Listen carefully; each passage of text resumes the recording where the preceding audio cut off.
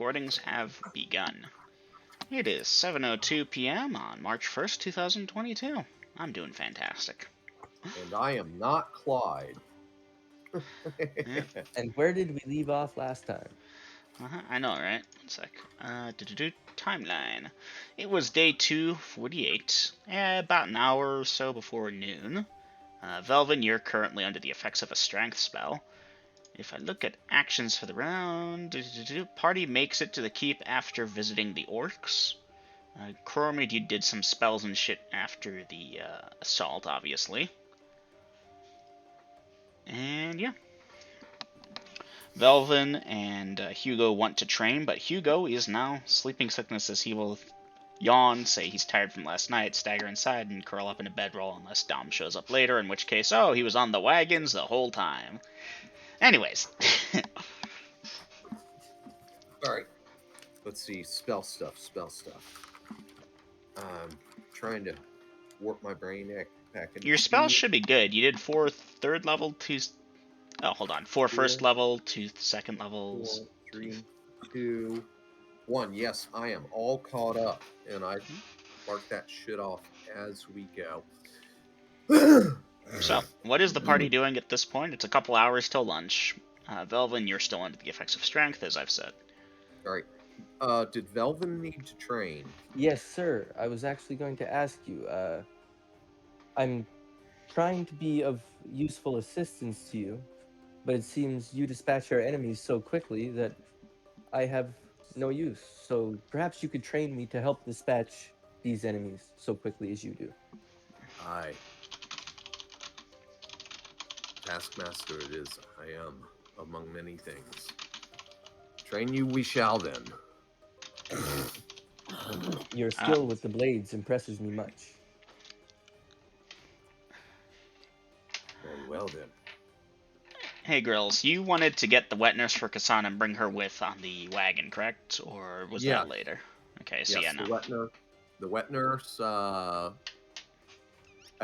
we were going to come up with a name for her, but we didn't manage to do that within the last week. But wet nurse is a perfectly acceptable title for her. She doesn't speak too much common, obviously. She might know a word or two, but she speaks Orcish, as does Kassan and you. And I've impressed upon her that she will need to learn common as she stays here. You know, speaking in Orc is fine, but she'll still need to learn the tongue of man. Alright, well, she'll certainly try.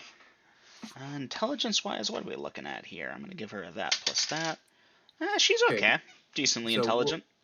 So we'll get her moved inside and introduced to Kassan and the girls so that she may begin her duties. And of course, when I introduce her to Kassan in Orcish, which Kassan as well speaks, this is the mistress of the keep, my mate. When you are not answering to me, you answer to her. She speaks with my voice. The wet nurse understands, and okay. You know, she gets that she's getting a decent deal here. She gets to sleep in a bed or bedroll, at least, that isn't in a dank cave with hundreds of other orcs. She's in a keep, and if she doesn't have a bed immediately, she'll get a bed. And she will be eating as well as the lord and mistress of the manor. Okay? And she's past child-rearing age, so she's been through that, and that's her duties, is to cook, clean, help with the whelps. Okay? And she gets to live the good life. Yes! That's a hell of a retirement package for an orc. Anyhow, yeah, no. Obviously, she's old enough, and Kassan's young enough that Kassan doesn't have any. Oh God, he's replaced me with someone younger. Nope. That was already figured out ahead of time. Nope. So yeah, no. Besides that, Kassan saw Yelrun, and there was no. No. Well, if Kassan had those thoughts, she isn't stupid enough to voice them to you in front of Yelrun. But still, Yelrun is gone. Kassan is still here. Her mind is at rest. Uh, we're going to also get Hugo moved inside from the wagon. Flop him wherever his bedroll is, and make sure the girls are taking their part in taking care of baby Graf and the Hmm. very recently born baby Kyla. And they've got Critter to play with and help them. And, I've got the whole family package going on there. We Okay. also have the orc guards now, do we not? Yes, and they were being trained on the ballista. Yes. That was the thing for this first day back. Yeah. So, and I believe Velvin, that was you as well. Yeah, I might as well. So we will move into. Excuse me. Quasi time skipping, where it's like, okay, today we're gonna work on this, that, the other thing. Oh, Yeah. my sinuses were draining terrible right there. So yeah, if it's okay with Gina, if we time skip a couple of days, and I don't expect to get them proficient because I know the way the game mechanics works, but at least they won't be complete neophytes with the ballista. They'll They'll have basic concepts of how to aim, point, and shoot. Hmm. load, Well, reload, orcs aim, typically shoot. have either ballista or catapult. This tribe had catapult, but that means that reasonably they can use such Yeah. devices. So. Yeah, they understand simple Hmm. mechanical devices. They're smart enough, and even if it's not their wheelhouse, it's like, hey, we can adapt. Yeah, thus they are And fairly competent, and after a day or two's worth of training, it's like, okay, anyone who's worked on siege equipment for a while is going to be better, but these lot, because it was three of them, yes? 6, Six, okay, my bad, let me do another. Oh yeah, def. because that's enough to man 2 ballista with moderate crews. Not minimum, not maximum, moderate. Yep. And I have 7 light crossbows left over at the keep that I can hey, here's a quiver of bolts. Here's a light crossbow. Same principle. The crossbows stay here. Okay, The six. ballistas stay here. So when you cycle out with the next shift, you hand over the crossbow and the bolts, and that's a here thing. I'll get more of that for the tribe later. Alright. Now, for the efforts of making sure the guard stays up to date and such, because, they're cycling out, but there'll be different guys every now and again. Are you, retiring John over at the keep to oversee the training as your, not quite your steward, but guard master? Eh. I believe there is no title for the job description that you're describing, Dungeon Master. Mhm. There But used to yeah, be a name for it steward. in the South way back in the day. What was that, Gina? There used to be a word for it in the South back in the day. Straw boss, massa. Uh, house N-word. Oh, house. Here in the States, we can say nigger, house nigger. Yeah. I can say it Eh. too. I just didn't want to offend Double M or anything. Well, Eh. I know you're okay with the word, but I don't mean Alright. it in Point vain. being is But that you he's know, going to oversee the defense of your house and ensure the troops are in reasonable order and that yeah. they're not just So, fucking off the whole day. so yeah. he's not quite a major domo, but he is a steward, Hmm. and that is putting him on kind of semi-permanent position here at the keep, instead of dragging him all over the countryside. Hmm. He's a So, human. He's got decent strength and shit. Reasonably, they probably think they can take him. Unreasonably, they will quickly learn they cannot. He is decent at this point. He's actually a little bit weaker than Cassie was when she first joined. And not only that, but he also has backing of the boss. So if they fuck with him too much, Pro-Mead will deal with them. That being said, he and doesn't speak Orcish, but reasonably one of them gets enough common and, point and grunt. It makes sense. Yeah. yeah, that's something the whole tribe is going to have to learn common. Alright, But, the Watcher is not joining us tonight. It is broken. And at some point, Dungeon Master, during that first day, I'm going to have Kassan leave the babies with the help and bring Kassan and Smasher out and introduce them to the garrison troops. Hey, you, cousins. This is my mate. She speaks with my voice. Mm-hmm. This is Look at her Smash. funny, and I will personally break every single one of your fingers. This is Smasher. He speaks with my fist.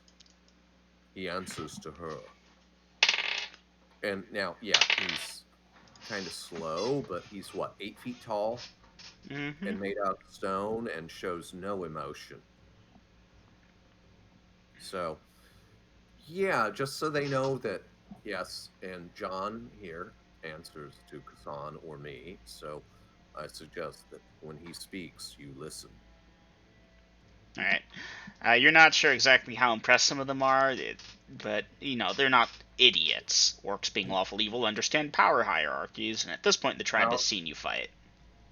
the tribe has seen me fight, and I'm showing them I have even more resources. And yeah, I'm not fucking around. This is my hive, my nest, my warren, my keep, my home, and that they should be honored to be serving here because Mhm. otherwise I will bring the wrath of the gods down upon their So, despite miscreation. having a non-charisma and rolling a 19 on your secret charisma check, I'm giving it to you. You've imparted the knowledge, and they're not idiots. They're Okay, stupid, good. but they're not dumb. Their intelligence outscores my charisma. Yes, exactly. Now, maybe they're less terrified and more cautious. Maybe they're like, okay, if we're gonna try something, we gotta try it carefully. That I won't say, but Well, that's to be expected, they but aren't openly mocking you. they are maintaining their place in the social order as lawful evil creatures do. Mhm. Now, that said, Dungeon Master, let's see, I have a to-do list. Help hired, stone supply. Okay, stone supply is being addressed. Statue cave, blood hunters. Damn it. Then I got to train up my groups. Ballista, that's still in the works, and killing the Grand Master of Assassins in the city of Grad. That's long term. Okay, keg, black metal box, dragon, Sith stick. Those are all crossed out. Okay, so I will impart to John, Kassan, Velvin, Hugo if he were awake, and I think that's it. The priority is to get the current garrison trained up. John, in our absence, and when the next when the relief column comes, keep this batch for half a day to help them train up the next batch. Alright. That's smart. Okay, Kassan, please avail yourself as a translator since John does not speak Orc yet. Yeah. All right. Okay, and again, the blood hunters are the priority. They've dared to come here. Now, the next thing, Dungeon Master, your permission. I need to delicately inquire with Velvin if this is level up kind of training or just general purpose weapons training. All right. I don't know. Like, I suppose general purpose weapons. Yeah. I don't know mechanically how the in-game. Yeah, I just need to train as a fighter. But yes, you'll learn both probably, but at least fighter for sure. Well, Yes, that's what I'm. and I do need to master the skill of hiding as well. Okay, did you level up, Velvin? Yes, many a time. Okay, then your training is going on pause because we've got a bigger fish to fry. Oof. We need to make a supply run. Understood. Okay. So with that, Dungeon Master, we'll spend, if this is okay with Gina and you double M, we'll spend 2 days doing light training with the ballista and the orc garrison, and then we're going to make the supply run, and then we can look at doing a fast track on long-term training for Velvin because I got to keep the tribe fed. Yep. As you Okay. wish, Your Excellency. Yeah. Velvin with the buttering. Just call me Mead. That excellency. Save that for when we're around the King's Men or some shit. Yes, sir. Ghouls is pretty much a non-encounter odds, or the tribe catches them before they catch you. Alright, so the 2 days do indeed pass. Give me a second. Do. Read scrap paper. Obviously, Velvin, you've lost your strength as of day 248. This is now day 250. Morning comes, light shines upon Denalia. You've And had Dungeon Master, once again, the shaman, he speaks common, my bad, correct? 51. The shaman does speak common. Okay, I thought he did. I wanted to make sure of that before I The sent... chief is conversant. Okay, again, I wanted to make sure before I sent zombies back for the shaman. Because those zombies are only going to respond to commands in a language that they knew in life. Mm-hmm. Yeah. Okay. So, Mr. Ecroromede, the supply run we're going on, is this requiring us to go to one of the cities? Renvera, aye. Renvera. Hmm. I've never been there. First time for most things. Indeed. The surface is a new place. I like it. It's a little bright at times, but I like it. Stay close.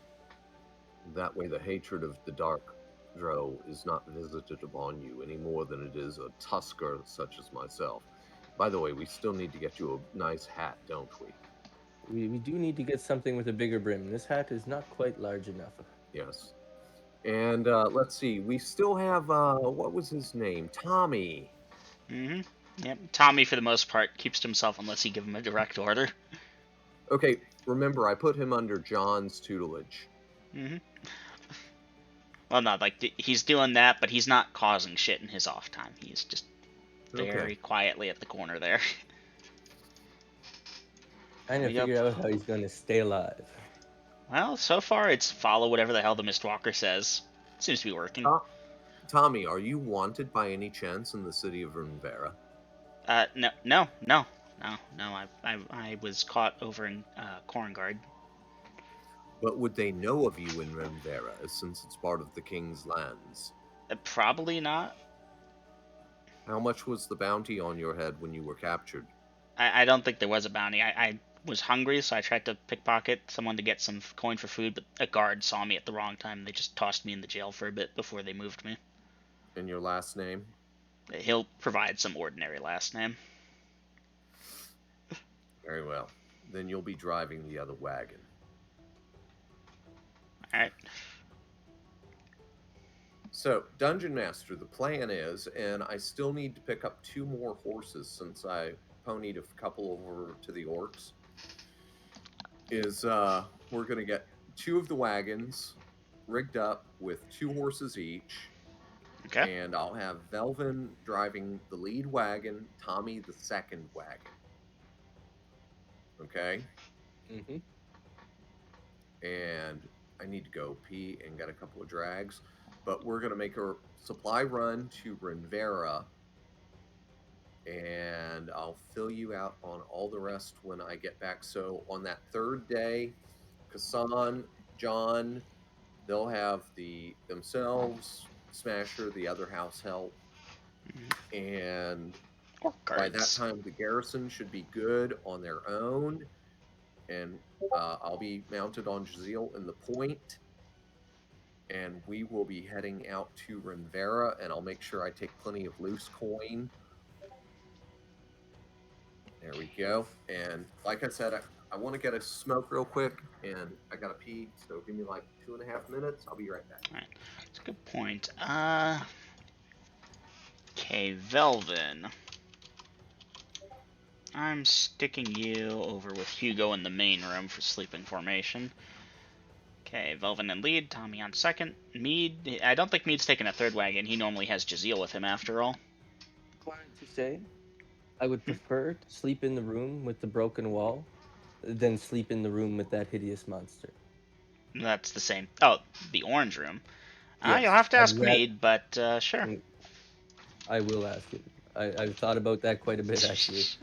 GG on the RP. Information was going to put us in there. I was like, I can't sleep with that. That hideous monster, I gotta love you. Yep. Yeah. I'm less scared of a hole in the wall than I am of that. Well, to be fair, the hole was patched. The wind sometimes whistles through and it's leaking sand every now and again, but yeah. Oh, I thought those guys broke it in when They when they did. came in. Ecroromede had some basic Ah, repairs yes. done real quick. Okay. And we are looking at getting stonework done to repair it properly. Oh yeah, no. Now they've got a guard garrison here. It's just going to be a matter of hiring a stonemason, paying the extravagant fee to get him and the stone shit out.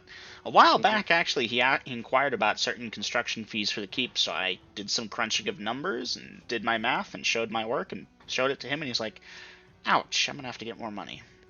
But then That's he's not good. gotten more money since then, so That's good. maybe. He has spent quite a bit since I've been with him. His wealth impresses me nonetheless, because I'm a broke mofo. So yeah, Velvin, as far as your knowledge of Rinvera, what is your intel?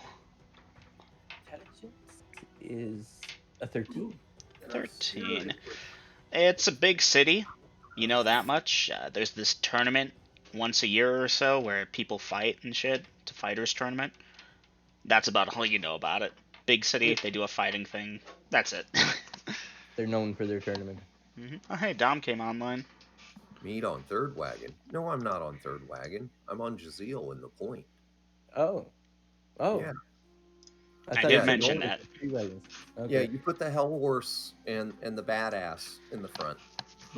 Let them draw the fire. Now, Mead, Velvin wanted to ask you something about sleeping in the orange room so he didn't have to be in the same room as the hideous monster Hugo. The orange room, which The one with the hole in the wall.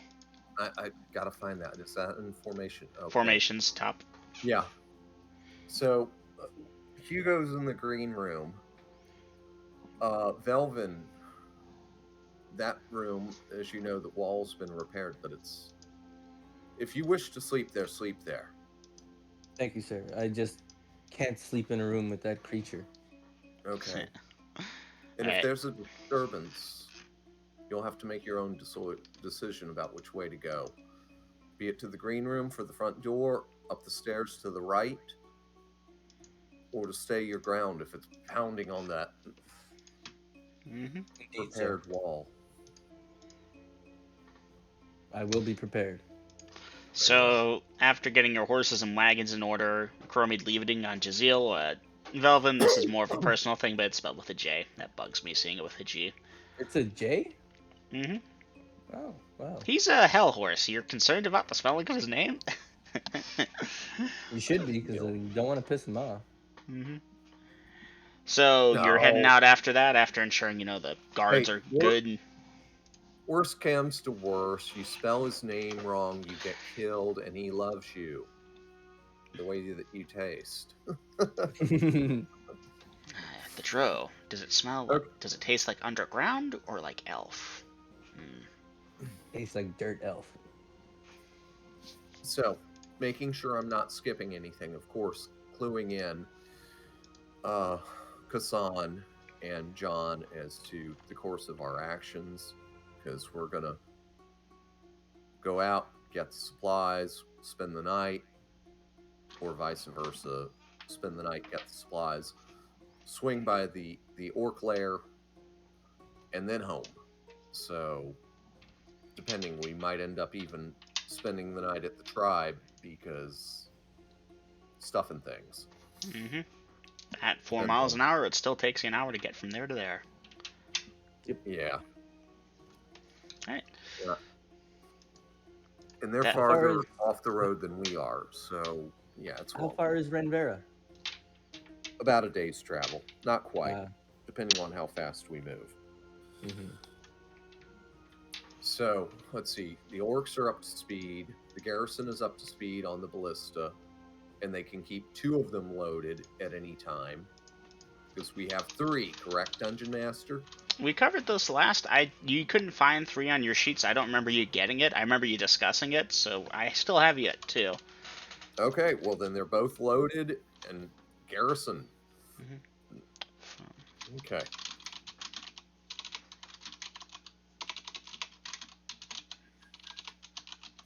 I'm trying to make sure I don't overlook anything. If it's something mundane and simple, I'll allow it. Okay. All right. Yeah, but not everything is mundane and simple, and I'm trying to make Mm-hmm. sure I don't forget anything. Good old to-do lists. Well, orcs are good. John's good. Kassan's good. The kids are good. All your NPCs at the keep are good. The wet nurse Okay. seems to be taking her to her duties all right. John's not quite a leader, but he's getting the orcs to do shit, practicing with them on ranges and shit. Okay. So between John and the garrison and the other NPCs, excluding the wet nurse, of course, they can feed the chickens and the horses and keep an eye out and yeah, just general security. Hmm. Kassan and the wet nurse and the girls, they can take care of the meals and yeah. Alright. So, all that being done, you're ready to head out? Yes, we are. Okay. Let the dice rolls commence. How fast is the party moving? Okay, on the open desert, 2.5 miles. As usual. That's what I need to know. 1. Ooh, that's fun. And where the fuck did my clipboard go? Right there, by my right knee. And Dungeon Master, of course, my usual with spyglass as we travel. Alright. Ooh, that's a fun thing. Let me check something. Okay. And let me check distance here. Interesting. Okay. Well, Ecroromede, you're looking around with the spyglass up ahead, and you spot some camels, like a small herd of camels, after about an hour and a half or so worth of travel. You know, it seems pretty obvious. They appear unmounted, unsaddled, so forth, just poking their way through the desert. There's like 3 of them. And you're keeping the thing on, and a dark shadow passes overhead. You look up, and flying high above you is a wyvern. Well, I take it it's out of spell and crossbow Yes. range. Not unless you get really lucky with that crossbow shot. 1 in a million type of deal. It probably can't reach that far before it starts coming back down. Anyway, the Yeah. wyvern appears to be dive bombing, but not you. The camels. How far away are the camels? Oh, they're at least 2 miles up ahead. You used your spyglass to see them. And we're still on open desert. Mm-hmm. Okay, watch this fracas as we continue forward. Alright, well, yeah, Velvin, you'll be privy to this too soon enough. It's a fairly straightforward spectacle. The wyvern dive bombs. It grabs one of the camels in its talons and stings it and carries it off. By the way, Dungeon Master, here's one of those mundane things. I would like to have put a stone skin on both Velvin and Tommy. Yeah, Well, Tommy's in the formation on the way to Rinvera, right? this Yes. is before we got going. We had 2 days, remember? Yes. I As will well allow as that Ecroromede, and as well as them getting recovered. and recharging 1 charge on each one. I'll allow it. It's Thank within you. reason. Now Tommy's with you guys on the way into Rinvera. Uh-huh. That's 4 and 1. Or that's actually... No, that's... Is there a maximum number of stone skins you can have stacked up on yourself? Yeah. According to the raw spell description, no. According to actual reasonable thought and rules, yes. Yeah. What did you guys limit it at? It varies dependent on the level of the caster and the recipient. Mm-hmm. That's cool. That's reasonable. Anyways, yeah, no. The other camels don't really have an attack mode versus the singular wyvern, so they kind of just run away in fear, and it goes away with its lunch, flies up ahead. It's out of your range the whole time through. I rolled camels as an encounter, then I checked again, and I rolled wyvern, and they were within a minute of each other, so I did some creative writing. Oh yeah, that fits perfectly. And that being said, I'm going to have to take wyverns off, because I've just used them. Yeah, well. Velvin, seeing this, thinks to himself, holy shit, when is this gonna be me? Velvin, you are a smart cookie. Anyways, that's the rest of hour 2. Hour 3 passes. 4 hours after the party set off from the keep or thereabouts, they will arrive at the road. This puts it at about an hour till lunch. Okay, then we will go ahead and take to the road and continue traveling for about an hour. Are we going to continue 2.5? Nope, we're increasing speed to 3. Alright, you. that's the important thing to note. Thank you, Velvin. Okay, about an hour passes. Lunchtime. I'm feeling hungry, Mr. Ecroromede. Could we stop for lunch? Aye, that was my plan.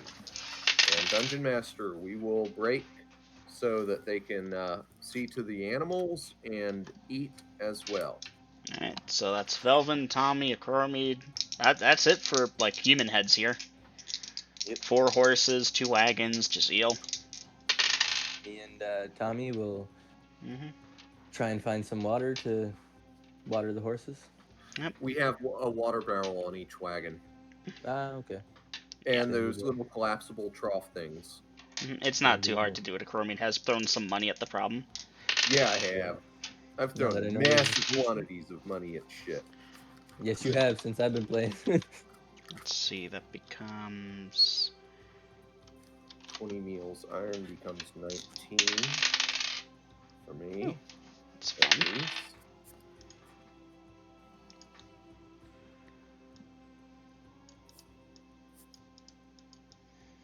Okay.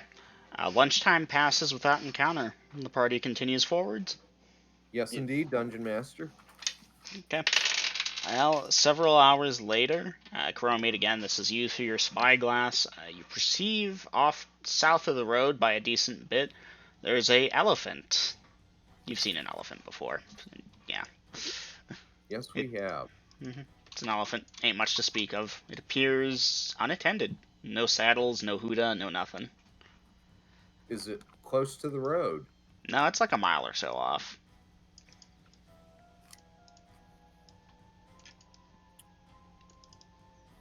Okay, I know it's going to be hard to make that out at that kind of different distance as to whether it's seen grooming and it's always been wild or it used to be.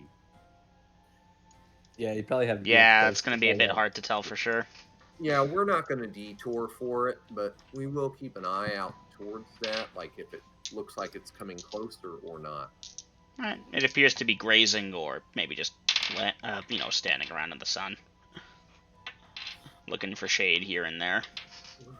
Scenting for water, looking for edibles, that kind of normal elephant shit. Yes, edibles. They're well known for being high, these elephants. Anyways, about... about 20 or so minutes to sundown is when the party makes it inside Rinvera. Obviously, you see it an hour or two beforehand, and you just get closer, closer, closer. Hey, we're there. Okay, we've got 20 minutes of light left. Dungeon Master, we will make our way to the Inn of the Drunken Fighter. Okay. Night falls as you travel through the city. Nothing bugs you on the way in. You make it to the Inn of the Drunken Fighter. Good for the nothing that bugged us. Do they have a stables here, sir, that we could stable the wagons? Aye. And as we enter the stable of the Drunken Fighter, I'll toss the stable hands. How many stable hands are present, Dungeon Master? You have 3 of them. 3 of them. Aye, you lads know me? Let me do a check for them. One of them nods. Yes, sir. Very well. You know the routine with my friend Jaziel here, do you not? They nod. They look a little nervous, but yeah. Very well. To him and the horses, see to their needs, take care of the wagons, and I'll throw them each a silver piece. Yeah. Well, regardless of whether they catch you or scrabble in the dirt, they'll go see to your things. Jaziel, let me know if they don't feed you properly. Jaziel nods openly in front of them, and if they didn't know already, they know now that horse is smart. And clap him on the shoulder. Enjoy your meal, chap. Tommy, Velvin, with me. Right away, sir. And into the inn we go, Dungeon Master. Alright. Duly noted. Y'all enter the Inn of the Drunken Fighter. I'm gonna have to check that. 1 second. Probably nothing. Almost definitely nothing. Then again, it is after dark. As soon as you enter, Velvin quickly scans the room, looking to see if perhaps Yelron might be here. You don't see Yelron or anyone that you recognize, Velvin, obviously. It's a normal list of patrons from what it looks like. I would recognize her right away. You would. She does kind of draw the eye. Mm-hmm. And Dungeon Master, I'm also looking for someone. Who are you looking for? Anyone that I would know from the guild. Ah, the guild. Let me check. No. If they're there, you're not recognizing them. They do disguise themselves. Well, yes, they do, but still. You know, you handle disguise kind of like invisibility. As far as higher level characters and highly intelligent things puncturing the veil. Mm-hmm. Yes. Anyhow, that being said, is my table vacant? If it isn't, it will be shortly. Alright, so you get there, you're ordering dinner. Yes, I'll order moderate meals for the three of us and drinks. Alright. And send for the manager, or that's probably the barkeep, or Yeah, the manager would be the barkeep or so forth. Yeah. You know, wave him over. Alright. He comes on over. Any news, my good man? He'll inquire as to what specifically you're looking for news for. You know, there's news every day. Business concerning me or my business interest here? Nothing on that front. You know, Ecroromede, like I said before, you got that message that the Crimson Tide was backing off. So, that's the last they've heard of it. I look to the fellow and ask him, "Do you know Miss Yelron?" Can't say I do, sir. And he's giving you kind of a funny look. Alright. I will hand the barkeep a gold piece. Very good. Keep your ear sharp. And if the owner, give him that look, you know, since, you know, I'm the silent partner, should avail himself in the next so many hours before I depart on the morrow. I'd like to speak with him. It's not urgent, but... I think he's actually in his office. Would you like me to check? If he's there, yes, I'd like to speak with him. Alright. Well, the innkeeper will go off, and yeah, no, I actually did a roll to check. Your business partner is available right now, of all things. Okay, Well, he's gone to go check. I nudge Ecroromede and ask him, "Has that man never met Yelron?" Probably not. Very well. Alright, so yeah, Ecroromede, he'll come back, say, yeah, no, he's in his office. Y'all have talked there before, if you recall Ecroromede. And yeah, he's available if you need to speak with him. And he'll get back to manning the bar. The barkeep will. Good deal. Thank you. Velvin, Tommy. Yes. Enjoy your meals. Keep my table free of scum while I'm gone. Indeed, sir. This won't take long. And Dungeon Master, I will make my way to the office to see my silent partner. Did we ever give him a name? Yeah, Thorin. Anyways, so you're meeting with right. Thorin, and I think we can speed this along so poor Gina isn't just spinning his wheels here. Yeah. So I'm going to check with Thorin if anything of importance has come up that I need to place my hands on. As far as the business goes, all's good there. There's some rumors of unrest. Apparently an orc tribe was seen moving around not that long ago. He heard the news just today, in fact, so watch out for that shit. Oh, no, I know exactly where that tribe is. They're under my command. Oh, that was you. You know, I had a feeling. Yes, when anyone leads a horde of orcs against the capital city, that's probably me. You assaulted the Capitol? No, we just detoured around it. But Okay, they did okay. take notice. That had me worried for a second. That would make you a The wanted king man. takes notice when you walk on his capital city with a horde of orcs in tow. Right. Anyways, Anyhow, yeah. That so guy that you wanted brought in, the 1,000 gold piece bounty, I forget if we covered that, so if now we're covering it here. Showed up, you weren't around, held him for a week, you didn't show up, killed him. Okay, but the bounty was paid off in good spirit. Yep. Some Bravo. dude in shiny metal armor, fashioned after plate mail. Well done, Thorn. Any word on the Blood Hunters? Anything specific? They've been active. A few days ago, they tried to kill me and destroy everyone and everything in my keep. Alright, let me give him an intel check. He doesn't know much about them. They stay out of the city for the most part. One of the only good things the crime syndicates around here do is keep the other bandits out. Yes. You know, it's the city bandits versus the wild bandits, two different breeds. Yes, unfortunately, the word is that the Blood Hunters are seeking to encroach. If you have any contacts, you may wish to let them know this. They're apparently moving into the assassination business. He'll pass along the word. Yes. I think you did a wink wink nudge there?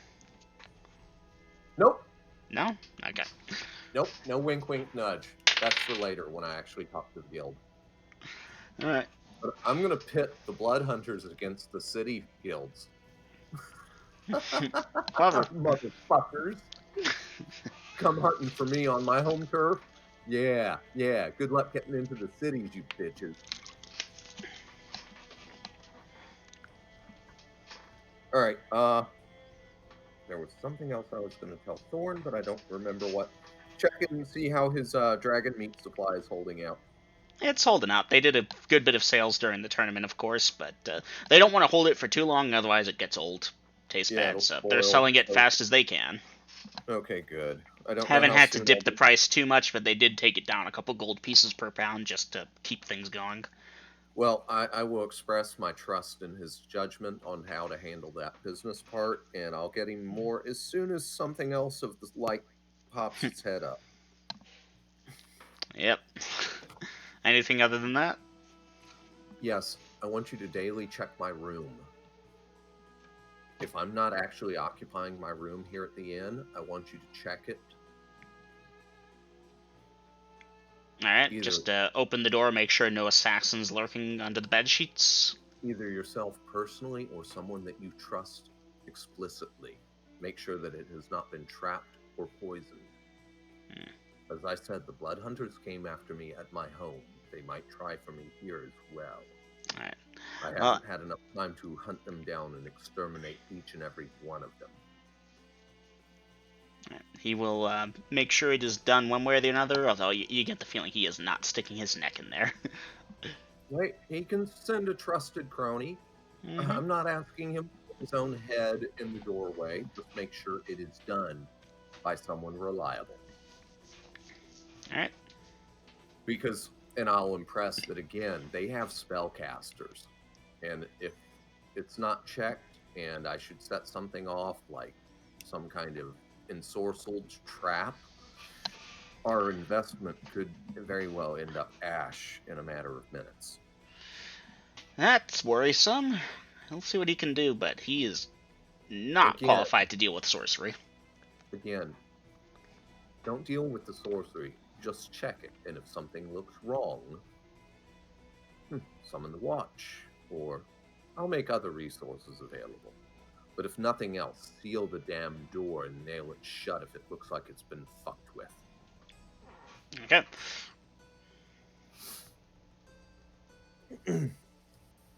Anyhow, with that Dungeon Master, I think I've done all of the RP with Thorn that we needed to handle, but I think I've covered the major shit. Okay. And I'll go back to the table with my companions, Velvin and Tommy, and resume eating dinner, because, you know, I was fucking hungry. Yep. This is a delicious meal, Mr. Ecroromede.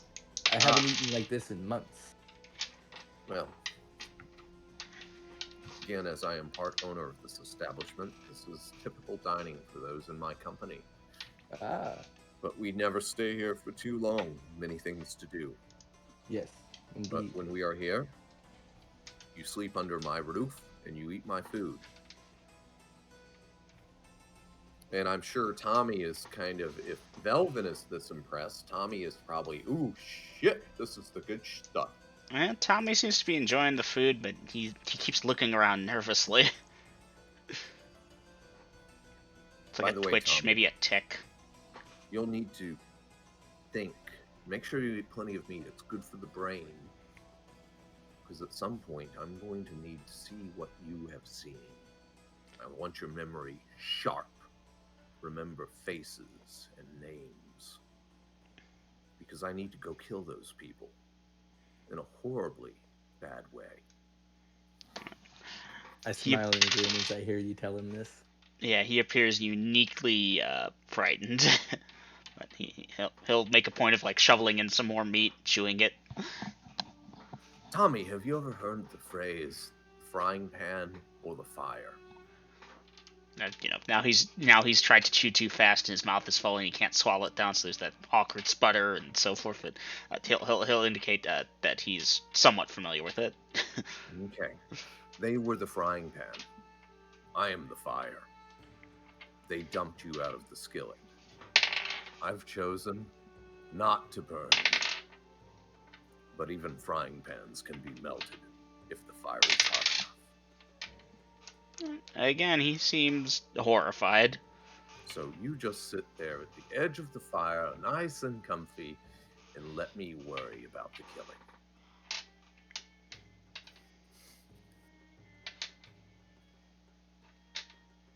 How old is Tommy? Tommy appears to be in his 30s or thereabouts. Oh, fuck. It's hard to tell with the short-lived races. You blink and they've turned 50 and they're gray and shit. And meanwhile, you're a drow. You live for thousands of years. And I'm young on top of that. Mm-hmm. So he could be he could be maybe 200 years old. This guy in elf years. Whereas I'm venerable. Well, not venerable yet, but I'm old, aren't I? Then meanwhile, if he tells you his age, you're like, you're just a child. An You're infant. just a teenager. So, Dungeon Master, that being said and done, Jazeel and the horses have been seen to. Mm-hmm. The party has been seen to. We've dealt with hands-on matter of business and get keys for the... Because remember, I keep my room and 2 others. Mm-hmm. So, get the keys for the other 2, or 1. Do you 2 wish to share a room or bunk separately? It'd be nice to have my own room. Tommy kind of stammers. Yes, I think we can let him have his own. Oh, I'm not worried about him running away. I've already put a tracer spell on him. You did when? Huh? Was that thing you did earlier? Oh God. No, that was defensive magic. Tracer spell came well before that. I can find you anywhere in the world. Oh man, he seems very shaken by that. Out of character, that's a bold-faced lie, right? That is a very bald-faced lie. I like it. I like it. Hence why there's a charisma check attached to it to see if he buys it. That being said, Actually- you've got bonuses. Yeah, he's Actually, scared as it's fuck not already. a bald-faced lie. No, you have placed 0 spells upon him to trace him. That being said, you can Oh, track him that anywhere part. now. Yeah. What? I put a stone skin on him. That's But not a he- tracing spell. You were untruthful. A ring of truth would not hear that sentence. I've That got being said, it is photographic close enough. memory Your and lie, crystal ball. your lie seems to be sticking. He seems legit. That's a good point. I really need to update this listing. So, Ecroromede, I have you in room 16, which is a room big enough to house 3 beds. It's got the one window, which is trapped. And geez, I've still got Miko and Vi on this list. Okay. So, Velvin, you get room 15. There's 1 bed, no window. I'll take the key and I will carefully open the lock and slowly open the door and check for traps and so forth. I heard that, well, I haven't heard, but I've seen that this is a dangerous place. Everywhere I go, death seems to follow. Well, you find wonder a why that vampire is. in the closet. Dice initiative. I'm joking. Well, you know what? I did have brunch with Dactarine, so it does tend to, that death for me kind of. And Tommy gets room 17. That's a 3 for initiative? I was joking. You do I not know, want I to know. fight a vampire, my dude. Even with your current XPE training time before you can employ those levels, one hit I from him and wasn't you're dead. I wasn't gonna fight him. I was gonna let you roll initiative and run. Dungeon Master, same thing. When I go up to my room after a little bit of drinking, I will check for traps. What's your percent I would chance? I believe it's 50. Let me confer. I would like Interesting. to also mention uh before we went up, 50. what is your room number, Ecroromede, so I know where to find you if there's trouble in the I've night. never told you all this. This is something I have in a personal notes to self channel. 16. But yes, now in character, you know, it's good. Done. So yeah, neither of you all detect traps in your rooms when you go up to check them. So before you Okay. doing anything special before bed? Sniff. Alright. You take a big heaping sniff. It smells like a room. Sniff all around the room. Okay, Chrome's doing his best Bloodhound impression. Unless you placed a magical item there that I'm unaware of, it should smell non-magical. Okay, hey. Yeah, I got limited resources for checking for enchanted traps, and I'm using it, damn it. Mm-hmm. And that said, Oh. Dungeon Master, I will take my usual precautions. Alright. 1 second, guys. I just be right back. The wife's just Yep. calling me for a sec. Okay, Alright. well, Dungeon Master, while he's dealing with the missus, I'm gonna go for a couple of drags real quick. I'll quickly toss myself over to the bathroom. There you go. Win, win, win.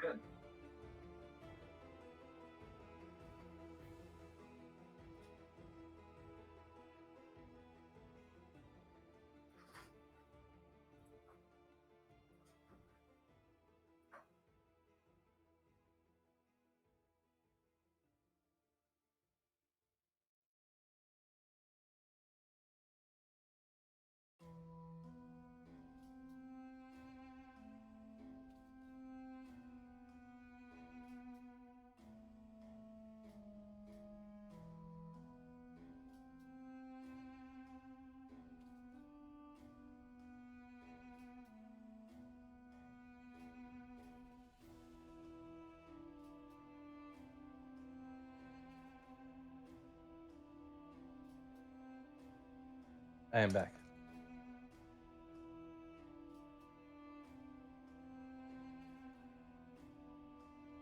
Hello? Oh, they both went AFK.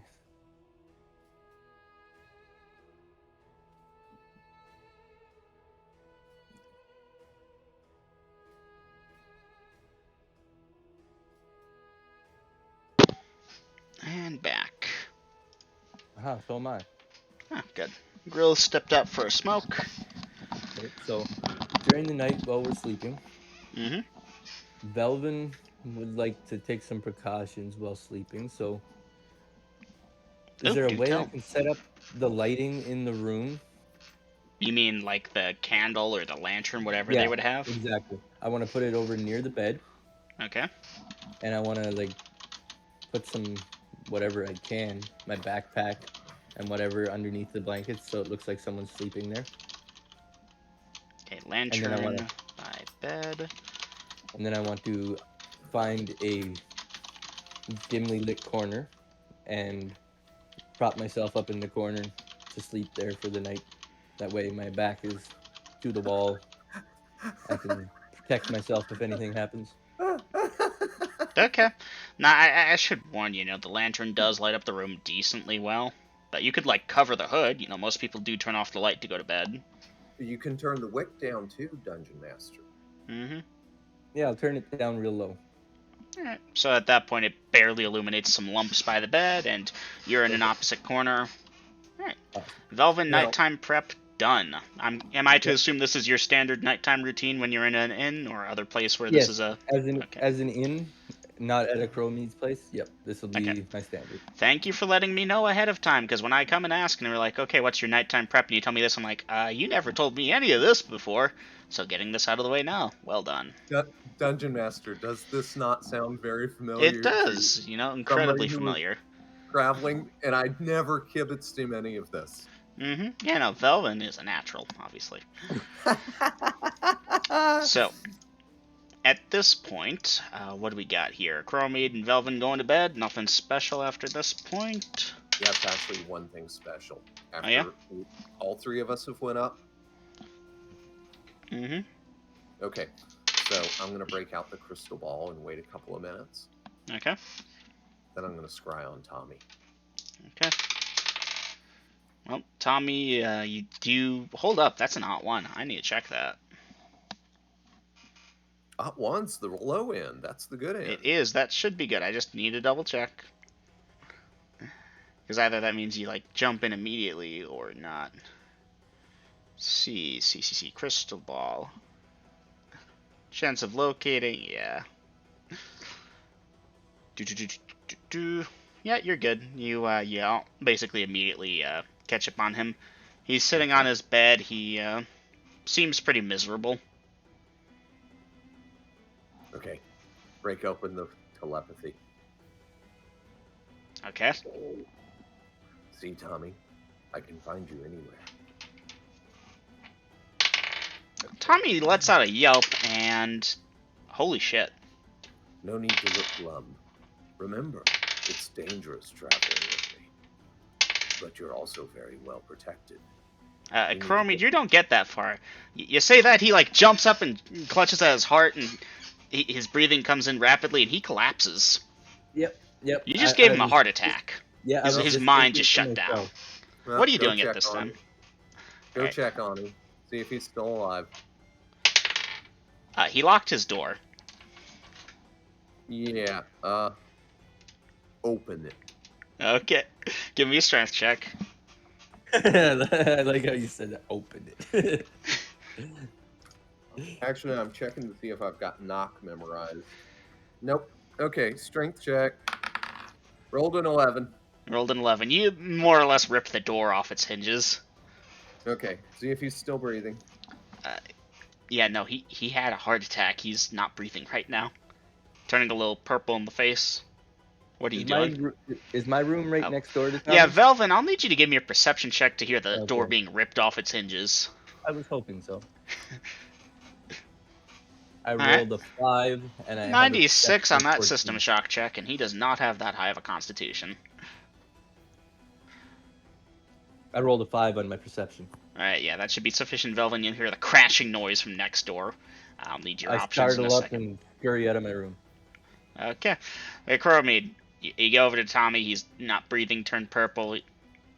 Yeah, look of horror on his face. What are you doing? He doesn't have wounds to bind. I don't have any healing potions. I'll head out of the room Shock to get him, help. shock him, shock him. Quick, get the AED. Shocking grasp. That'd be meta. That would be very meta. You know, Okay. it can be so many things that we know today would Yep. be meta. So I gotta go look for help.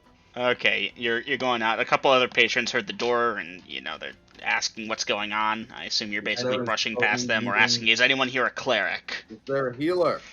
And let me check that. I'm giving it that % chance because I'm generous. Shit. No. Alright, you know what? We're Okay, gonna have to follow start me. breaking this down into rounds. I'm calling this round 2, which is 60 seconds after Tommy's heart stopped. Velvin, you're out of your room at this point, and you hear Ecroromede calling out if anyone's a healer. I call to Ecroromede and tell him, should I start looking for one? Are you a healer? Not I. Then yeah. I'll start running down the hall banging on doors. Healer, healer, healer, healer.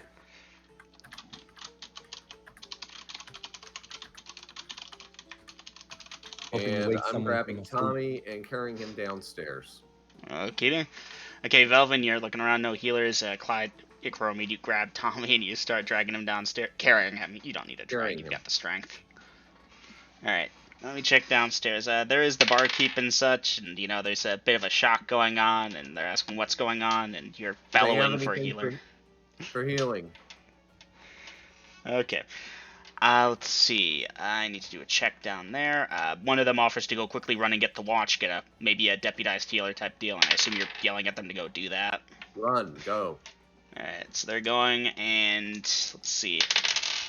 Yep, nearby watchtower, they actually have a thing there, so there's a dedicated Ecroromede response team, if you can believe it. Yeah, at this point, that's very believable.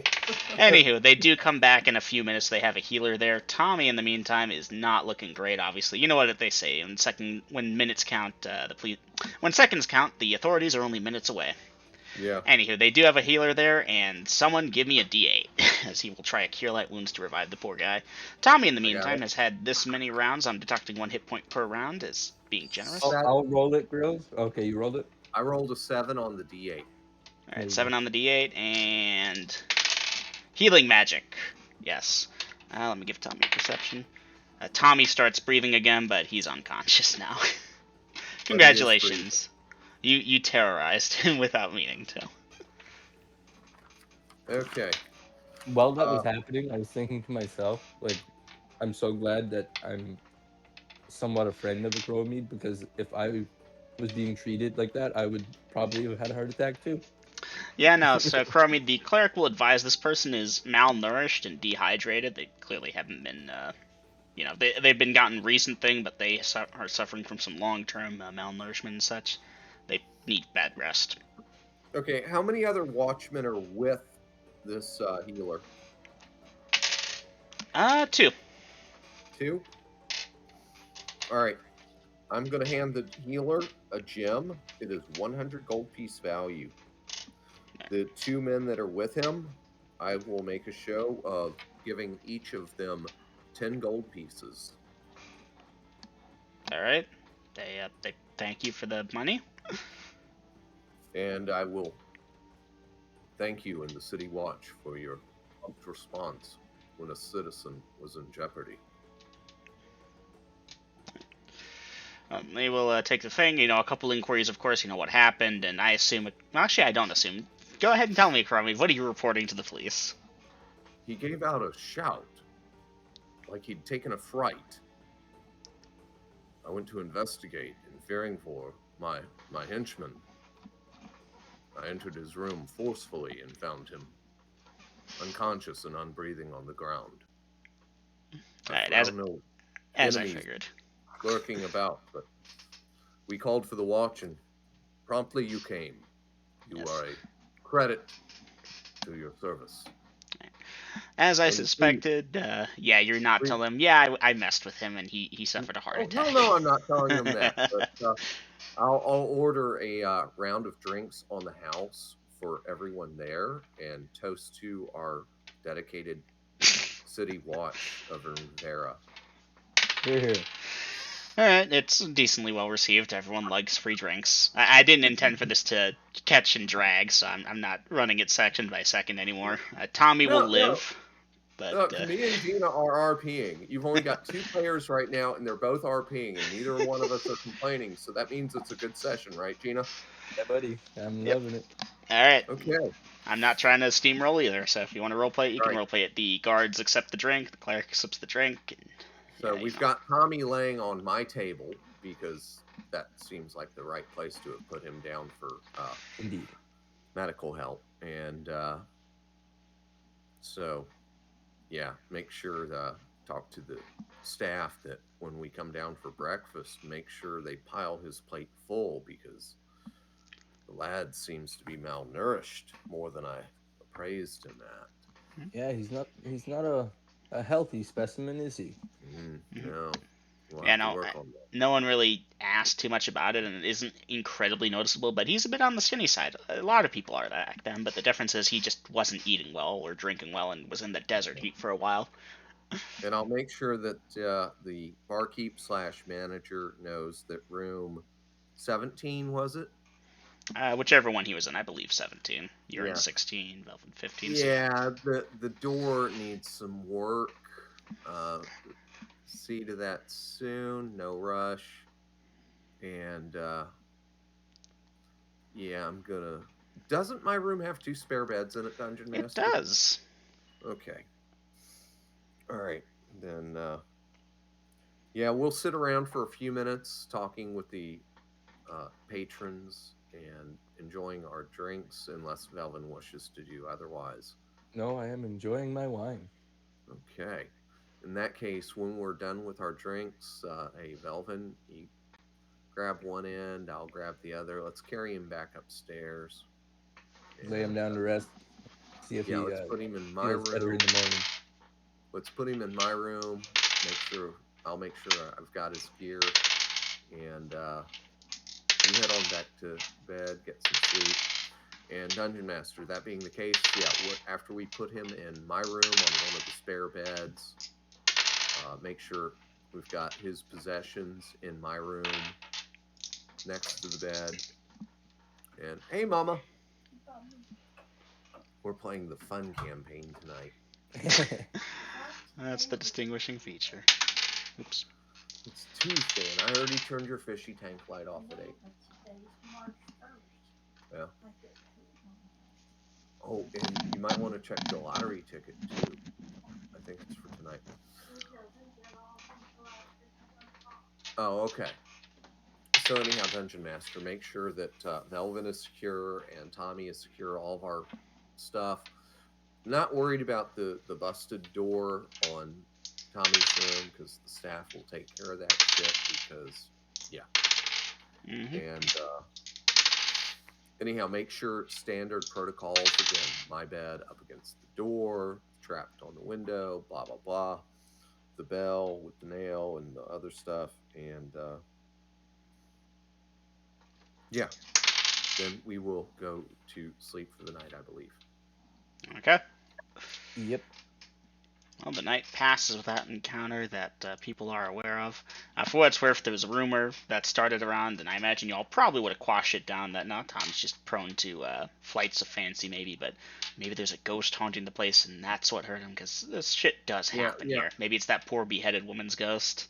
Yeah, we're going to quash that down, that no, he had a nightmare or something, and he's been ill. He's an escaped slave from the foul blood hunters, and yeah, that kind of thing. Okay. We're gonna spin that shit. He's stressed from the trauma that those fiends put him through. Yes, not at all the fact that he all of a sudden heard the sorcerer's voice in his head after being told he could never escape. Hey, that happens to lots of people.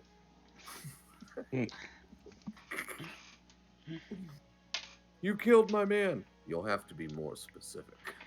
Yep. Yeah, exactly. Anywho, morning does come, light shines upon Denalia. Wouldn't you know it, I rolled up a lich encounter, was like, I don't feel like it tonight, so skip. Okay, so yeah, wake up in the morning, set things right. And Tommy, of course, awakes with the start. You had him in your room, so maybe he's what woke you up, where it's just, oh fuck, what am I doing here, And you will explain to him that he had a start last night, undoubtedly. Yes, he almost died on us, but we got you taken care of. Anyhow. Well, he probably remembers what's going on, because he's looking at you with a newfound look of horror. Like, if he was scared of you before, he's terrified now. Don't worry, I'm on your side. Well, actually, you're on my side, and that's the safest place to be. Anyhow, let me see. You're malnourished, you skinny thing. Alright, he'll agree to take breakfast, and yeah, he's a bit shaky on the way down, but yeah, he eats and such. Sitting eating, I'll tell him, hey, you don't need to be so worried about this good fella here. If he wanted you dead, you'd be dead already. Okay, look, I can't. I physically can't. He's like half breaking down. Just take what you want from me and let me live, please. I cannot go back. Tommy, when I'm done with you, you'll be a free man, and you won't need to be looking over your shoulder. Okay. But until I'm through with you, you're just going to have to eat well, drink well, try to rest well, and keep your head intact. Now then, let's go shopping, people, when we're done with breakfast. Right. Yes. Tommy was basically like, hey, take me up to your room, and obviously he can't verbalize it, but poke through my brain, I will cooperate fully, just let me go when you're done. I want nothing to do with this. But no, you're not ready for that yet, so you're keeping him with you for a bit, and he's accepted, or appears to accept that I can't get out of this. I can't run. I can't hide. I'm fucked if I do. Alvin being neutral evil, he feels some Excuse me a pity. moment, guys. Yeah, Mama? Velvin, you can feel a ton of pity. I feel some pity for him Hmm. because he's Orcs. just so weak and useless. Hmm. Like I felt with the orcs, I guess. Hmm.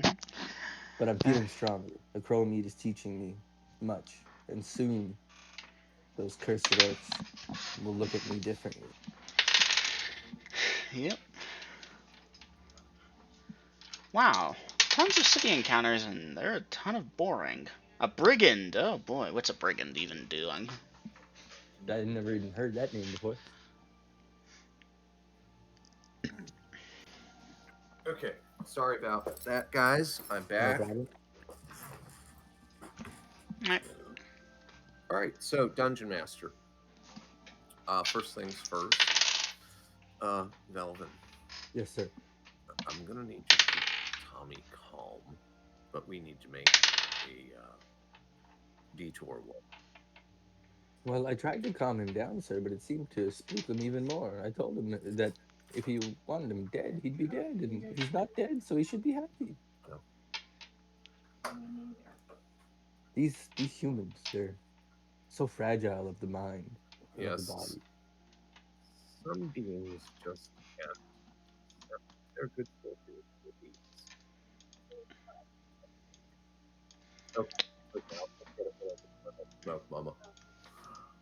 Okay, just try to keep him together and I'll do my best, sir. shovel food at him if he gets to thinking too much. Yes. Anyhow, Indeed. Dungeon Master, we're going to go shopping. All right. And while we're out shopping, I'm going to steer us towards the off-world, the Assassin's Guild. All right. Well, if you recall the map, the shopping area and the Assassin's Guild are kind of in opposite directions, so you're gonna just head to the Assassin's Guild first, maybe? Well, Fastest we'll do route? a little light shopping on the way there and explain, oh, yes, I need to speak with some friends while we're in town. And then we'll get back to the bulk of the shopping. But if we can, I want to pick up Tommy some leather armor. If you recall, Tommy already has leather armor. Oh, I thought his was beat up, though. I mean, it's not high quality, but it should be workable. You know, the Blood Hunters, they didn't give the slaves anything good, but they didn't exactly hamstring them. No point in that. Okay. So Does he have or need a shield? he does not have a shield. As far as using one, he could probably use one. He has a short sword, but he threw that down before you told him to pick it up and sheath it again. Right. Does he want a shield? Whatever gets him out of there faster is what he really wants, but he'll say sure, he'll take a shield if you want him to have one. Okay. Then we'll throw that in on the mix. Again, you just throw a coin at the problem. I don't need to think about it. Yeah, I'm going to give you a bulk number at the end of the shopping trip. So I'm just including that in this right now because, you know, that number is going to be substantial. So, again, and on the way, do we pass a clothier or hatter? I mean, there's definitely going to be people selling sun hats, but nothing's really what Velvin needs. Velvin's thing, I would really like to find goggles. Goggles? Okay, let me check for that. On the way, yes. You don't encounter any on the way. Okay.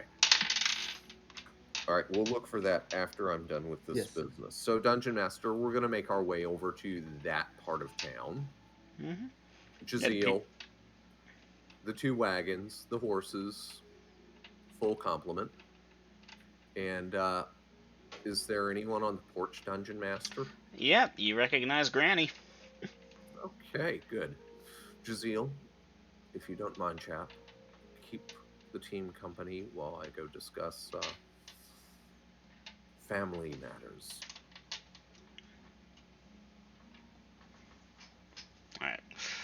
So, you want to do this RP style, or you want to do this 1, 2, 3 chip chop?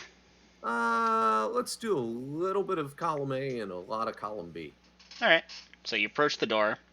Approach the door, steepled fingers, nod, semi-bow. Greetings, Granny Granny. nods and asks, "What's your pleasure today?"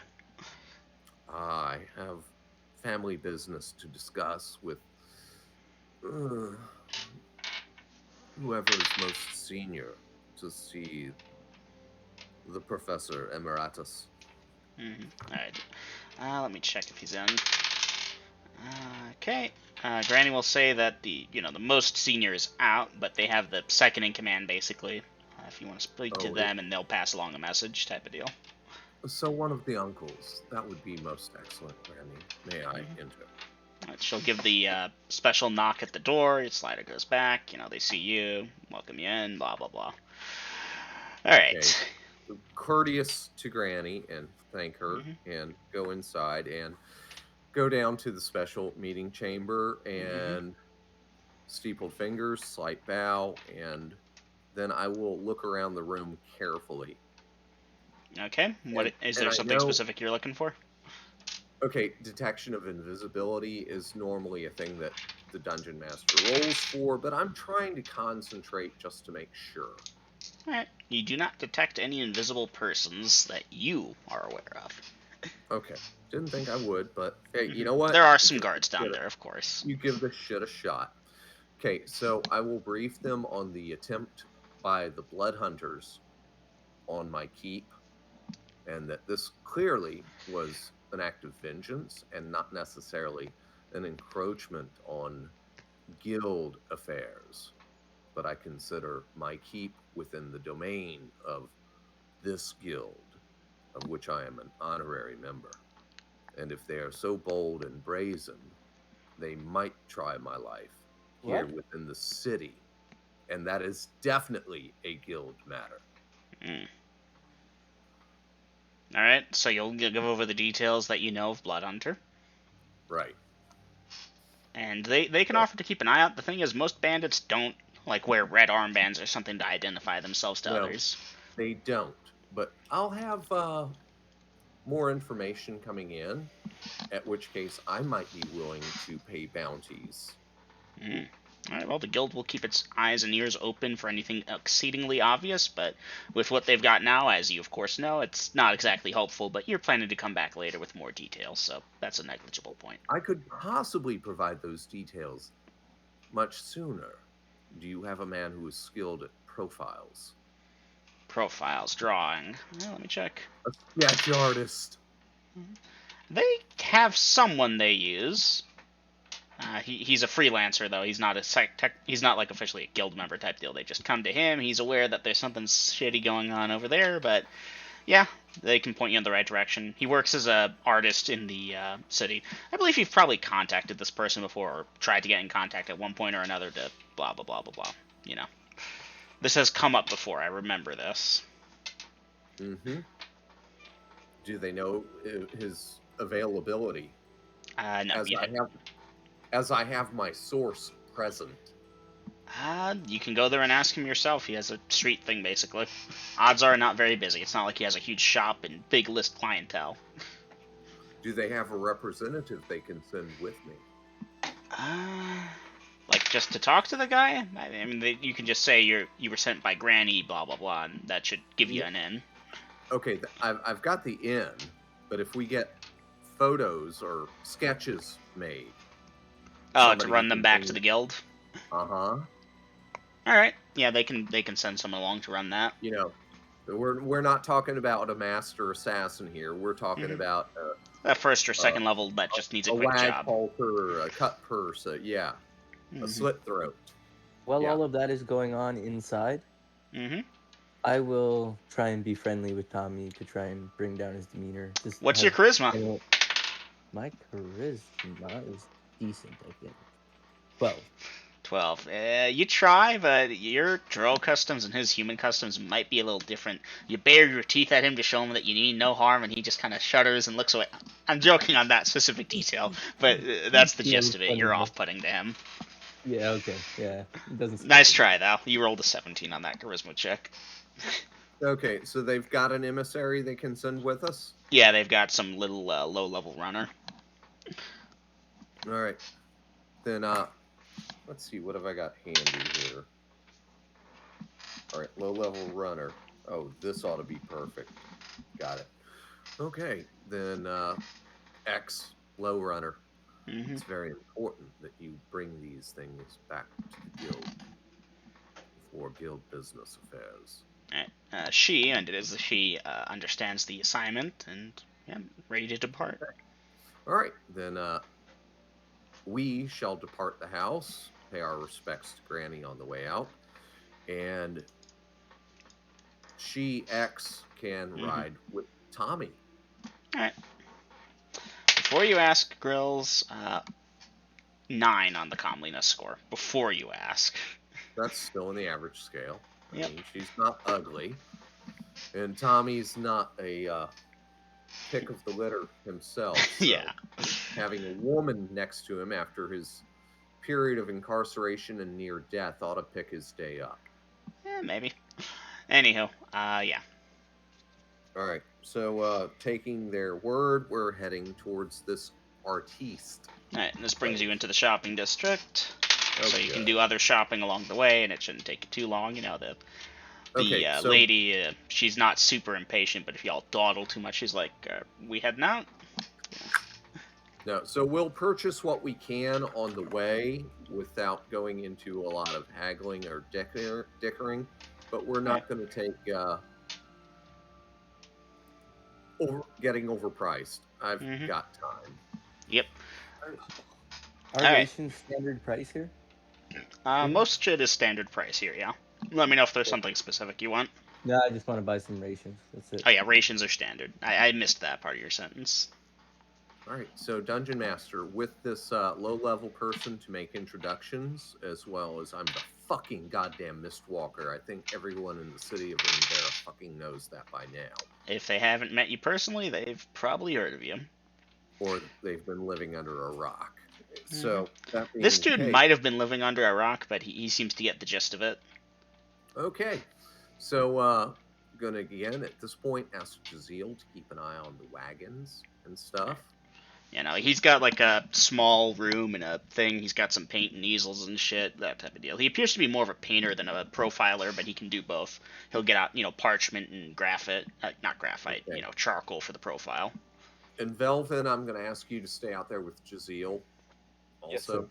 Okay, but I'm taking Tommy and the envoy in with me, and at that point, yeah, I'm going to discreetly, trying to skip a lot of the RP here to move things along, let this guy know if this emissary doesn't handle it, that, yeah, we're here on guild business, Mm-hmm. and we need some sketches made. Oh, yes, friends of the grandmother. And he says it in such a way that you think he actually believes that he has this old grandma that he works for that has a really big extended family, or he's an excellent actor. Either which case. Very well, cousin. It's good to make your acquaintance. I missed you at the last family reunion. Anyhow, No, I'm not in the family. Just a friend. Anyways. a friend of the family. Still, we take care of our friends very good in the family. Tommy! You Yeah, need boss. to have a seat. And here, have some ale. Alright. And at this point. What I'm handing him is, I think it's something harder than ale because I don't have ale on my character sheet. I have. I will allow you to have bought that in preparation for this if you want to just. Thank you. Yes, purchase on the way. Mm-hmm. Also, Something stronger than ale, but throw gold at it. Done. not so Susseldorf that he's gonna be stoned. Shit faced. Here you go. Alright, now hold on before we begin. Gina. while all that's going on inside, I will clean the horses' hooves and check their harnesses for wear. Alright. Nice. Standard horse maintenance. GG. Yep. And yeah, Alright, Jaziel's there. You don't plan on trying to clean those flaming hooves, I assume. No, him? I ain't touching that thing. Good. Not without asking. Not without being told to. By him. Okay. Back inside this little one-room shop. Yeah, so again, we've done a little bit of RP, and I could RP the hell out of this. But Dungeon Master, basically, we're going to ply Tommy with a little bit of spirits Not enough to get him plowed, but enough to get him relaxed. And Tommy, if things are done here, you will have your choice as to your destiny when we are done. All right, he perks up at that, and yep, ready to cooperate. Just tell me what you need. Okay. Then, again, get Tommy to describe the people that recruited him. We're not talking about the jailers or the slavers, but the people that took him from the prisoner caravan All right, and he describe them begins to the talking. sketch artist. He Okay. begins talking, and I'll give you the basic overview. First was a name that he didn't pick up until a bit later, so we'll skip that. Felix. Felix is the first name he picked up. That dude talks a lot. He's big, braggart. He's the most charismatic guy they have, most likely. He was the guy that they had come up front to the wagon train and talk with the guards, while the rest of them must have moved in with invisibility or some shit. Tommy doesn't have a working understanding of invisibility, but he figures there was some sorcery afoot. Couldn't see them, now we can. So, anyways, I'm sensing the dungeon master has been sitting on top of this for yes, a while. yes. Felix, he's got something with the color orange. No matter what Felix is wearing, he's got something orange. Something in his pocket, an armband, something. Just, anyway.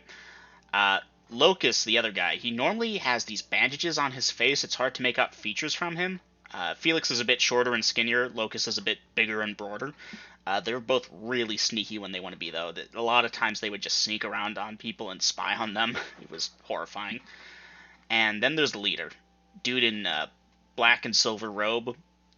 He'll explain the scene of we were all lined up in like rows and such, and we were given a choice. Those that want to join up with Blood Hunter, kneel down on both knees, bow your head in a sign of solidarity. Those that aren't interested, remain standing.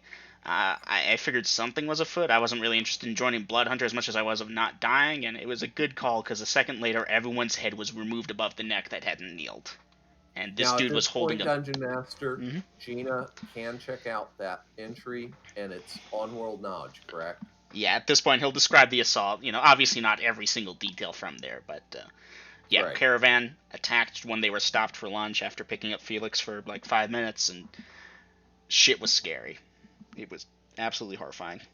So the other dude he only has one name for, Ryle, which is Ryle for your personal notes. Sorcerer, obviously a sorcerer. Okay, that's one I want very detailed. In And fact, while he's describing this guy, I'm going to break out the crystal ball. okie dokie. And I'm going to open the telepathy link on Tommy so I can get a look at Ryle from his mind's eye, from his memory. Give me just a second here. Anyhow. Yeah. No, I gotta do a thing on my phone real quick. Sorry. I'm going to go for a smoke and a pee real quick then. Well, no, it really would take 30 seconds, but go ahead.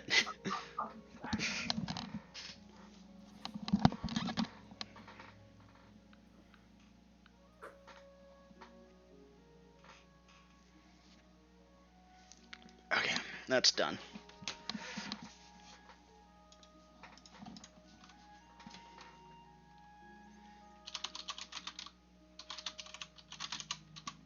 We really do accomplish a lot on Tuesday, so. Yeah, we do. Let me see if I can get a picture. That's also a benefit to a smaller party, I think, but more dangerous in a smaller party as well. Mm-hmm. I shouldn't, but I will.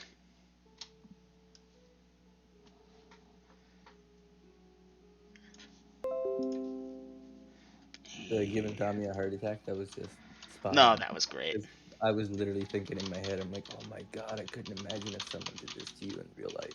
Like, you would feel terrorized. Mm-hmm. Like, tell you can't escape, and then when you finally think you're alone at night in your room, they talk to you inside your head. Anyhow, there's that done. Yes.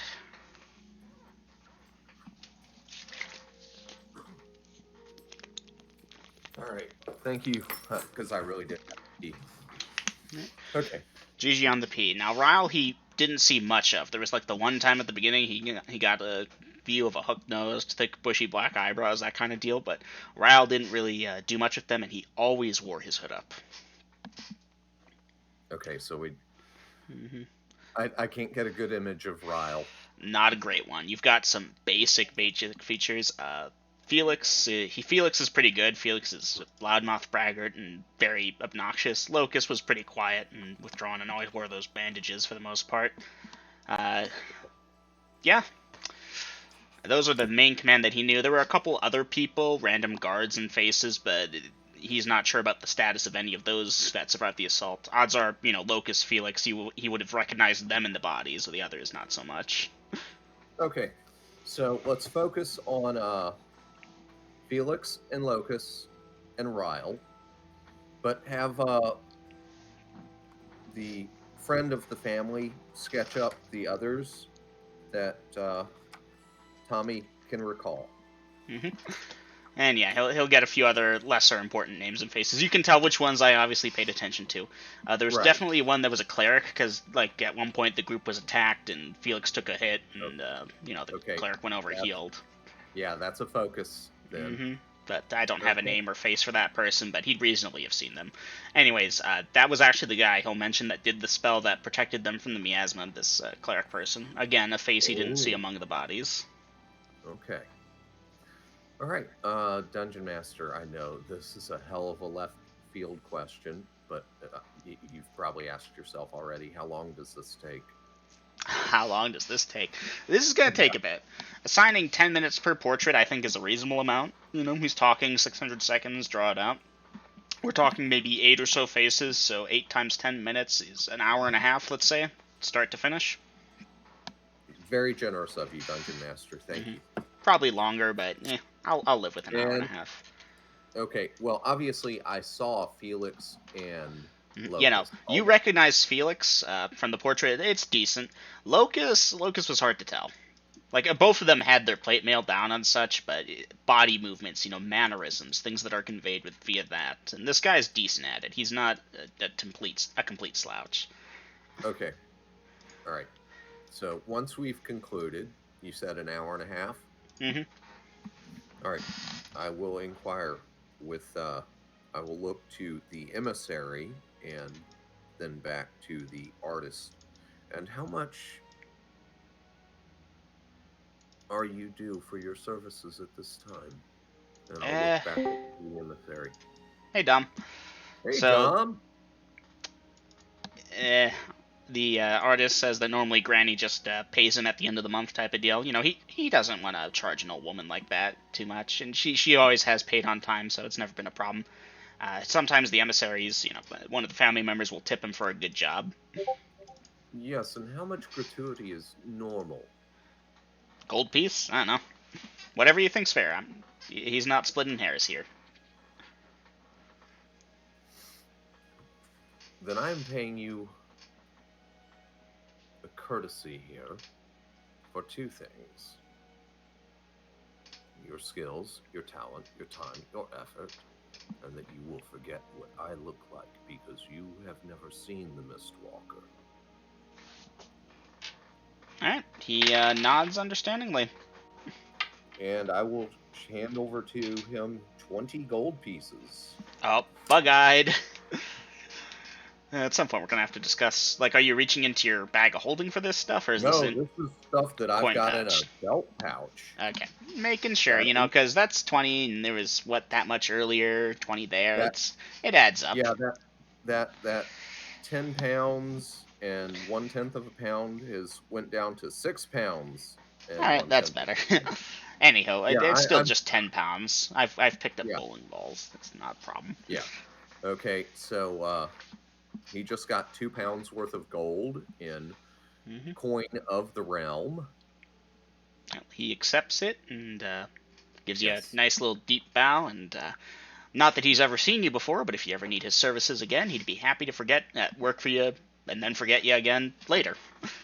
Certainly, and your memory seems to be a wonderfully fluid thing, good friend of my family. Yeah, the emissary will she'll take the drawings and okay, I'll run this over to Granny and get the word out. Emissary, wait. Hmm? And by the way, Dungeon Master, this was something else I wanted to bring up.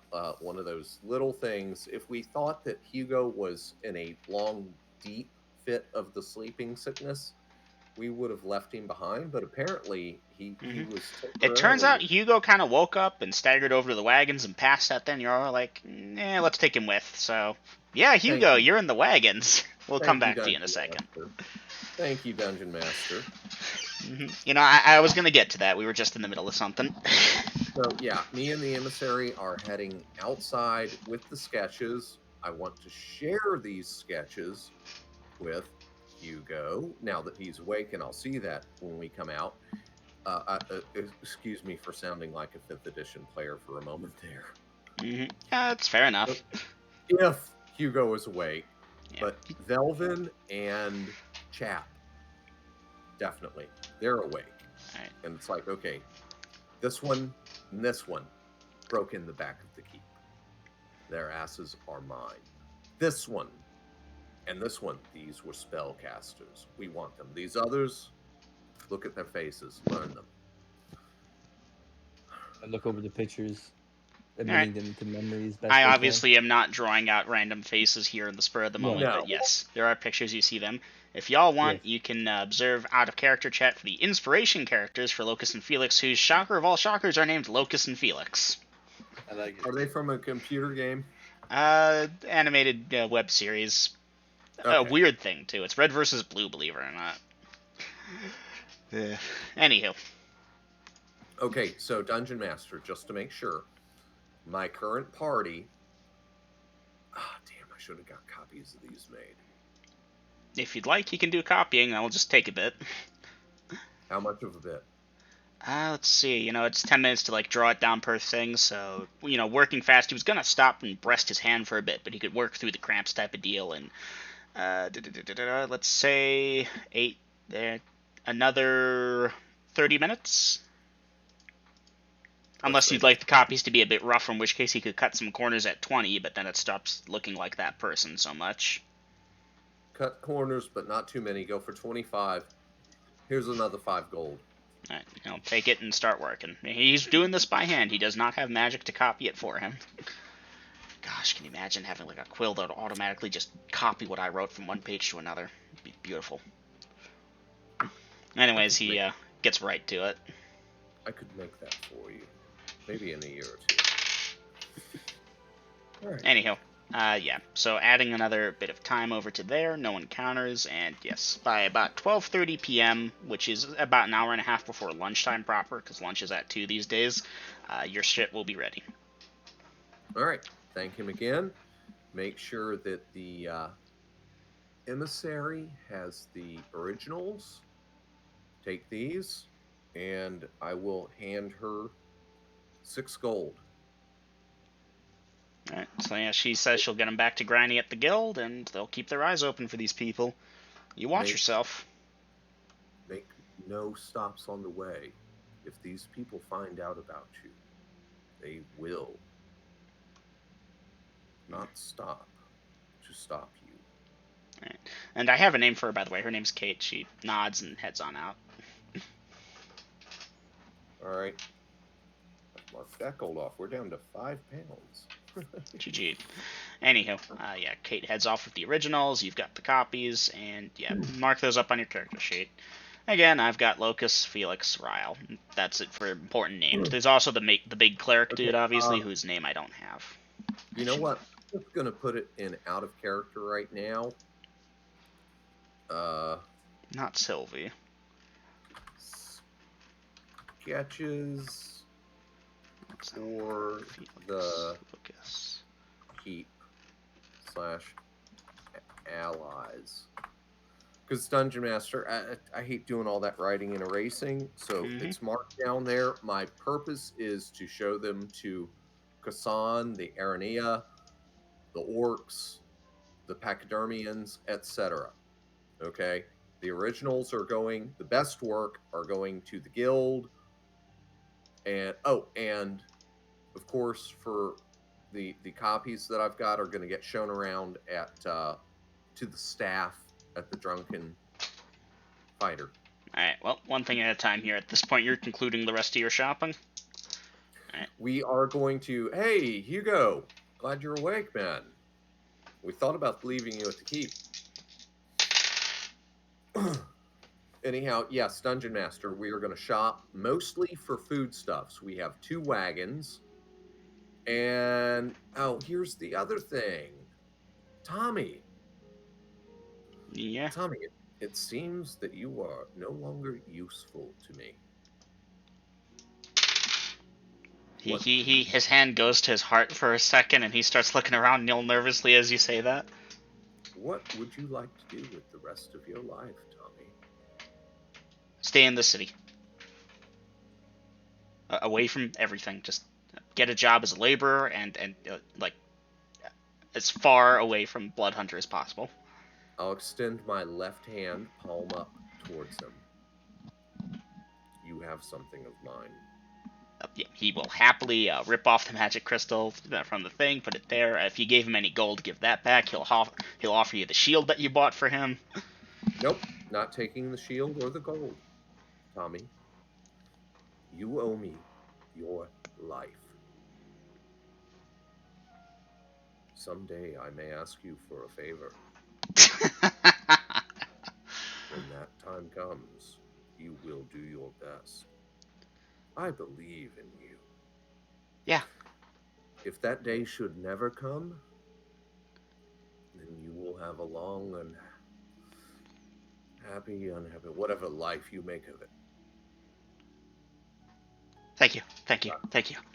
And I am releasing you at this time. But if you should ever betray me, remember, I can find you anywhere. Yeah, I remember. I'm gonna pull a that guy and forget about you unless you come calling. Yeah. And he's like taking a small step back. And Tommy, remember, if you hear anything that you think I might be interested in, you can leave word at the Drunken Fighter, and you will be rewarded. As you have been. You have a shield. Sure. You have your sword. You have gold coins in your pocket. You've been fed well. You've been rewarded. Your life has been spared twice on my watch, which is far better than what others would do for you. You'll want some time to eat and drink and winch, but when you're done with all of that, remember, I have treated you very generously. Remember that. Right. Because the sword has 2 edges. He's nodding. He's just nod. Yeah. Tommy, don't move. Don't run away. Just stand there. He stands. Just stand there until we disappear from sight. And then make up your mind what to do. Team, Hugo, Velvin, mount up. Let's ride. On the wagon and gets ready to ride. By the way, Hugo, that means you're driving wagon too. As we're rolling out, I look at Tommy and give him a wave and say, I hope I never see you again. Yeah, he says something under his breath that you're pretty sure sounds like, yeah, me too. Yeah, fuck that shit, man. Game over, man. Game over. Yeah, no, Tommy's just an ordinary dude. He got hungry and tried to pickpocket and was caught by a guard. He was nothing. Yeah, I wasn't liking him. He was dead weight. Dragging him around, I was like, we can't keep this guy I got around. sketches out of his brain. You did. You got the information you needed. That was as good as a fucking contact other plane spell. Yeah, that was a good role play there, girls. I didn't even see that coming. Thank you. I did. Why do you think I put so much effort and was able to just jump onto it immediately? All right, Dungeon Master, at this time, Hugo, Velvin, and I, along with Jazeel, do you want anything? Do you need a fresh goat or a pig or anything? Jazeel kind of gives you a shake of head, no shrug. You know, the equivalent of, I could go for something, but I don't need it right now. Okay, well, we'll spend the night at the inn. You know, they know what to do.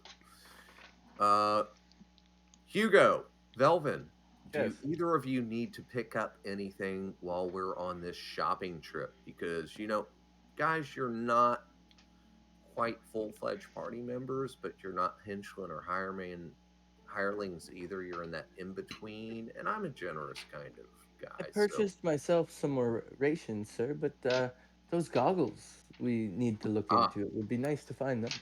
we're looking for goggles, and if that should fail, a very wide brim hat for Velvin, and Dom is typing in out of character. Alright. Well, I just checked. Goggles? No. You're going to spend a bit of time looking for it. Dom, signal whistle, standard price. Velvin, let's see Dom, if they I have that. have any in stock. You do find someone that does the wide brim hat deal that you need, and they do have one in stock that's your size, 5 gold pieces. Got it. I got the signal whistle. I got the hat. Right, Dungeon sir. Master, gonna buy some tools like pickaxes, shovels, that kind of stuff for the orcs. Say Okay. 150 gold pieces worth. Alright, let me check a look at the... Like, how many tools are you going for? Or are you just throwing gold pieces at it? I'm throwing 100 to 150. Let's say 200 gold pieces at tools for the orcs. Alright, let's call that 10 to 20 of them, because they go expensively. Maybe 40. Well, It's the adventurer prices, too. Like, realistically, 40? a miner doesn't pay as much. Unless you'd like Okay. to try and haggle with your charisma, I'd be happy to. Does anyone in my party currently seem very charming? I overheard off-world Velvin's got a 12. I know Dom. Hugo is Hugo. definitely capable of Not charming the party a flower to run away and scream, and he doesn't even look like a druid. Hugo is our party spokesman if we need to talk with trolls. Only because I want them to be more disgusted than we are. Okay? So I now can try and haggle. no, I can haggle better because I've got the fear intimidation factor. Mm-hmm. You're just moderately pleasant. I'm revolting but terrifying. Yep. Dom, I'm sorry. Hugo's just despicable and No, it's fine. The word it's is fine. fugly, and yeah, no. Are you buying wooden tools? I figured you'd go for like the metal-headed stuff, the better deal. no metal, good quality shit. Yeah, no. So about 5 gold pieces a tool for a pickaxe or a shovel or something. Okay, all right. Then I don't mind dropping 200 gold for that. Point is, that should be enough to get the tribe a rotating stock. Like, everyone won't have one, but they've already got their shitty stone equivalent heads or wooden stuff. Maybe one of them has a prized metal pickaxe that they got off an adventurer that thought they could go caving. All right, so let me check something else real quick, price-wise. Armament, crossbow, light, 12 gold. Dungeon Master, can I haggle them down from 12 to 10 gold pieces if I buy 10? They'll split the difference and make it 11 each. 110 instead of 120. Done. Alright. If you'll throw in the scabbard. Scabbards for a quiver of bolts. The quivers, yeah. Okay. They can do the Full price. dozens. Full price for the bolts. And 1 in 12 is a silver. Full price I'll pay. No haggle. Alright. They'll accept those terms. Now, you'll knock 10 gold pieces off of the total in exchange when you tell people that you've done business with the Mistwalker. If they should ask, I will confirm this. He's tempted. Street cred is worth a lot, but 10 gold is worth a lot more, too. You'll see repeat business from me. He'll knock 5 gold. Deal. Alright. And pleasure doing business. Okay, Dungeon Master. That looks like it's ate up about 300 to 400 gold pieces of what I'm looking to spend today. Mm-hmm. So I'm going to go another 100 gold pieces on lumber, like wheels and planks, because my orcs have, what the fuck is this?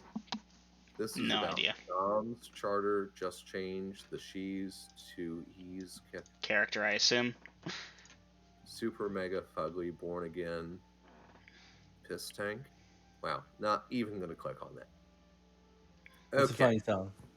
Yeah, maybe later. So Dungeon Master, I spent that much on crossbows and related shit, that much on lumber, that much on this, that, the other. The rest of it, and when I say the rest, because I'm about to drop 3,000 gold, Ooh. is going to be basic food supplies and miscellaneous. So that's why I want to wrap it all in. You've gotten an eyeball for, okay, the hat, the Mm-hmm. the this, the that, the other, and the rest of it is this much for lumber or wagon wheels. Let the orcs figure out their own damn catapults. But the bulk of that is still going to be well over 2,000 gold pieces worth of food supplies, staples, maybe seeds, plantable shit.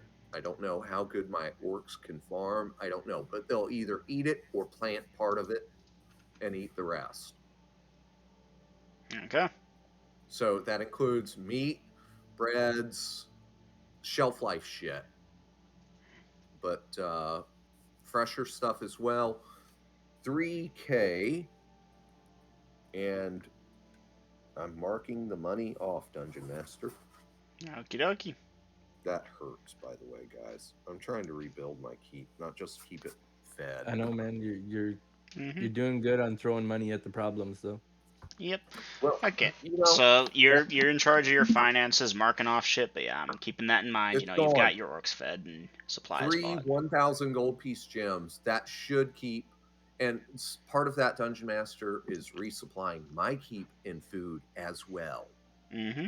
Granted, we have a much lower, there's 6 garrison plus the party, the 2 girls, blah, blah, blah. The out, Yeah, no, the that's a upkeep. tribe of over 100 orcs. They're gonna eat. Yeah, it's 120 warriors minus whichever 6 are on garrison, plus 50% women, 50% children numbers. So they're going to eat. Now, yeah, they are out there hunting and patrolling and shit, but until they get farms or really some serious subsistence, I've got to carry their weight. Mm-hmm. So, that being the case, we are done shopping. We've got the wagons loaded. I'm on Jazeel. Velvin is on wagon 1. Hugo is driving wagon 2.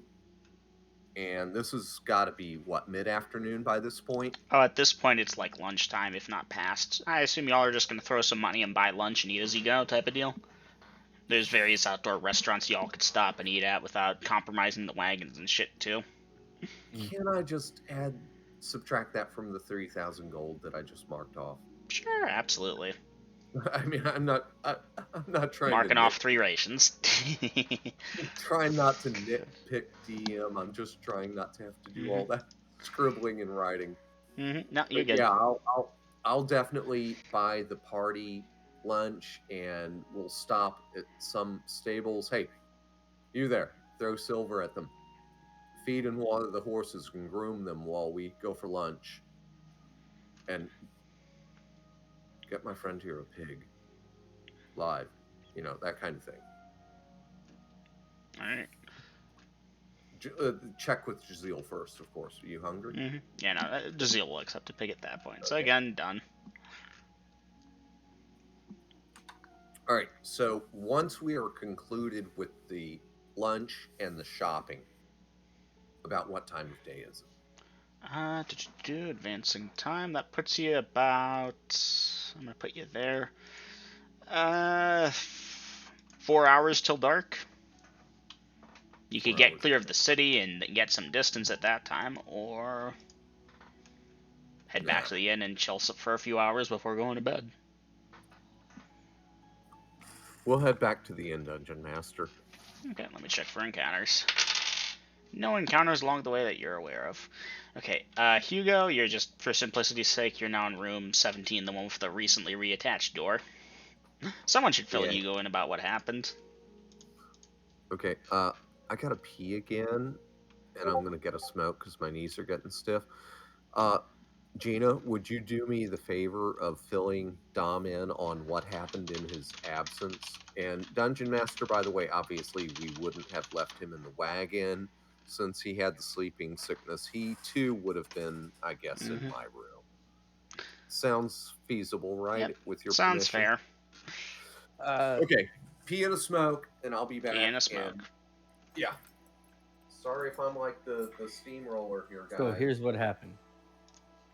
Tommy had some kind of panic attack in the middle of the night with his door locked. Ecroromede had to tear the door off just to get him out and save him. We had to run him downstairs, call for the guard. The guard brought healers, and they managed to save his life. Yeah, totally random panic attack. Don't know why he did that. In character, I don't. Out of character, though, Grill scared the living bejesus out of him using telekinesis and crystal ball. Telepathy. It's difference. Yeah. Where the Yeah, telekinesis hell moves objects, right? is... Telekinesis is the art of moving shit with your mind. Yeah. Telepathy Whereas is telepathy is the art of talking to shit with your mind. communicating. Yep. I'll be right back. I'm gonna grab a drink too. There it is. Why could I not find it? Anyway, so I'm switching out Tommy for... fucking hell, Dom. Hugo. Yes, could not remember your character's name. I'm gonna quickly update Discord, BRB.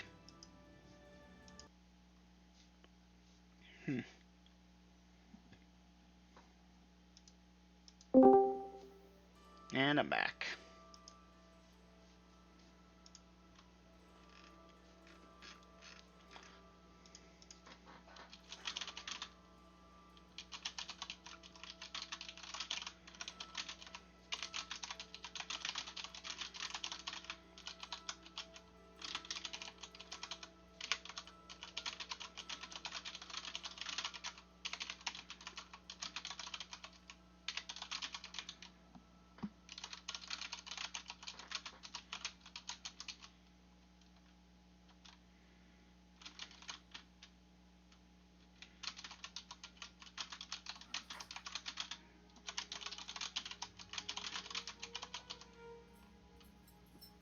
All right, Gina, did you get Dom filled in?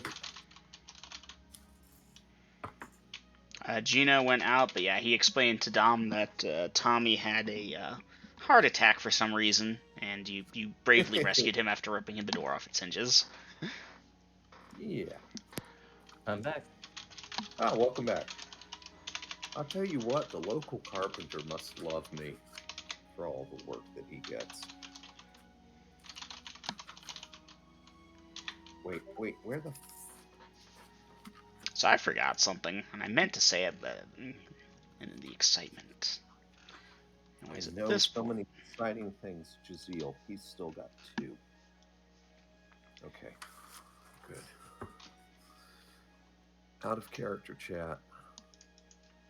At the profiler's place, Tommy was willing to share one other thing. Bloodhunter kept him and other prisoners, including prisoners from other caravans, at a secret base in a mountain lair to the southeast of Rivera. He can give rough miles and directions. Okay, definitely Dungeon Master. If you recall, I had the ESP thing going, or telepathy thing going.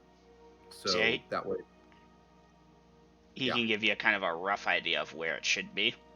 But I can see his memories and see what it looked like. Now, Yep. I know that's not optimum results, but it's a thing. Alright. So what are you checking for? Just committing it to memory. Alright, and okay, you commit it to memory. I'm not going to go scrying on that again. I did enough scrying today. Yeah, no, and I apologize for only remembering this now. It's like, I was actually looking through the list of things before I deleted it. I was like, oh shit, I forgot to mention that. Anyhow, Tommy fucks off to live a happy life, and yeah. Yeah, I was plumbing him for all the info I could get. You know, like, oh, what did he look like? What color was his hair?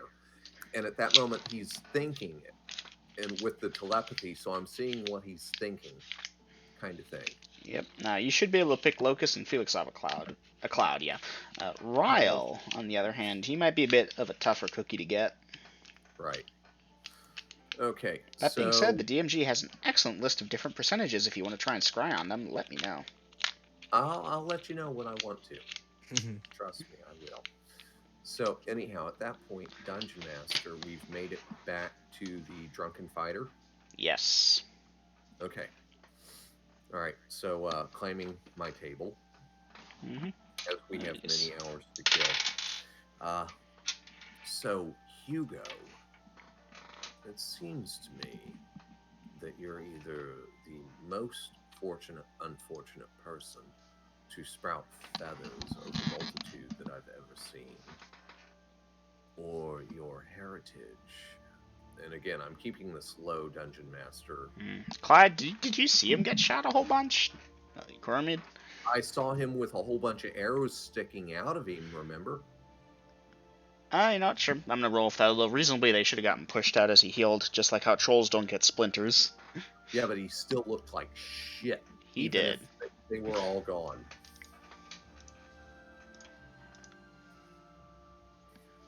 And Dungeon Master, with his height, weight, and charisma, Size, smell, charisma. I don't think I'm reaching into meta at this point. But if I say, yeah, Hugo, you are either the most talented of not famous healers that I've ever heard of, or judging on the basis of your appearance and other factors, your heritage should be painfully obvious to somebody who's been in the field for a while. I take it this is a case of the latter.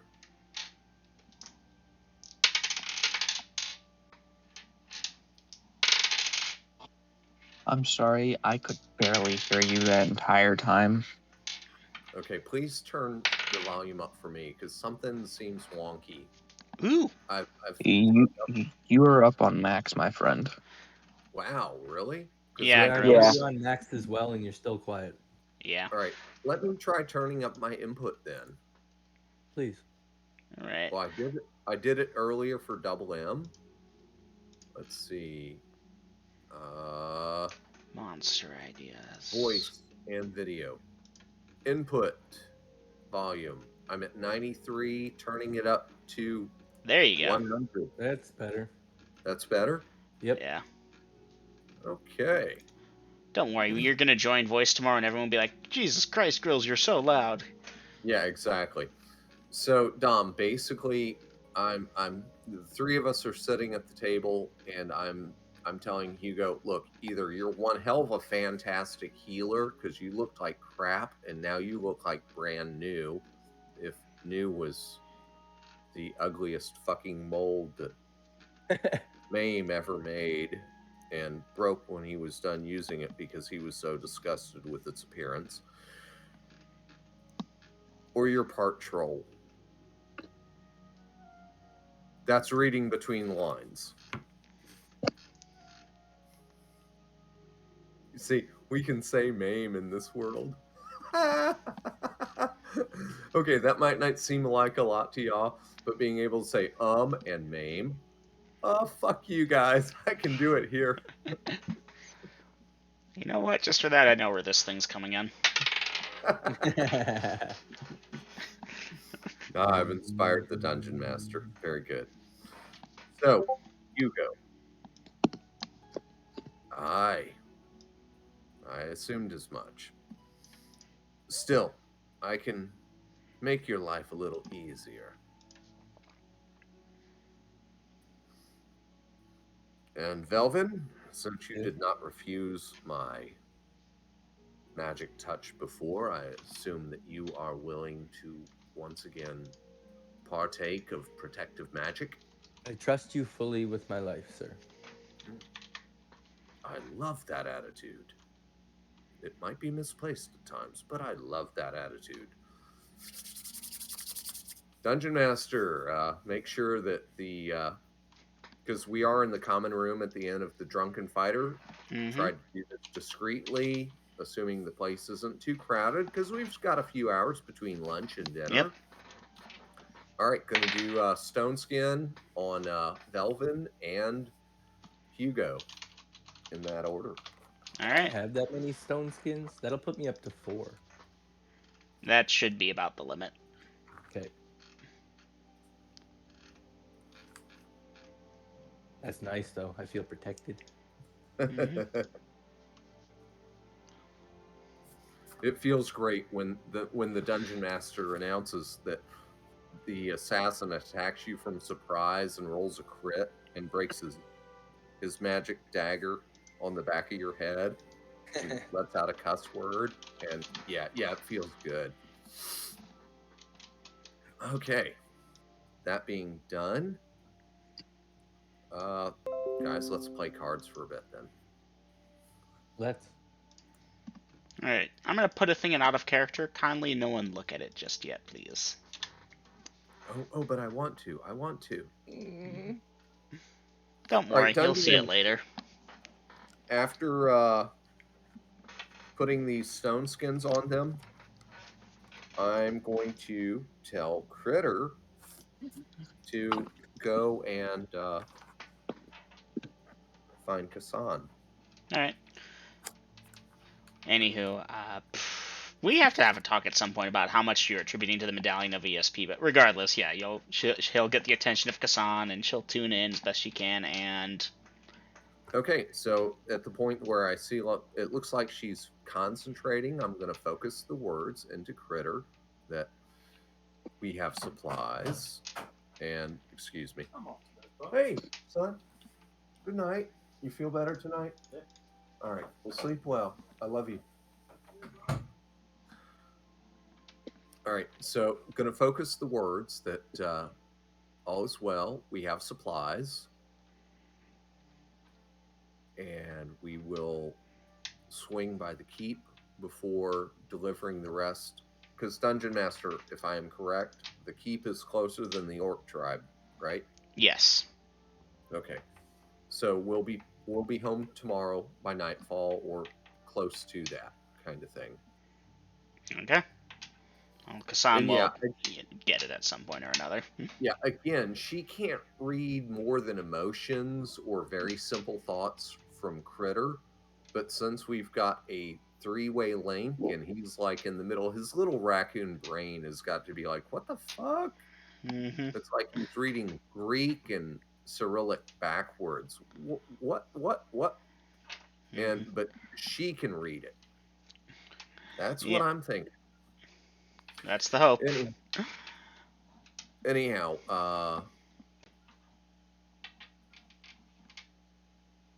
yeah, and send the thought that if she needs me to reach across and hear her directly, she should do something simple like scratch her head. All right. Well, yeah, words. You've managed to establish communication. It's well enough. I'm not going to change it at this point. I will have to look at the ESP thing again, but again, for now, you're good. Okay, so she shakes her head no while Mhm. Critter's looking at her. You have Okay. perfect time because you can just look through Critter and it's like, no, I'm good, and you'll hear it through his ears, and it's like, oh. And even if he doesn't understand the message, you will. It's her hearing you, where she's just got the medallion to work with him. Unless she's like, okay, Critter, raise this hand if he says yes, or something like that. And Critter's an animal intelligence, a little bit better, Okay. but. So Anywho. I send the Dungeon Master at this point. I send the warmest, fuzziest feelings of love for her, Critter, and the babies Mm-hmm. to him. And after that, break off the thing. Critter, stay with her. Blah blah. Game the system, my friends. Game the fucking system. If you can. Leverage. It's all about leverage. I hear you. I'm learning a lot here. Making me think a lot. Okay, turning my attention back to Hugo and Velvin.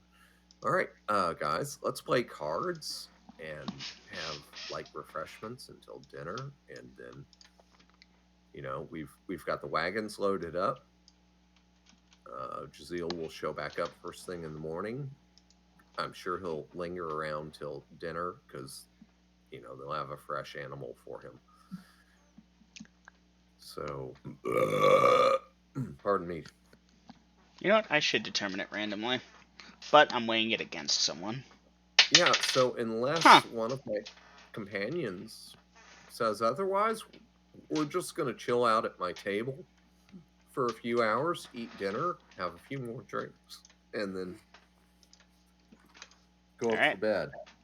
And since room 17 has been repaired at this time, and of course let the staff know that if that other guy shows back up, listen to what he has to say, but he is no longer a guest unless he has important information.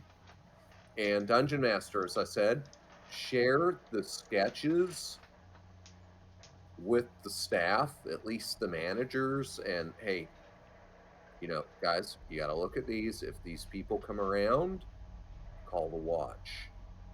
Or if I'm here, call me first. These people are outlaws.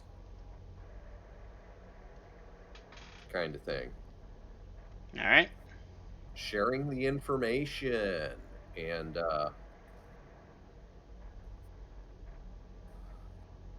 yeah, otherwise we're going to chill out until dinner time. And then, like I said, drinks, a little bit of cards, and then go for bed since everything is being taken care of. And we did show the reproduction sketches to Hugo and Velvin and Jazeel. Mm-hmm. So yeah. All right, we're in chill mode. Yep. Okay, what was the name of this city again? Rinvera. Renbera, okay. And Dom, I'm glad you made it, even though you passed out and fell asleep and got here late. Okay. So, with the party's permission, I'll advance time. Please do, Dungeon Master, unless somebody else in the party says otherwise. Alright. Usual sleeping positions. Alright. Time passes. And before too long, it's like, alright, see you tomorrow, go to bed, go to bed, go to bed. And y'all go into your accustomed rooms and start slipping off to sleep. Velvin, what's your perception again? Oof. It's not a 19, I know that much. Nope, it's a 14. Oof. We'll get to you in a minute.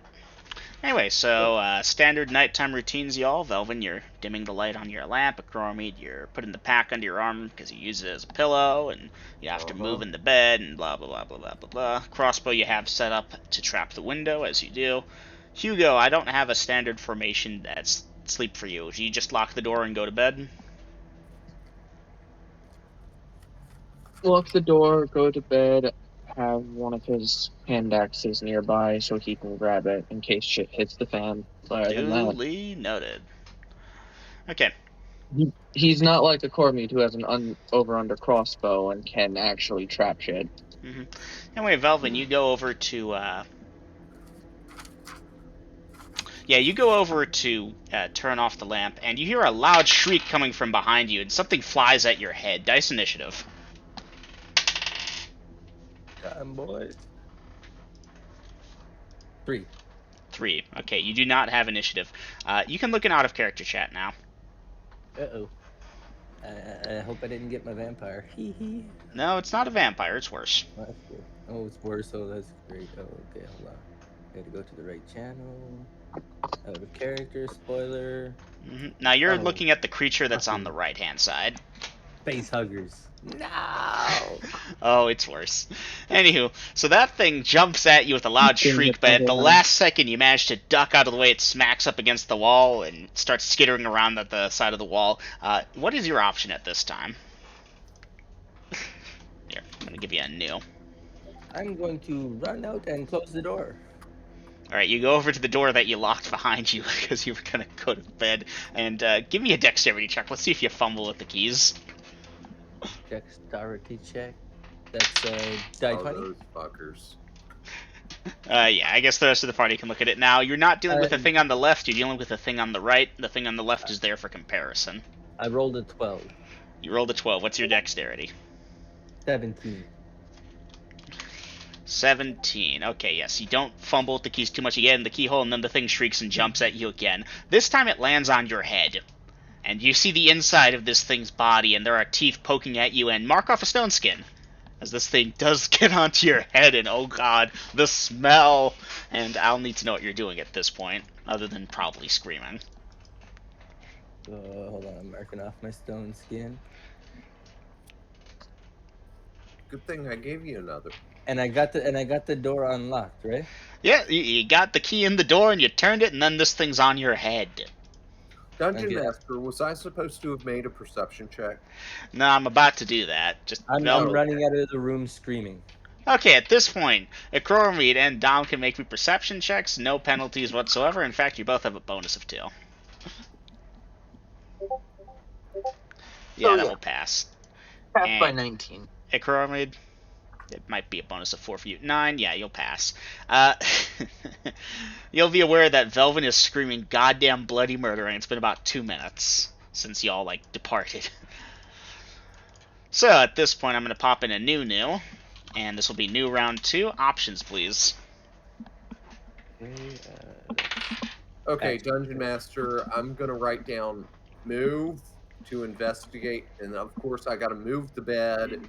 Yeah, you're slightly slowed. Move bed, unlock door, open door, go to investigate. Yeah. I mean, you could probably crash through the door, but you don't really want to do that. No, I don't like tearing up my own shit. Try to pry it off your head as you scream. Okay, Velvin, give me an initiative roll. 2. Oh, that's so fucking meta 2? of me if I do that. 2. Yep. 2. Okay, sadly you don't have initiative. This thing does get to bite you before you have a chance to try and rip it off. Mark off that second stone skin. Oh, I seen that coming. Yep. Now, at this point, you need to roll to hit your own head. It's very easy.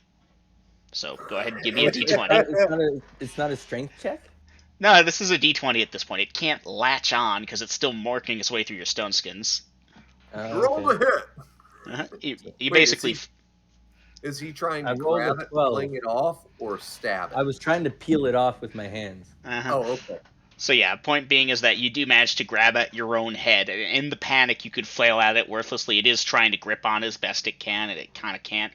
And you are able to pull it off at this point. You have it in your hands. The legs are twitching around. You can see jaws gnashing. What are you doing with it? Throw it as far as I can. Okay, roll. Give me a D2. I don't know. Yeah, a D2. Alright, let me find a D4 here. Anything divided by 2, basically. You know. Oh, okay. Yeah. Flip a coin. I got a 2. You got a 2. Okay, you fling it against the nearest thing, the wall, and it goes crunch and crumples. At this point, Dom, your character, opens up the door and sees the scene as described. Velvin, looking freaked the fuck out and probably covered in a bit of slime or whatever is inside this thing's gut. That creature up against the wall, and Ecroromede will be out in like 10 seconds after. Velvin, take a deep sigh of relief. You just survived an encounter with a toxic head crab. It's dead? Yeah, no, they don't have a lot of hit points. Thank God. You have a decent strength rating, so I give you a 1 to 2 damage to kill it against the wall. They have 1 to 2 hit points. Oh, okay. Good deal. Oh, that was scary. Oh, you have no idea. I thought it was an intellect devourer. I thought I was going to lose my mind. Dungeon Master, has it been 10 seconds? At this point, yeah. I will allow that. So, Dom, if you have any specific action once you're outside and investigating, otherwise, Ecroromede, you're outside investigating. Other people are probably outside too. Other patrons wondering what the hell is going on. While panting and still breathing heavily, I ask Ecroromede, "What the hell is that?" Ecroromede, walks over and stomps on it. I'm not checking to see if, you impaled yourself on a tooth mark off a stone skin. No, you stomp on it. It crunch, crunch, crunch. It's about the size of your foot. I hear typey types. I do too. And it's in character. Mm-hmm.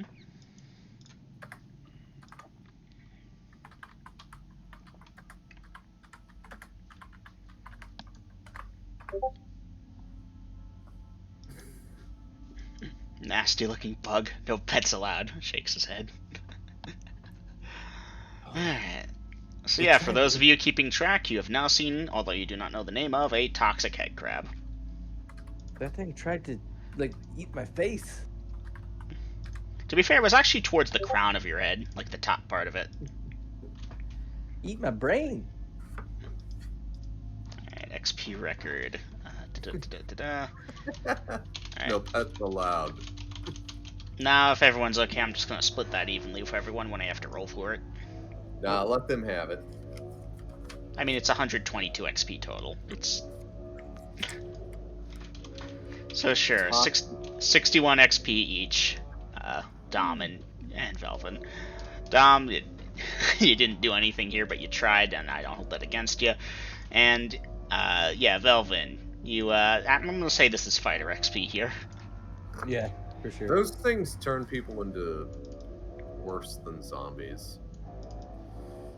Ooh, there you go, that's an in-character thing. Because, yeah, Ecroromede, you obviously see there is a bit of resemblance there. The legs are much more articulated, and Jesus. Are these things common in this city? Like, Never seen anything like that before, one of the patrons says, before going back to the room and closing the door. Not since the Blood Moon. nasty. I don't know if this will help Velvin, but hold still. Actually, wait, no. This would be bad timing. At some point, the guards called and they'll dispose of the corpse and ask a few questions around, and no one's really waking up the party unless the party's staying up for the next 10 minutes. No, but Dungeon Master, we are going to check Velvin and Hugo's room to see if there are any more of these things lurking about. Oh, let me do a dice roll. In the corners and the shadows. Mm-hmm. Yeah, no, Velvin, this thing must have been hidden somewhere because you didn't see it when you walked in.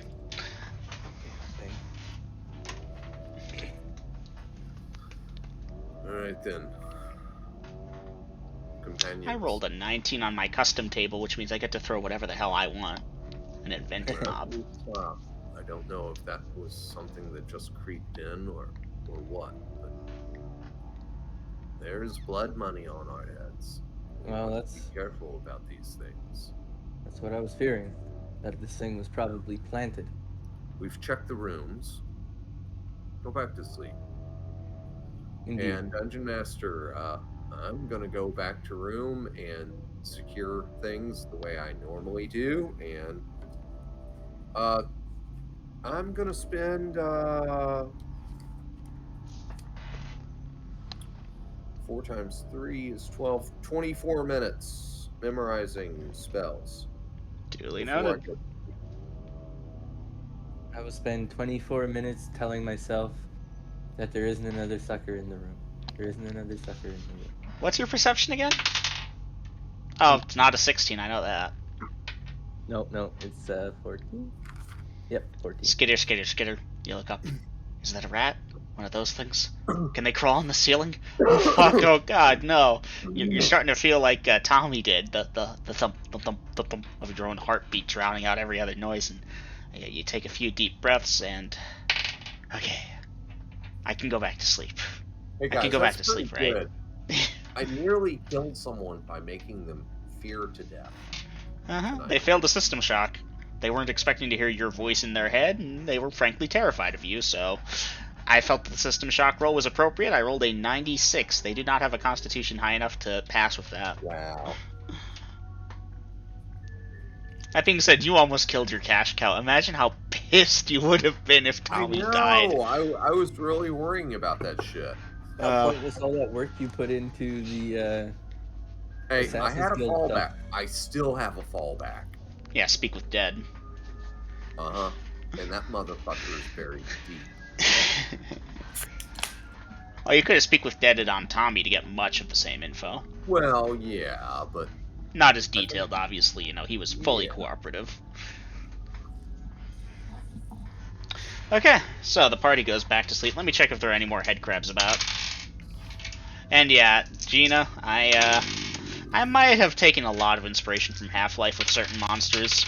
You know, the thing is with the Ecroromede grills, knowing all the monster manuals cover to cover pretty much, I have to come up with inventive shit, otherwise it gets stale for him. Hey, Plus, I'm okay with that. I really like inventing eldritch horrors beyond my player's comprehension. Good news is the rest of the night passes without encounter. Give me a second. Cthulhu summons Double M to wreak havoc with monsters on the world. And So, suddenly, Mama appears. no, that's not Cthulhu, that's just Mama. Wait, are you comparing Mama to Cthulhu? Nah, Cthulhu doesn't even match up. Anywho, day 253, morning. She says she's listening. Good. And in which way exactly does not Mama match up to Cthulhu? Can Cthulhu bake the most amazing what is Mama Bake cookies, right? Can Cthulhu bake amazing cookies? I don't know. Even if he could he do it as well as Mama could? Everyone knows Mama makes the best cookies. Oh. Damn. If I sensed a more ounce of saccharin buttering up ass kissing, I'd go into a diabetic shock right now, Double M. Okay. Moving forward, though. Yeah. Love you, Mama. She closed the bathroom door. Oh, but she heard it through the door. You heard that? Told you she's eldritch. Well. Oh, so she is Cthulhu, you're saying. Or it's just the cookies that are eldritch. You know, there are a lot of questions that can be answered with that. I'll let y'all know. Yeah. Morning comes, and Dungeon Master, I will disarm my trap and move everything back. But Dungeon Master, remember I was carrying that extra light crossbow? Oh, you're setting that up as a permanent trap by your window? Yes. Alright, duly noted. Your set traps as that. You believe to have set it up appropriately. Okay. In that case, and Dungeon Master, let me check something else real quick. So you might have noticed I didn't say light shines upon Denalia, because it is overcast today. Oh, good. Well, Good, I like this weather. Well, crap. as long as it doesn't rain. Okay, Well. Dungeon Master, my crossbow, for the record, is loaded with the 2 of the 3 enchanted bolts I have. I actually remembered that, yeah. Alright. In that case, after everything is set right, as my room should be, going downstairs for breakfast and looking for the party / Jazeel. You know, he is part of the party, but yeah. Yeah, party Yeah, should it's either nothing come else. downstairs with you a little bit before, a little bit after. Jazeel's outside. And Dungeon Master keeping an eye out for the sketches. The people in the sketches, of course, not the sketches themselves. Right. Alright, you've got a few patrons, although it's a bit quieter today, you've noticed. Maybe it's the weather keeping people home. Maybe it's the recent monster attacks or something going on. But, yeah, a little quieter today. Alright. Well, Anywho. we will eat and drink a hearty breakfast. Breakfast is pretty decent. In fact, they recently hired on a new chef, and they'll ask if you want to, like, they'll offer it to your table, you know, hey, we got a new chef, we're testing him out, would you like this or this, you know, taste test comparison deal. And, yeah, both of them are good. One's the more spicy northern version, you know, they hired that northern guy finally. Right. Anyhow. Just flavor for the world, sorry. No, that's good. And I'll make sure that I speak to the barkeep and give him my opinions to pass on to Thorin and maybe adjust the menu according to which chef is cooking. But again, pass on, most importantly, that I trust Master Thorin's judgment in all manners of business. Simply my observations. And message received will be passed along. Okay. Look, he's the one running the show. I just provide the dragon meat and Just wait till y'all see this fucking thing. So, Dungeon Master, after we're done eating and make sure that Jaziel and the horses have been seen to appropriately, what are we looking outside? Is it overcast like rain? Just cloudy, overcast. Doesn't look like it's raining yet. But it's how much overcast are we talking? If you want percentage-wise, give me a second. Adding 52. I'm thinking like Minecraft with monsters spawning shit. I know. It's about 69 to 70% overcast, if you will, if you wanted to put a percentage to it. There's occasional breaks in the darker clouds. They're not black, they're, lighter gray. It's just a darker day. A lot more cloud coverage. I'm copying my weather from IRL right now, so don't read too deep into it. Or do. Wow. Okay, well, gang, something will attack us on the way home today. Oh, no. Perish the thought. Perish the thought, truly. I'm good at reading omens in addition to my other skills. Yes, black lightning is shooting down from the sky and striking people, disintegrating them completely. This means that the gods are angry. Yeah. Although, speaking of which, I'm giving y'all a 1% chance to catch this, because this is fresh off the presses this morning, and no. 89 is not good enough. Actually, no, it's a little too early for that, isn't it? Yeah, no, some shit still has to happen. I'm trying to think of the best way for it to happen, though. Well, the best way for it to happen is it jumps its ugly head up. I roll a natural 20, It and dies. it dies. We all celebrate. Yeah, I could allow that.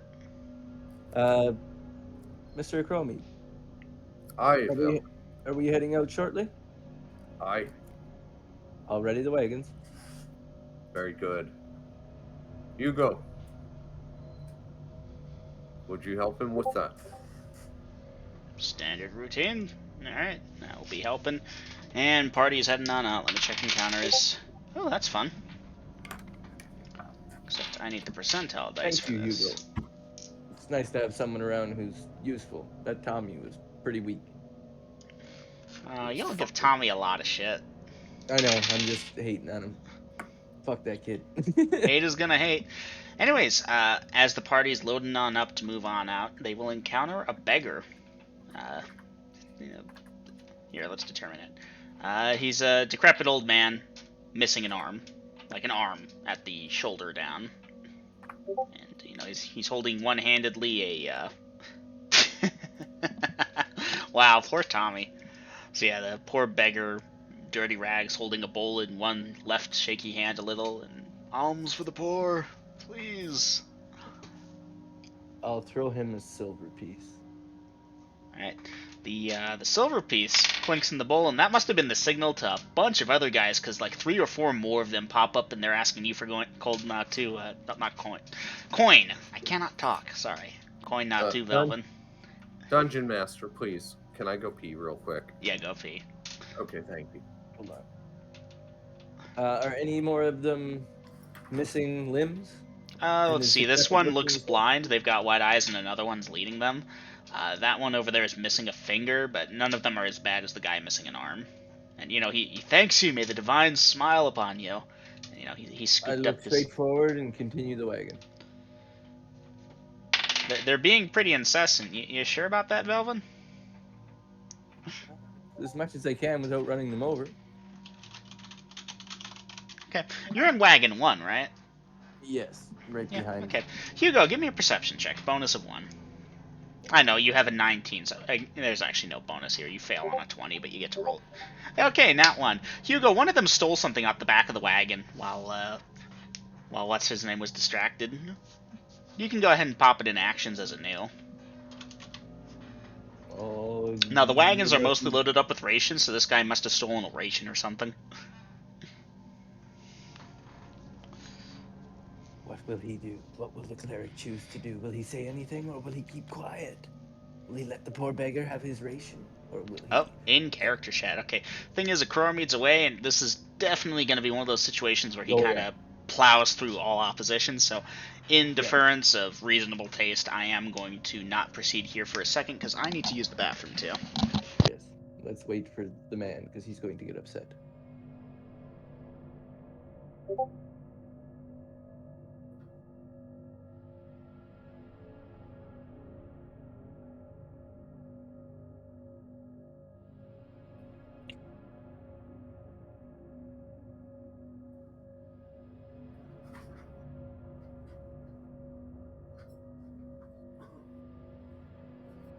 All right, thank you. I am 12 ounces lighter.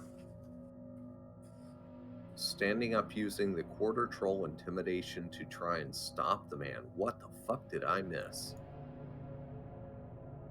About 5 of them in character. What did you take? And dice rolls was a 1. I'm back. Okay, welcome back, Dungeon Master. I What think did I heard you- Detective Grill's putting the pieces together. Yeah, what did I miss? Okay, so it appears that Velvin threw one of them a silver piece, and then a bunch more popped out. Yep. Okay, And Velvin tried to just ignore them and keep driving the wagon forward, and one of them towards the back kind of reached over and snagged a thing, and Dom's character, of course, saw this because they were right there and they have a great perception, and they rolled a goddamn nat 1. So at this point, Ecroromede, you can give me a perception check to hear Dom's character. I'm allowing you a bonus of 2 because he's definitely not being quiet about it. Now, as far as these guys, the freaking beggars scatter. And that one guy, Dom, yeah, he's trying to run into like an alleyway or something. He's not pausing to answer your question. So at this point, I'm going to pop in a new, and Ecroromede, I'll need to know the results of that perception check. 3. Okay, yeah, you pass. And Velvin, you also are entitled to a perception check, same bonus of 2. Oh, yeah, I didn't hear it because I rolled a nat 20. Rip. Yeah, no, you were too busy trying to look ahead and block it out that you blocked it out. Blocked That being it said, out. you're gonna see like Ecroromede turn in the saddle most likely and do something. So you'll probably auto get it in I a will second. follow him with my eye, of course, if he turns and goes behind me. Grease. Fucking grease. It's What do you- the only what do you- spell that actually does shit for me. 1 second, we had overlap there. Grills, you start. A, B, C, D, E. No, I'm typing it out. Friends. Nope, it's because it's an Unearthed Arcana spell. Fucking grease. Saving throw versus spell. Yeah, and I'm looking at casting time. 1 segment. Just Yeah, do me a Thank favor, God. spellcasters. When you do spellcasting, just like put the time it takes if you know it properly. Like I'll still have to check it every now and again. I know stuff like Fireball and Lightning Bolt are 3 segments. Stone Skin's actually just 1 segment. But if you can just put it in the action, casting time 1 segment. Hey. So Velvin, at this point, you know you're gonna observe this, and then your action can come in, but it will be delayed. Dom, you begin Okay. casting. Dungeon Master, did this beggar actually get something off of one of the wagons? Ecroromede, you're not sure. All you've got is that Dom's character said, "Oi, what'd you take?" Okay, I'm standing by my actions for the round. Alright, you slap the javelin. Jazeel, dessert. And the guy is like screaming, "No, no, no!" And let's see. I'll need to check and point. Unearthed Arcana, Grease, range 1/10 of yards, 30 feet, casting time that. He's at this point because you tried talking to him. He starts running. He moves at that speed. That puts him in. Around his 10 segments, it's that many things, so if he moves at that speed, he's within range. He is at that, which means his normal movement speed is that. Hot damn! He actually just got out of range. Yeah, Dom, I'm sorry. Grease has a fucking worthless range to be cast at. So, over the 6 seconds, moving 30 feet, you know, that's 5 feet per second. That's actually not terrible. Most creatures have a 12 movement speed, but a round is only 10 segments, so this guy's running. He's not moving at 12. And granted, he's a bit of a cripple, so he's actually at 9. But most creatures have the ability to sprint for at least 1.5 times their normal movement speed. And he's malnourished. So, regardless, you could put him at 15, you could put him at 12. He gets out of the range before you can finish the spell. That being said, Ecroromede, you slide off Jaziel. Jaziel looks, and he charges on off after this guy. Dom, you can cancel your spell, or you can target something else. Do let me know if that's the case, because at this point, the beggar gets out of range. I'm sorry, Grease is fucking worthless. That's the only offensive spell I had, so... No, Dom, I'm sorry. Canceling spell, mark it off.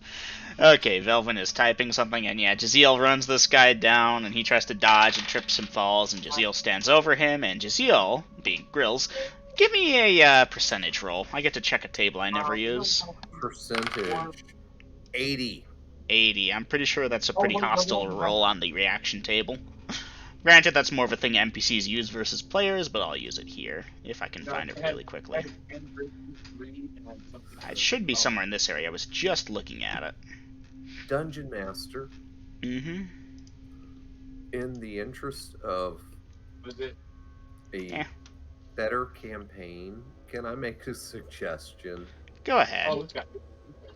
In concerning Hugo's spellbook, if Grease is the most offensive spell that he has, could you please show mercy on his poor soul? I'm sorry, say again? Could you please give mercy on his poor soul and let him roll until he gets something that is actually an offensive spell? No, but I'll allow you to realize that he doesn't have a good spell and give him Magic Missile without a penalty. Thank you, Dungeon Master. Alright. That being said, 88 for Jaziel. Yeah, Jaziel eats him.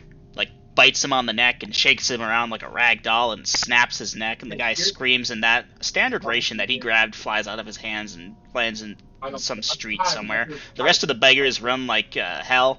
A couple pedestrians that saw this scream, and yeah.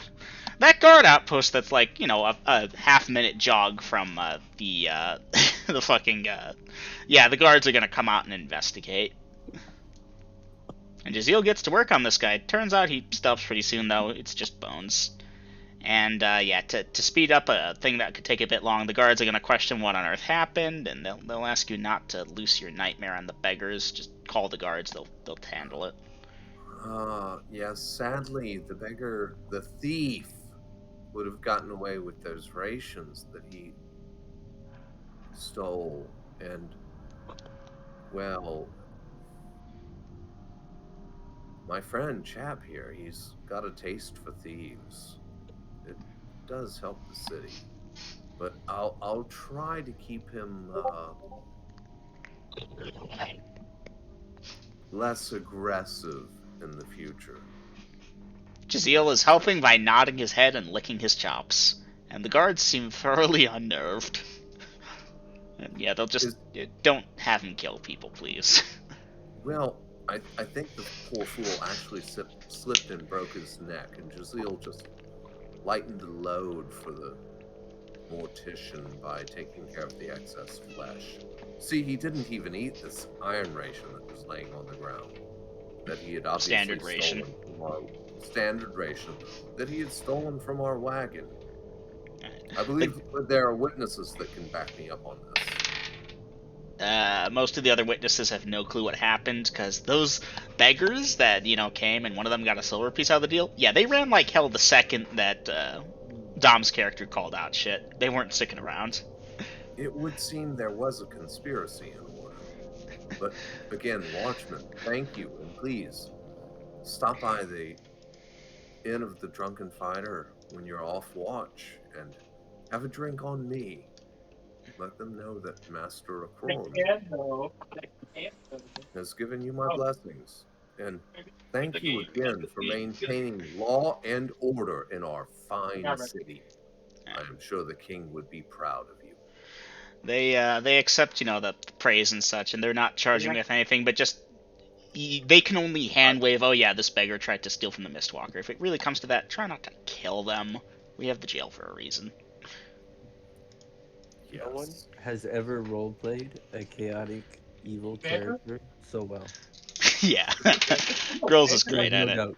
It's perfect. Like it's spot on. Thanks, guys. Thank you. Yeah, no, don't get me wrong. If I were the guard here, yeah. Anywho, nothing else bugs you on the way out. That was just a No, normal beggar, guys. You could have. I literally understand We that. are putting that standard ration back on the wagon. Damn it. Hey, it's a little bit dirty. I assume you brush off some of the dirt, dust, and Yeah. sand that got on Yeah. Yeah. I'm sure the Okay. orcs won't mind. it. And another one bites Mount the up. dust. Mount up. Moving forward. Now that I've seen Jaziel's full power, I'm really intimidated by him. Oh yeah, no, Jaziel wasn't even at full No. power there. He was still No. walking on the thing instead of flying. He's fine. No, you haven't seen full power yet. When you see me and Jaziel take a blue dragon out of the sky, then you've seen full power. Now I take it the party is, of course, once they reach outside the city, traveling at 3 miles per hour in order to reach their destination, being the E sign. Aye, Dungeon Master. Yeah, Muley. Let's go. E. I have to check E that. for evil. I mean, Ecroromede.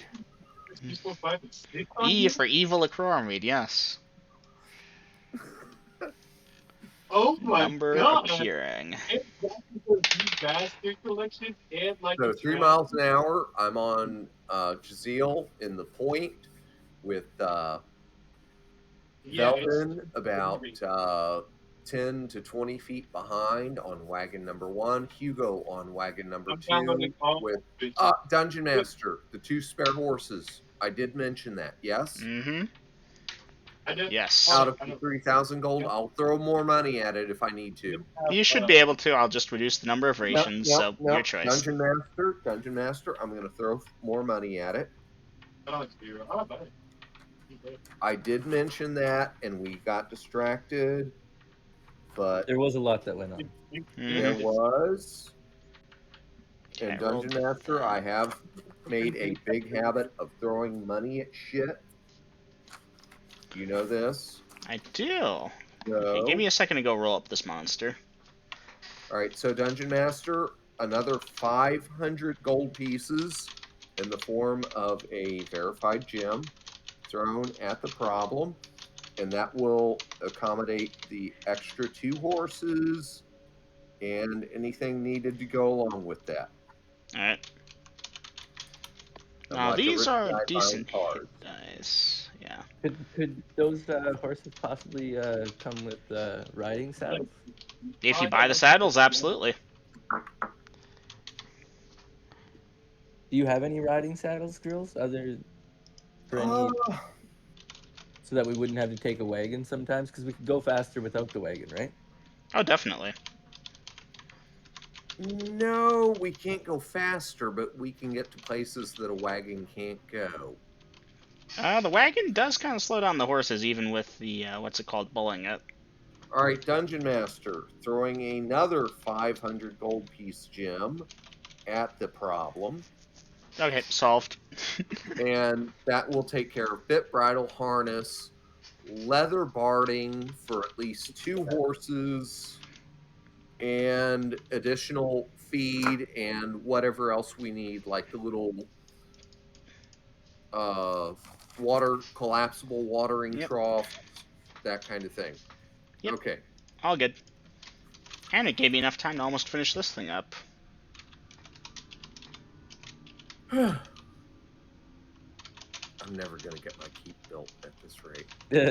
I mean, you do keep throwing money at things. We will, girls. Yeah, we will go after another dragon. We will get another horde. Alright, that being said, open road ahead. Haha. And 3 yeah, if you miles want an grills, hour. I'll start thinking up some rumors for different treasure types. There's sure to be rumors of a dragon living somewhere. Yeah. We've seen that black dragon when he went to get the orcs. The party's actually Okay. seen a few dragons in that area. Guys, keep it up, because I think y'all need some training, and I need to do some spell research. So, Oh, totally. Totally. Uh-huh. I'm not talking about dragons today, but yep, let's head on Okay. home. Okay, so the party heads on home. After a few hours, I'll need a perception check. I need to determine directionality. Yeah, I'll need perception checks from everyone. Sadly, Ecroromede, your use of the spyglass doesn't come into play here because you're not checking that angle. It's too wide. I rolled a 12. And you passed by 8. Ooh, Gina, fancy. Gina, type it into the dice rolls channel like I just did. Okay. Because Double M has a cheat sheet, so he looks at my 8 and he knows I have a 13, so I made it my 5. There we Pass, You pass, rolled an 8. pass. There you go. Right. See, and it's recorded. So for everyone who passed their perception check, which is everyone, you perceive the loud humming sound, the bzzz of some large insectoid creature. It appears to be coming from the south, and as you all look over that way, you'll notice that about 14 tens of yards away, give or take, there is a swarm of about a half dozen to a dozen and a half, somewhere in that range, of large insectoids. They have 6 legs, they have big wings and insect heads. Each of them is about the size of a full-grown man, and they are flying towards the party, buzzing loudly. I'll need actions. 14 tens of yards away. How fast are they moving, Dungeon Master? They're flying at pretty fast speeds. They'll get there within the minute, to be sure. Yeah, I look like a foot rat. What the fuck? I'm assigning a 2-second penalty for you to judge that distance speed time, by the way, for you, Grills. That's not really fair. No? Think about it. You're No. looking at it. You're taking 2 seconds. Not even a full segment. 2 seconds to... Okay, it's moving that fast. You think so? You know what? I'm not going to argue the point with you, Dungeon Master. I'm going to abide by your decision as long as you don't penalize me for slow typing. Because... No, go ahead. Okay. Alright, I tell you what. I'll type it into a to-do list thing, and we can talk about it after session consider, because I get the feeling at Ecroromede, you're just going to fireball the fuckers. Well, that's always his first action, right? Shh! The best defense is fireball! That's what the man says. I'm gonna have to learn that spell. I'm Delay sure. on actions when considering movement speed? Question mark.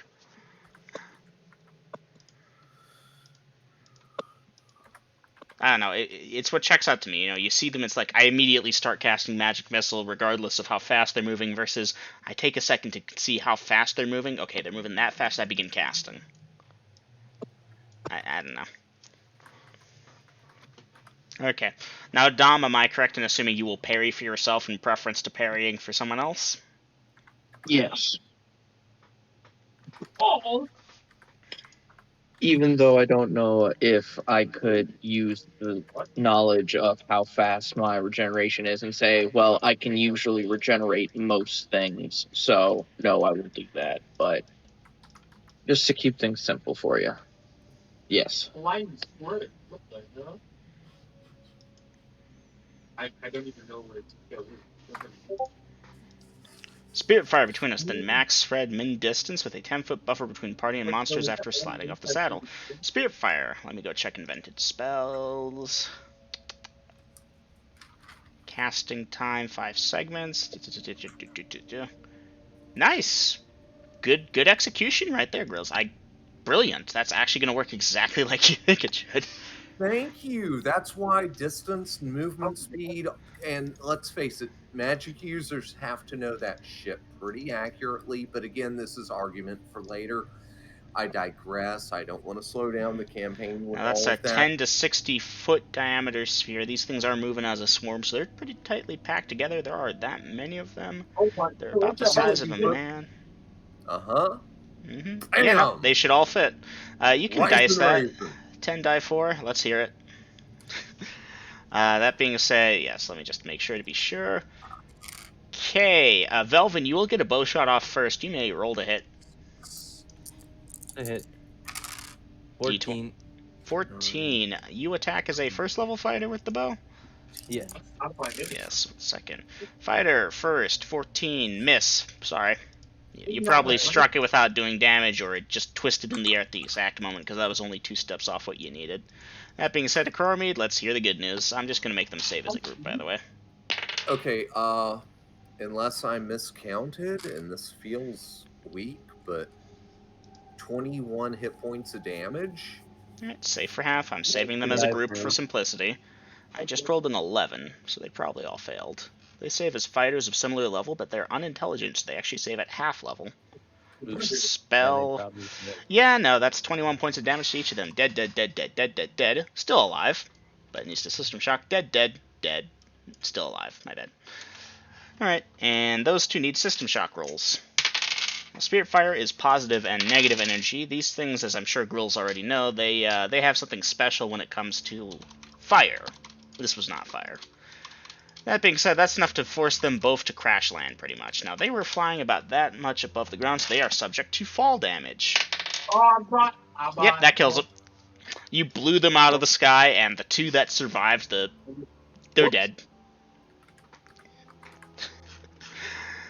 Took a 5th level spell, but you just obliterated 9 giant wasps from the Monster Manual 1. Sweet. 5th level spell. Wow. Yeah, I dropped the hammer. That was one of his most powerful spells. Not specifically in terms of damage, but in terms of what it can hit. It was designed to be amazing. Yeah, it was designed to hit everything. So adding 9 Monster Manual 1 wasps, and yeah, Grills, we'll touch on that later. I kind of hear you, kind of not. Like I said, it's a moot point because you're just going to annihilate them anyways. So, out-of-world knowledge, obviously, for you all. These are 4-hit die monsters, and I just threw 9 of them at the party. That contains 2 first levels, because you're traveling with a Titan. That's why y'all level up so fast. XP. It's also dangerous, like, if we were to get into hand-to-hand combat with that strong... Oh my god. These things actually, yeah, these things are horrifying in hand-to-hand combat. Which is why y'all depend on me to drop the hammer at the first hint. Do I ever. Oh yeah, we like truly do kind of need Krills, especially with what we're fighting. But think of the XP if you live. Anyway, that was hour 2. Here's hour 3. Okay, those were giant wasps, right? Monster Manual 1. I'm looking to see if I've got them on my list before I add them. You have encountered them before. I've thrown them at you before. Okay, 5 times 3, 15. Well, then I must not have wrote that shit down because... I'm not throwing a second word. Like... Anywho, party continuing forward at that time, unless, Velvin, you want to go fetch that arrow? Nope. Dungeon Master, yeah, stop the presses. Damn it, you did figure it out. Yay. So remember how you complained that there weren't enough venomous creatures being flown? Or rather, you were running on poison? Wasp poison! Yeah, fuck yeah. Yep. One second. Dungeon Master, at this point, I am going to pass out containers and +2 daggers to Velvin and Hugo and Jazeel. Keep an eye on the wagons, please. You gave me a +2 dagger? This is the loan.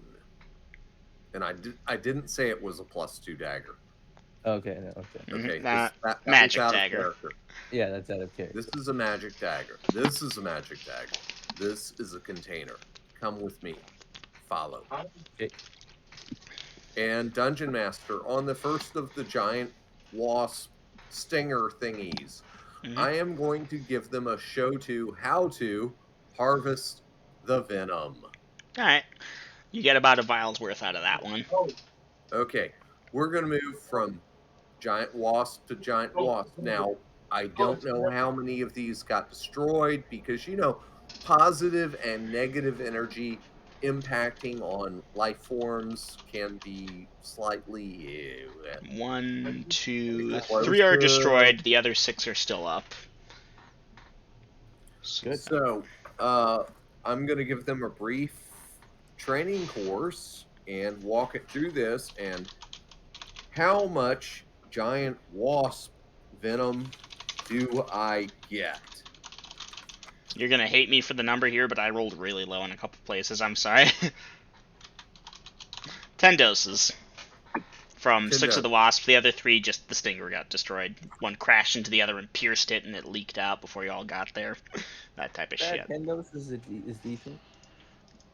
At the rate Ecroromede likes to use his poison, that's barely a day's worth. Okay, so 10 doses, giant wasp venom. Mm-hmm. Okay, Dungeon Master, at that point, I will, after I've given my students some training in how to do this, I will recollect those magic daggers and all of the containers that we've been harvesting the venom from. And I will offer each of my apprentices one vial, one dose of giant wasp venom. Alright. Well, Velvin, you're kind of okay with that, but Dom, you're clergy, it's like poison? No, no, no, no, no, no, no. I want to learn more about it. I think it's a Well, great Velvin, that's idea. kind of outside the bounds of your alignment. You're more of a. You are chaotic neutral, right? One second, let me look at you, because I might No, be thinking of. I'm neutral evil. Yeah, neutral evil. Yeah, Velvin, you're fine. But Dom, Yep. your character, that's too evil for your taste. And I'm drow, and drow like poison. Hmm. Well, All again, right, Not the same drow, I guess, right? very well, Hugo. And then I'll pass that vial over to Velvin. So, Velvin, you get 2 doses. Thank you, sir. Okay, Dungeon Master. That being said, I will reload my crossbow by removing the magical bolts and hmm replacing them with normal bolts. And I will dose the top one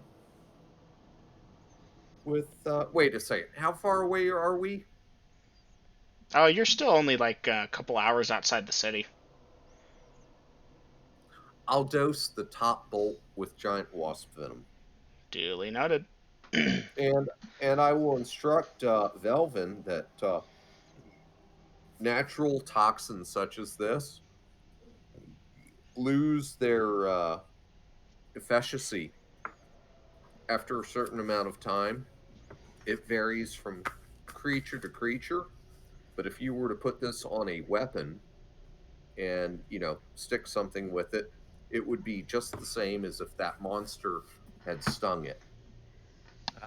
Okay, But if it dries out completely, it will be very, very weak. understood. So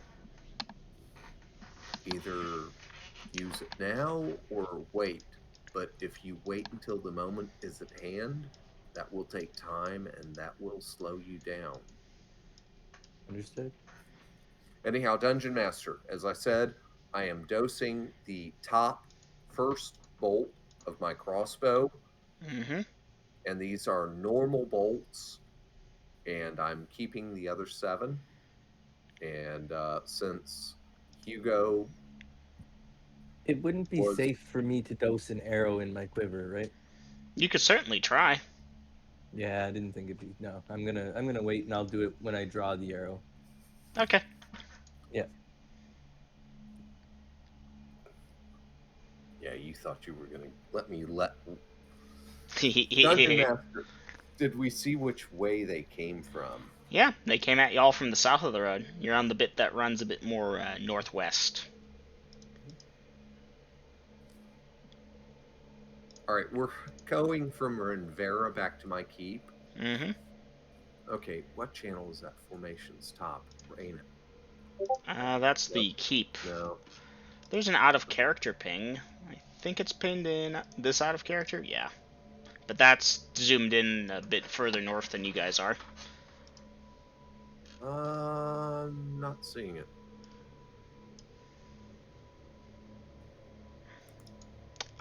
Dom, I'll allow it.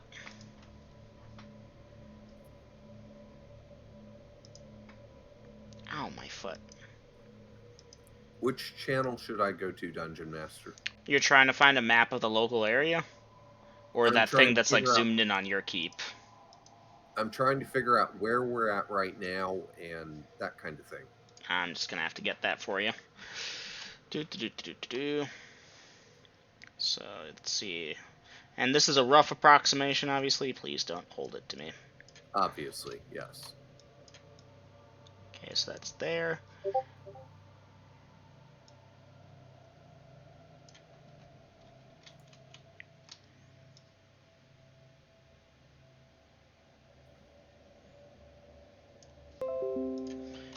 Bloop. Okay. You all are at the purple crosshairs. The purple arrow is roughly the direction and distance they... Well, Oh, not distance they came from. Like I okay. said, So you're only an hour or two away we're- from the city. And these things were coming in from the north. No, they came at you from the south, like I said. The arrow, the purple arrow Oh, at the bottom. yeah. Forget it. All right, we'll continue traveling. Anything that's down there is going to be so close to the city that, yeah, nah.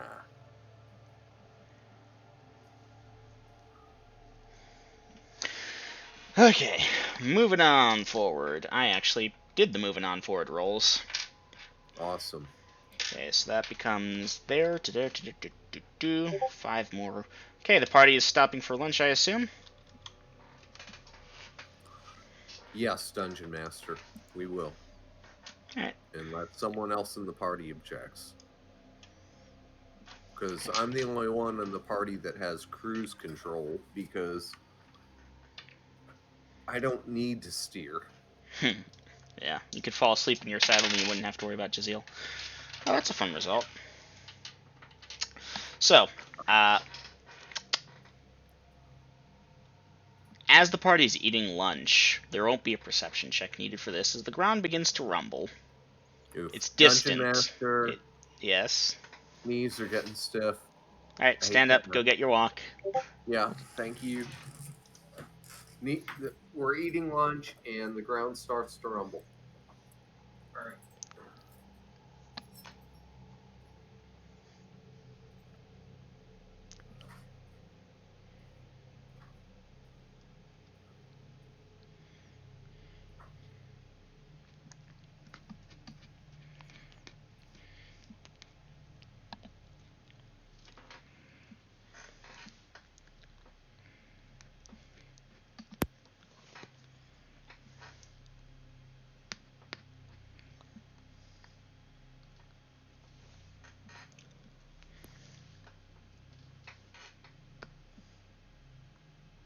Yeah, that's about it.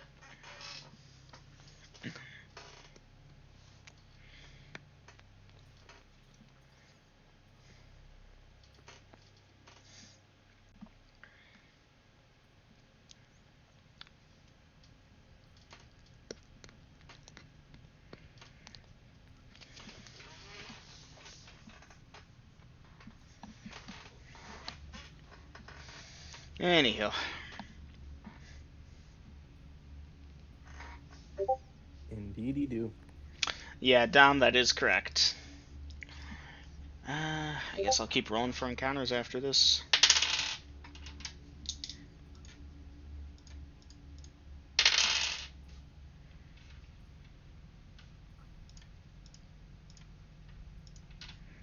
So was that the encounter that where you got to choose whatever you wanted? No, that was the thing that was in your bedroom. You're a bastard. You put that thing on me on purpose. You got to choose I what that rolled a thing was. d6 to determine 1 through 4 was Grills because he took Mame's name in vain. 5 was Dom. 6 was you. I rolled a 6. That's funny. Took Maine's name in vain. That's awesome.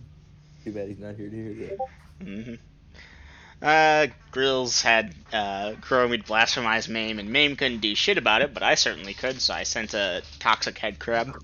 But it ended up in the wrong room. That's funny to hear that as I'm coming back into the room.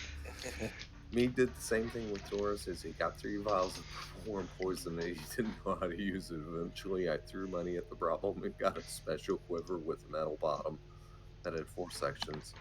Each one had a different thing in them. But I believe that's as far as I can go with that story. What happened? Okay, so Dungeon Master, we've stopped and we're in. Hold on. Eating. Hey, And the Mama. earth is breaking. Double M's trying to kill us with earth shakers.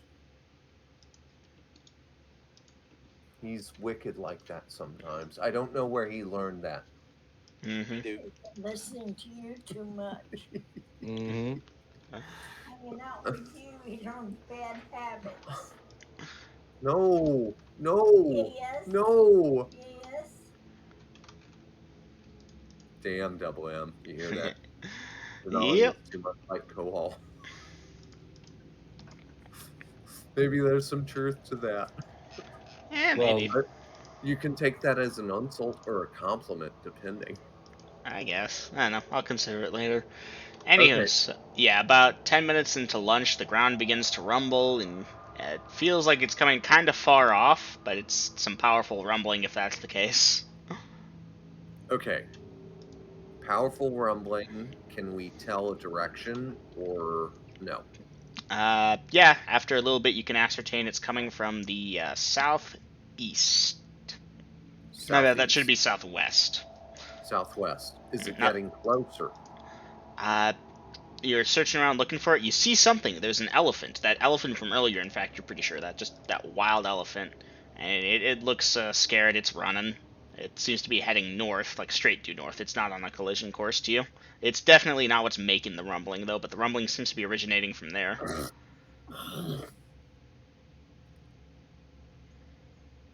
How far is the elephant? Oh, you're looking at least a mile out. Spears the Oh shake. shit.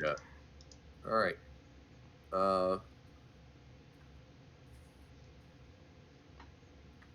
You know, the horses are freaking out and pulling at their things, and I imagine Dom and Gina, you're Yes. gonna not have the horses run off, so you're gonna like yank on the things and try and calm them down as best you can, and it might work, it might not. Yep. And I'll yeah, I definitely hear grab the typing. I'm reins. looking at actions. Finish eating lunch. Keep an eye on this. All right. Well, it doesn't take much more than a minute of keeping the eye on it before you even properly resume lunch. That elephant that was running, yeah, something comes out from under it, and you've all seen Dune most likely, or if not, you have an idea of how these giant sandworm creatures work, where the ground under it starts to sink on in, and it's trying to struggle on out, and then a giant gaping maw opens up underneath it and just kind of swallows the elephant whole.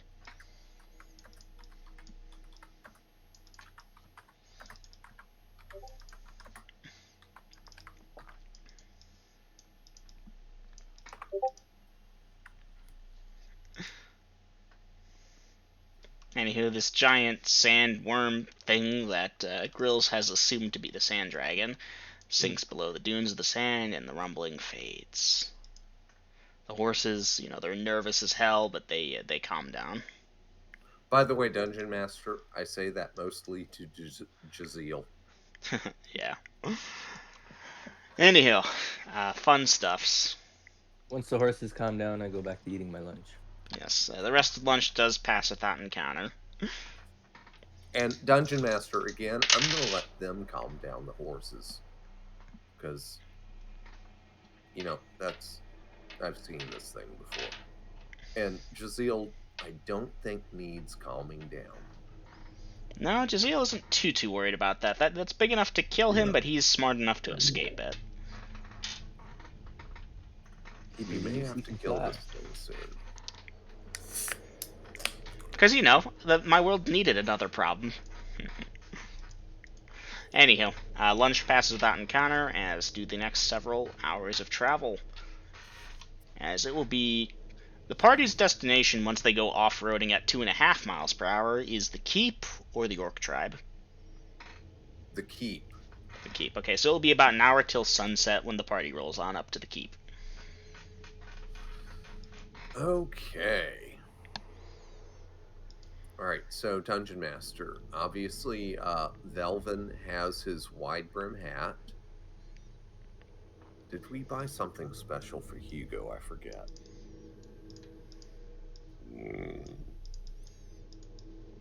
Oh, I should give an XP for that beggar, shouldn't I?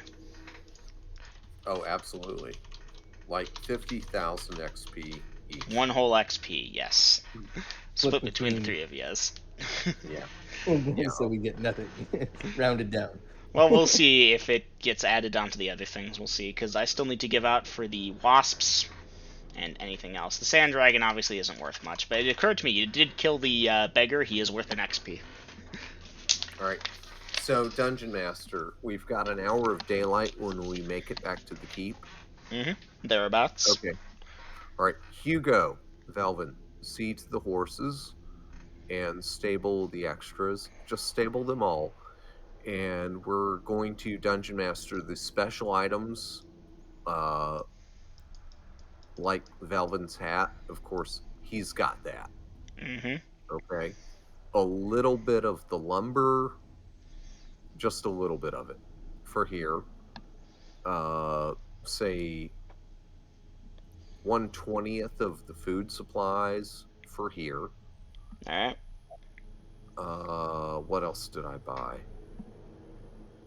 That wasn't individual specific. Nothing, I don't Tools? think. I'll Huh? be generous here if you like. Oh wait, Dungeon Master, I meant to, because okay, you're taking the time here, looking at your supplies, and be like, okay, this goes here, this goes there, that stays on the wagon, that type Yeah. of shit. Did Okay. you want to keep any of your tools here? Oh no, the tools. Well, Dungeon Master. Yeah, thanks, Gina. One or two one pickaxe and one shovel here, but the Okay. rest and the spyglass, those are for the orcs. Okay. You bought the orcs a spyglass? Yes, Oh wow, they're gonna love you. they damn sure better. Excuse me. Speaking of the orcs, Okay, Well, it's better to be so feared than loved. it's even better if they fear and love you. They're afraid of how much they love you. That's right, because I'm the man. Okay, so that spare spyglass is going to stay with Jazeel for safekeeping. And the food and lumber and tools and stuff for the orcs, that's going to stay loaded on the wagons. And hey, Kasan, honey, I'm home. Blah, blah, blah. Family time. Get Hugo and Velvin inside. Secure the keep kind of thing. And dinner. And yeah. Alright, Haha. Ecroromede. Yeah. So before Chap leaves for the night, you will pick up something as you're emptying the wagon. Jazeel kind of, you slide on off him, you start directing them where to go, but you pick up, Jazeel's looking off to the north, and he kind of flattens his ears down a bit, What do you see? almost like he hunches over. Is there danger there? Jaziel shakes his head no. And he kind of raises his nose and sniffs, and Profit. no, again a no shake. Something I should speak with you about. He nods. Hugo, Velvin, keep watch. will do. Breaking out the crystal ball. Alright. And yeah, you're obviously not taxing it. You did some shit recently, but I don't think you did anything today. Anywho, Jaziel feels a pull. Like, he heard for a second a high-pitched whistle beyond the pitch that most humans could hear. It might not have even been there, he might have imagined it, but something is calling him north and to serve, and he doesn't know what the hell it's about. He's resisting it, because, you own his ass now, but What could call you this way, Jazeel? as far as he was aware, the only thing that can call a nightmare is, the god of death basically being like, hey, you serve this one now, or the night that it's been assigned to. Thing is, that avenue has been explored already. That knight's dead. He has no knight. Jazeel, do you want me to go with you and investigate this? He is uncertain. The call could be from very far away. Reasonably, this would be something he'd hear from miles off.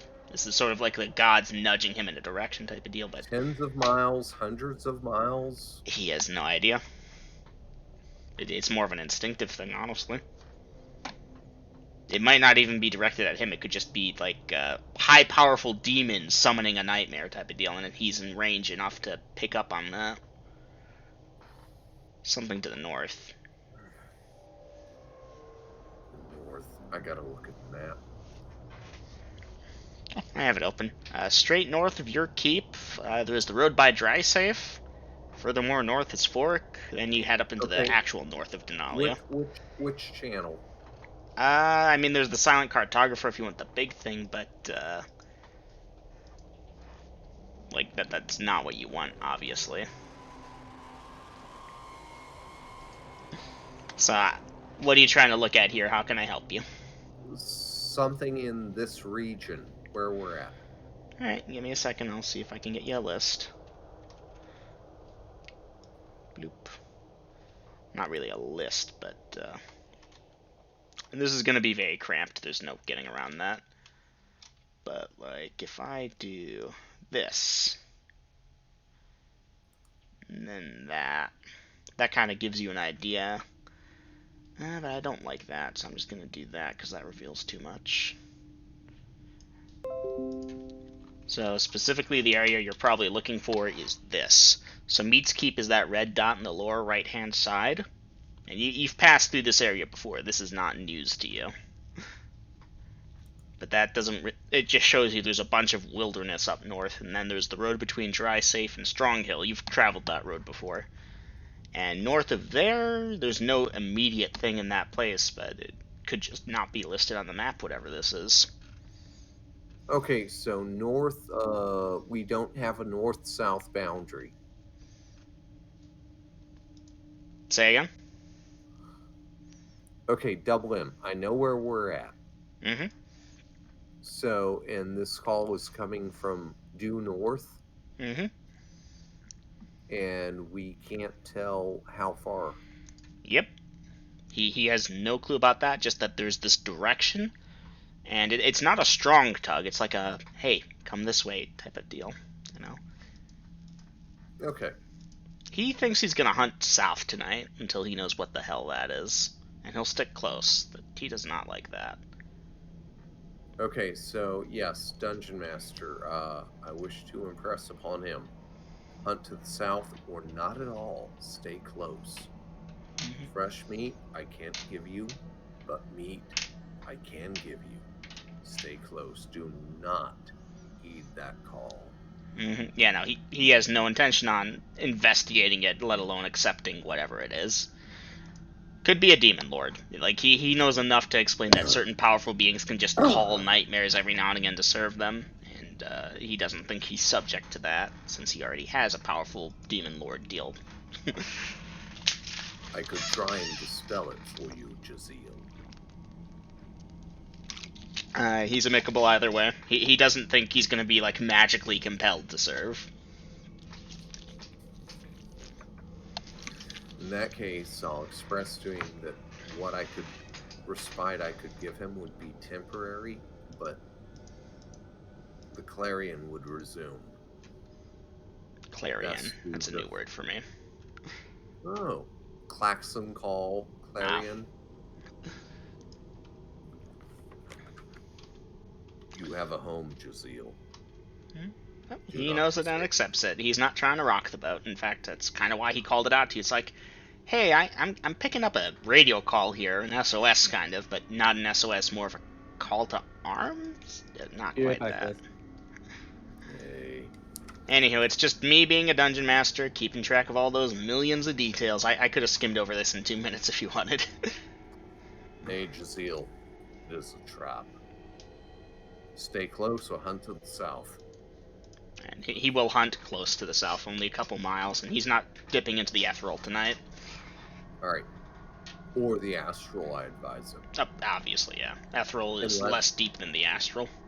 Unless he needs to for combat purposes, but again, advise him to stay close and to the south, ignore those calls, and if he needs help, home is where it begins. And unless he has other queries, I'm going to let him know I'm going to cut off the connection. He accepts it. And yeah, that allows you to cut it off. Alright. The joys of giving players powerful things like nightmares and then playing with them later, and it's like, shit, what's going on with my Dell horse? Godlings, Forsaken, that kind of shit. Mm-hmm. Alright, so Dungeon Master, at that point, not worried about Jaziel so much, because he knows his odds. But we've got everyone else inside the keep, yes? Yes. Okay. Secure the keep.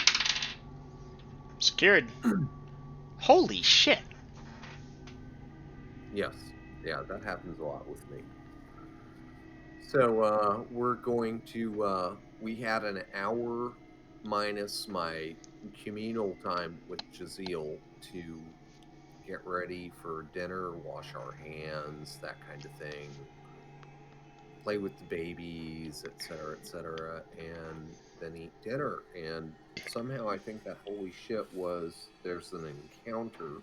Not for a while yet. Y'all are gonna get like 6 hours of sleep before that happens. Okay. Well, in that case, we've got the party in the keep. The keep is secured. I'll do a tour de force, so to speak, of the garrison. And of course, speaking to them in orc. Uh, how goes it, cousins? Let's see, the orcs guarding the keep. Yeah, they're not gonna say it obviously, but it's been pretty boring for the past couple days. There was like an occasional thing here or there, but guarding the keep, easy peasy. Okay. John, of course, gives the combat report of much the same. Pretty boring. I'm pretty sure these guys are laughing at me behind my back, but they're following orders. They can laugh all they want behind your back, and this is in common to John. Mhm. But as long as they follow your orders, I won't have to rip their heads off of their necks. It is what it is. Yeah. Orcs are bullies. You get where I'm going for here, Grills. Yeah. Weak little human. And Think I could don't rip know his how arm many off. of them. I don't know how many of them understand common, but I'm saying it in common to John that if they don't respect your command and that you are my voice, then I'll have to rip their fucking heads off. I'm sure the message will get through. Let me check.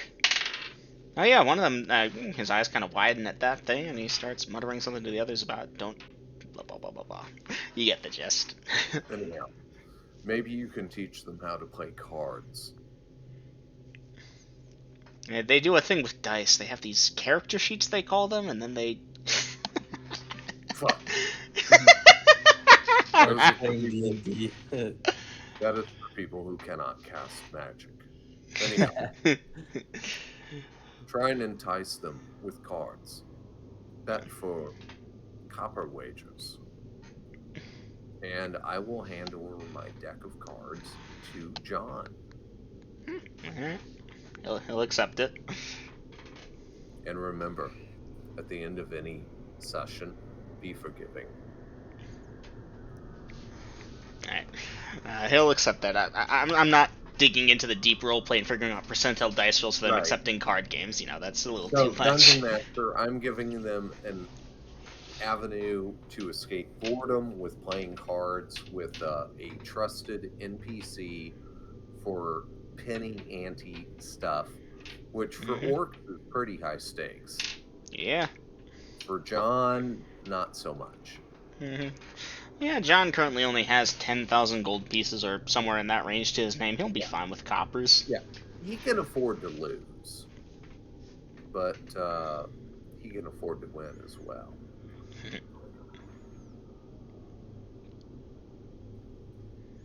Damn it, now I gotta buy a new deck of cards. Anyhow, with that, Dungeon Master, yeah, the keep is secure, the garrison's on watch, everyone's tucked away in their proper little space, except for Hugo. Hugo, what to do with you in the green room? You're fully healed. And let's see, Velvin, you're in the orange room? Yep, he's in the purple.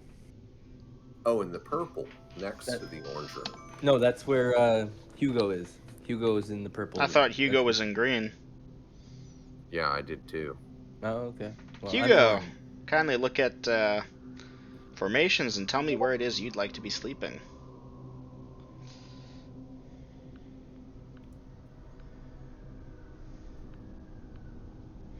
Oh, and an in-character chat.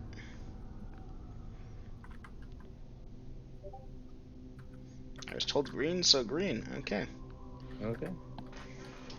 But isn't that like just the main entryway? Yeah, they have space to the side for tables, bedrolls. That's where they eat dinner usually. Okay.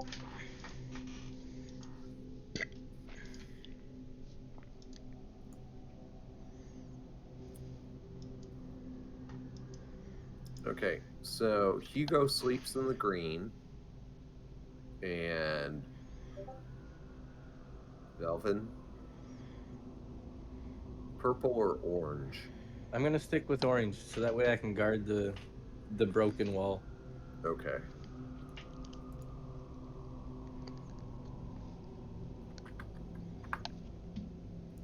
And with that dungeon master, I think the keep is secured. Everyone is allocated to their places. We're ready to bed down for the That's- night. Mm, Oh, message time. message time, yay. So I need to do some dice rolls here really quick. Yep. Okay. Jaziel has a perception of that with a penalty of that. Nope. Alright.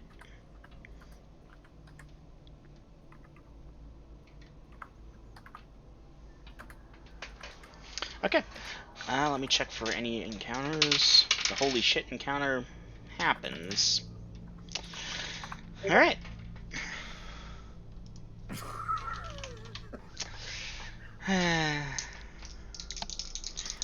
The things Hey, my players make me roll.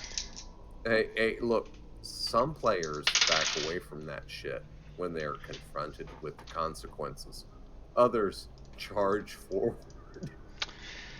Yeah.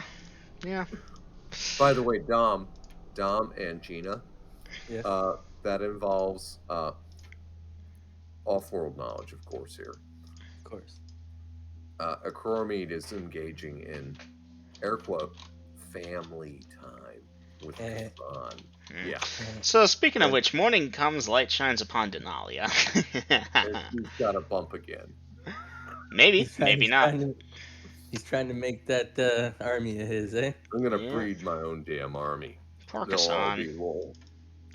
Anywho, yeah, no, morning comes, the baby's crying, Kasan's getting the blah, blah, blah, blah, blah, blah, blah. Anyways, breakfast is done, the wet nurse is definitely helping out Ecroromede. Yeah, off-world, Kasan was feeling way overwhelmed with, oh, Jesus, I have 2 kids now, and, the girls, they listen, and they do okay, but they're not exactly taking initiative here. But now she's got a wet nurse that knows Mhm. how to handle babies, and Well, even better, the wet nurse is kind of a taskmaster. She's putting the younger girls to work. The very language good. barrier is still there, but the point and table and point with the ladle and raise and that's yeah. Smacks one upside the head with a spoon, and Hmm. Points at table and it's like, do you want me to set? Nods or mimes the setting. They've got a language Point. thing going. Using Yeah, Kasan as a yeah. middle woman. Yeah, she said, "Hurry up and set the table before I smack you upside the head with the spoon again, harder." See, that's the kind of family dynamic I was trying to instill. Yeah, Hmm. I figured you'd like that. I rolled for personality. She's a taskmaster. awesome. That is awesome. Okay, gonna go for a smoke, and Yeah, morning comes, Jaziel is gonna do a thing, but you go get your smoke. thank you. So, Hugo and Melvin, I'm looking to run the rest of the supplies out to Team Orc. If y'all think of something I'm overlooking, please jump in. Back into.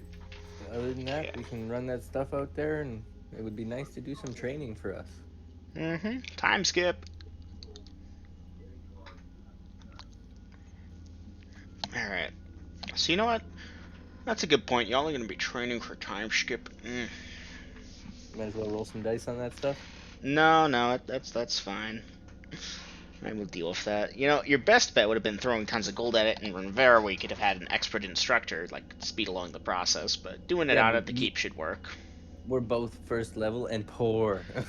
Uh-huh. Yeah, no, that's the issue. You can't afford that shit. Yeah, I could. I mean, you do have loan sharks, but Yes, Denalia is well known for its loan sharks. I don't want to deal with people trying to get interest from a 8-foot tall quarter troll with the Mistwalker. Yeah, no, the thing is, they will absolutely deny you if it's like, yeah, I'm an adventurer. I go out and I risk my life to get tons of treasure. You're seen as a high risk, high reward kind of guy, and these places love their guaranteed thing. The poor mom who can't leave the city because she doesn't have a magic crystal and she needs to make payments on her thing, so she comes back every month and tries to renegotiate. They love her. They can milk her for every copper she's worth. Adventurers, they're worth plats, they're worth gems. But damn it, they're hard to get. But once you get one, oh, you can milk that shit. But Vasa, like, it took a little bit of time for her to get back, but totally was like, yeah, I need this for training. Mm-hmm. And then she paid it off like a month later. Yeah, no, you paid your loan off on time. And granted, they already charged you like a 50% interest for the first week and such, but 25% in. 25, that's right. I gave you a generous thing. Still steep. Yeah, they're super steep. So they charge you that much for the thing, and it's like they expect you not to pay so the interest can keep building, and then they get you because it's like, okay, your magic crystal, give it to us as collateral. You earn it back once you pay off your loan, and now they've got you because you're stuck in the city. Anyhow, Meanwhile, Vasa's like, "Ayo, here you go. Here's your money back." Vasa, they weren't upset with you. It's just, no, it's a shame they paid it off on time. Well, come back if you ever want another loan. You've built up a good Okay. credit repertoire, you know. Next time you come back, we'll certain that you'll pay back again. Anyways, welcome back, Grills. Thank you. So yeah, Jaziel and Ecroromede, you go outside to mount up and such, and Jaziel makes a point of looking to the north and shaking his head no, and looking at you. Still bad, huh? No, he shakes his head no at that. Still there, though. Shakes his head no. Your pancake. Do I need to break out the crystal? This sounds awful. He shakes his head no after a second's consideration.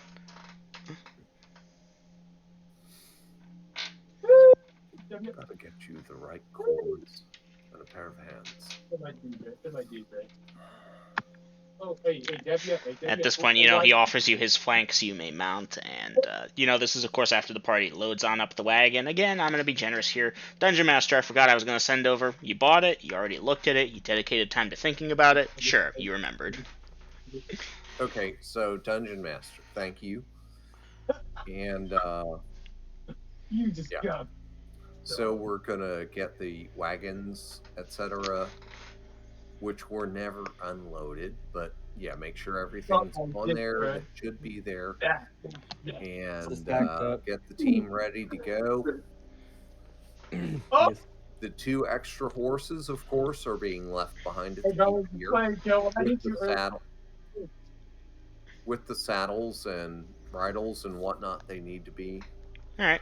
But it's going to be Velvin again on wagon 1, Hugo wagon 2, those supplies, and me on Jaziel in the point, and we're heading to the Orc tribe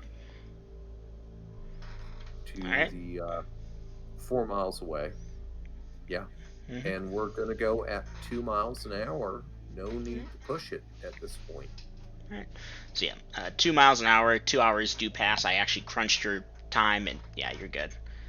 The orcs are there, and they're happy to see the food and the supplies and so forth. Before you get too deep in, they'll mention that they saw you patrolling around to the north last night. They felt very safe because of it. That it was kind of creepy seeing the hell horse in the dark, but It good to may know that seem you're out there. creepy. Something scary like a sword coming at you is to be feared. But when you see another sword come in from the side to block the sword that would take your life, that is what you see. You've got some confusion there. The night watch people going off to sleep during the day right as you showed up you've confused them with that analogy. Like, they get the concept of, yes, it's scary to see something try and kill you and then something blocks, but they're not sure how that relates to your patrol last night. Anyhow, we'll consult with the chief and the shaman and make sure that Did you patrol last night? no, we didn't.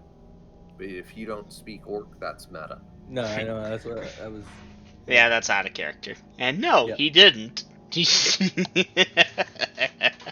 That's what I just thought you were missing that part of it, Nope. Grills. That's all. I hadn't. I'm Okay. just playing it close to vest. Okay. Why would you tell them that? Why would you tell them that? So I'll consult with the chieftain and the shaman about what the patrols reported. Alright. As in, you're telling them, yeah, they said that was me, that wasn't me. And they said it was which direction? Their scouts were looking around in all directions, but they noticed the hell horse in the night to the north. And there was a mounted rider in dark clothing. You know, obviously it's nighttime, they're running off infravision, but the hell horse gives off flame, gives off heat, gives off light, kind of. All right. So we'll go and consult with Jaziel. Was that chap? No. Not chap. He stayed south, hunted for a bit, didn't find too much other than some desert rabbits. Ate one, went back, slept by the other horses by the stable. Okay, so I'll fill in the chief and the shaman that was not me or Jaziel. But there may be something else dangerous lurking in proximity. But Alright. You I've can brought guess them- their reactions, of course. But I have brought them food. I have brought them crossbows. I have brought them ammo as well as silver-tipped ammo. Ooh, Ah, the good shit. remember? Yeah, silver-tipped ammo. Okay. And Chief So still whatever- has the sword. So whatever it is, remember they need to have at least one of, and I brought them lumber and wheels and stuff for their catapults. So if there's something that is happening, fire one of the catapults with a flaming bow. Because, okay, 4 miles, yeah, that's more than ballista or catapult range. But if they fire one that way and the garrison sees it, I can come and intervene. Okay. Or at They least try to. acknowledge. So, yeah, there's something else running around out here. Not gonna lie to them. Not gonna bullshit them. But, it hasn't attacked them yet. Maybe it won't. But if there's another hell horse around, that's a little bit above their pay scale. Give us a warning shot, and I'll do what I can. Anyhow, they've got over 2,000 gold pieces worth of foodstuffs that I'm turning all of this schmear over to the chieftain. Yes, the chief explains his plan to hoard the shit, you know, as long as reasonably possible. You know, the standard rations version, okay, those need to go sooner than later. Right. But the tribe is hunting, and they send some parties out north towards the more grassy areas, because the grass is coming on up, and they will, of course, note that to you, so on and so forth. It seems the desert's receding at a rapid pace now. And yeah, no, they're hopeful it keeps going, because that brings the woodland over to them, helps disguise the cave entrance, so on and so forth. Yes. But until then, they're just having orc hunters go out, hunt shit, bring it back. And I'll explain again to him and the shaman that I brought them food, and some of it is potential seed stock, as this desert won't be a desert for much longer, I believe. And so they'll hold on to the seed stock and food and so forth. Yeah. They can do some farming. You know, they don't take to it. They're orcs. They prefer to raid farms rather than grow them. But if they need to, they can. Okay. That said and done. Oh yeah, they started moving people into the black box thingy.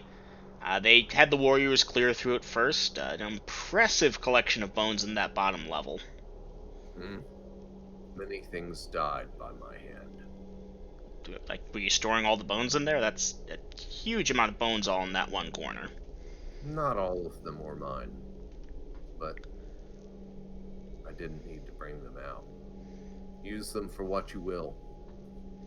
Let them fertilize your crops. They want to know if you want any of the equipment that was left down there. You know, the sacks, the chalk, there was a pickaxe down there for some reason, so they took that. But if you want it back, you can have it. Okay, Dungeon Master, remember I brought them tools for mining? Mm-hmm. So, nope, not the pickaxe, the chalk. I'll confer with Hugo and Belvin if they need chalk for anything like spells. Otherwise, nope, just keep it. Alright. Thank you. And yeah, they used it to finish up those lines that you drew on the floor to guide from one stair to the next. Alright, so they've got their supplies. The lines that I drew on what? The floor. You used the chalk to draw a line from the staircase to the immediate closest passage so you didn't get lost, yeah? Nay. Well, there were chalk lines all over the floor, directing the shortest path all the way down. Dungeon Master, am I confused? No, you're not a Ecroromede. You did not do that. You have perfect goddamn memory. Okay. Alright, share that information with the chieftain that, nope, that wasn't me. That was someone else. Wow, then someone else must have come down there then. That explains the other supplies then. Maybe those weren't yours. Were these chalk lines going actually into the cube dungeon? Yeah, no, so from like the staircase down, the first staircase down to the first level, there were chalk lines on the floor, showing to the second staircase down to the third to the fourth, all the way to that bottom chamber filled with all the bones. Okay, I'll advise them that maybe the blood hunters came back and investigated in the interim. They know of this place, and they might try to use it as a staging area, so they've definitely got to be on high alert. I don't think you've caught it, and I want to say it, but I can't. That the blood hunters or somebody or something else came here and put a chalk line down. No, you caught that bit, but there's the, They made it past the black door. Yeah, no, that, again, it's... It's All right, what hold on, I I think gotta it's what the chalk is leading to. Go pee. I'll consider saying it or letting you figure it out. Dom, help me out here. Please tell me you caught it. On one hand, I really shouldn't say that. Should be something the player arrives at. On the other hand, it's gonna kill me if I don't say it. All I can really figure out I is got it. that the chalk is pointing to something. No, Gina, you weren't here for it, but Dom was. Dom, Oh, what do you think? Yep, but if I heard it correctly, and if I didn't, I'm sorry, but it definitely seems like... What are they called? Shit.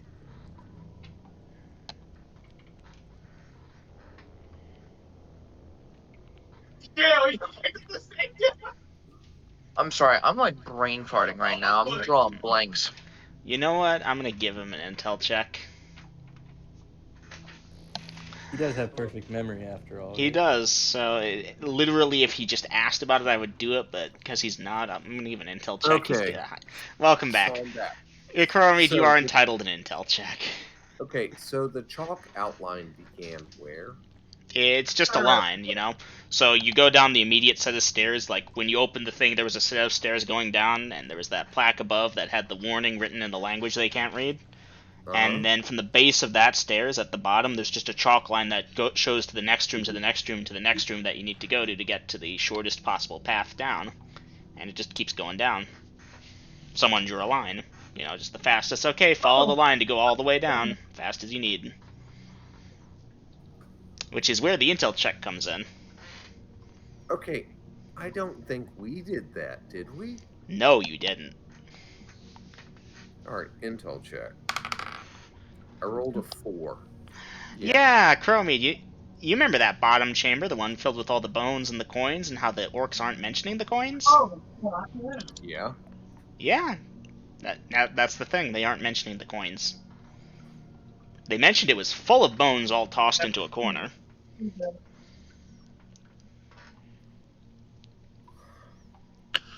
Oh, You've been robbed, bro. I'm sorry. Oh, okay, Dice rolls. okay.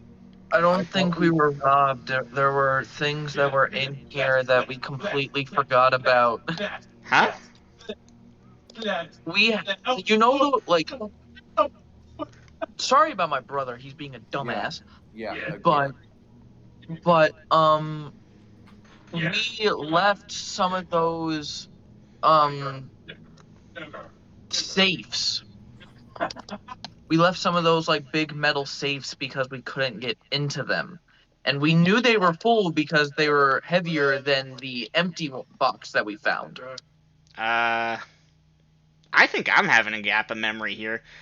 No, the meta-knowledge is after you all cleared through this and locked it away, a group of adventurers came by. One of them was a magic user who had knock, opened it up, and they're like, oh wow, an empty dungeon. But they poked around in case there was anything good and found a chamber full of silver. So they head on back after taking their fill of the silver and come on back with a wagon train and emptied out the rest of it. So those rumors about all that silver coming in, some of it was the party emptying out the dragon hoard. The other of it was this party emptying out the black box dungeon. Suck ass. I am sorry.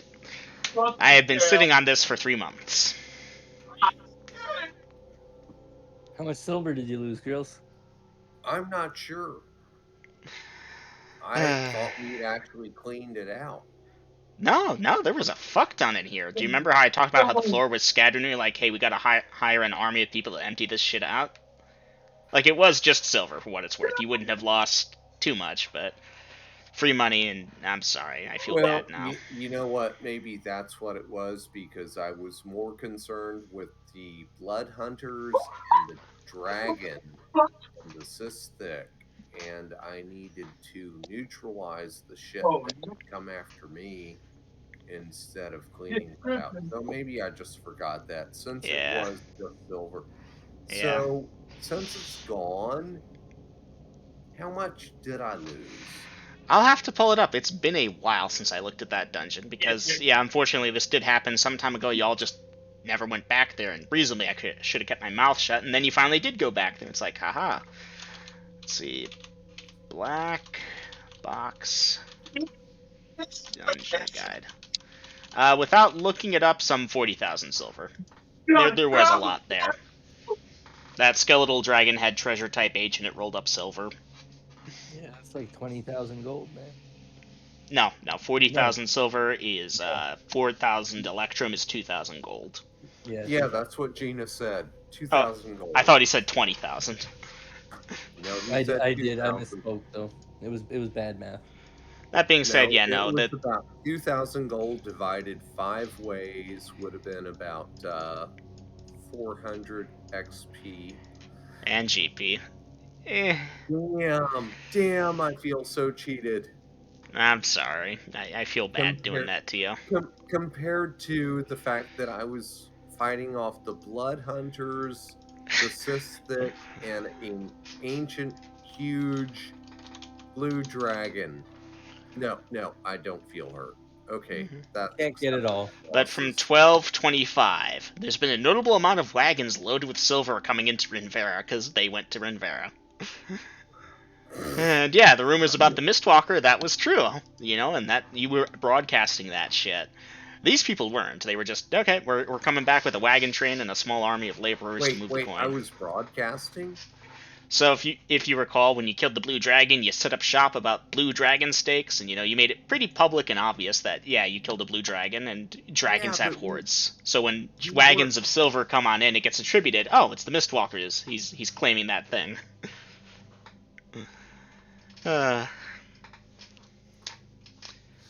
Anyhow, 5 minutes left to session. Do we want to keep getting this going and then switch to after session talk, or do you want to switch here? Okay, where are we at in game now? Because this got so derailed. It did. I apologize. I Where realized are I was we at sitting on this for in 3 months. game? All right, you're at by the black box dungeon inside. You know, the chief and the shaman are set up there. You've just told them about the thing on a nightmare that isn't you, and they mentioned the shit inside the black box dungeon, which led to the derailment. And yeah, so you've given them permission to that, and you've probably just had the horrifying realization that you've been robbed blind, and now you have another item to add to the to kill list. Okay, so once we get back to the surface, what time of day is it? Let's see. It should still be morning time, maybe mid-morning. Mid-morning? Let's Yep. see. Woke up, went Okay. there. Yeah. Came right over here. I think, Dom, if we stick to time skip stuff, we should be able to move things pretty quickly. All right, so in this case, let the chief know that there was a lot of silver here. Somebody has stolen it, but they won't be back because they looks like they picked it clean. Not to worry. But again, the blood hunters might show up. Alright, well, whatever comes, they'll be ready for it. They have silver-tipped arrows, and they know to fire the signal catapult, and yes, They've they got are some very iron pleased catapult. with the food. They have the means to, and Dungeon Master, you was an oopsie on my part, but you agreed to it. I was bringing the chieftain zombies. Oh, yeah, no, I will allow that. We're all a little tired here. So you're bringing Okay. 10 of the zombies over, or? Let me see how many I have. I can pull that up for you. Because I gotta look. You'll probably find it before I do. Yep. You have 17 of the Blood Hunter zombies, as well as 11 of the Cystic zombies. Corpse creep. And one special. And the special guy, yes. I figured you weren't going to do him. Okay, I'm gonna bring the shaman, all 11, so I can erase that of the Alright. cystic zombies. Sweet, the zombies I actually have hit points rolled up for. Alright. Copy that. Okay. Edit message. Cut that. And yes, you're completely correct, by the way. Gina, corpse creep. That being said, they're not saying it quite so loudly since Ecroromede can understand their tongue. Yeah. At they're the saying black him. box. So, I'm going to give the shaman, oh, by the way, I'm turning over the spyglass that I bought for 1,000 gold to them for their watch. Mm-hmm. Okay. The 10, or however many cystic it was. 11. And advising him how to bury them and keep them near the entrance or wherever he finds it most strategic to use them. Alright. So he got the zombies. The watch has the spyglass.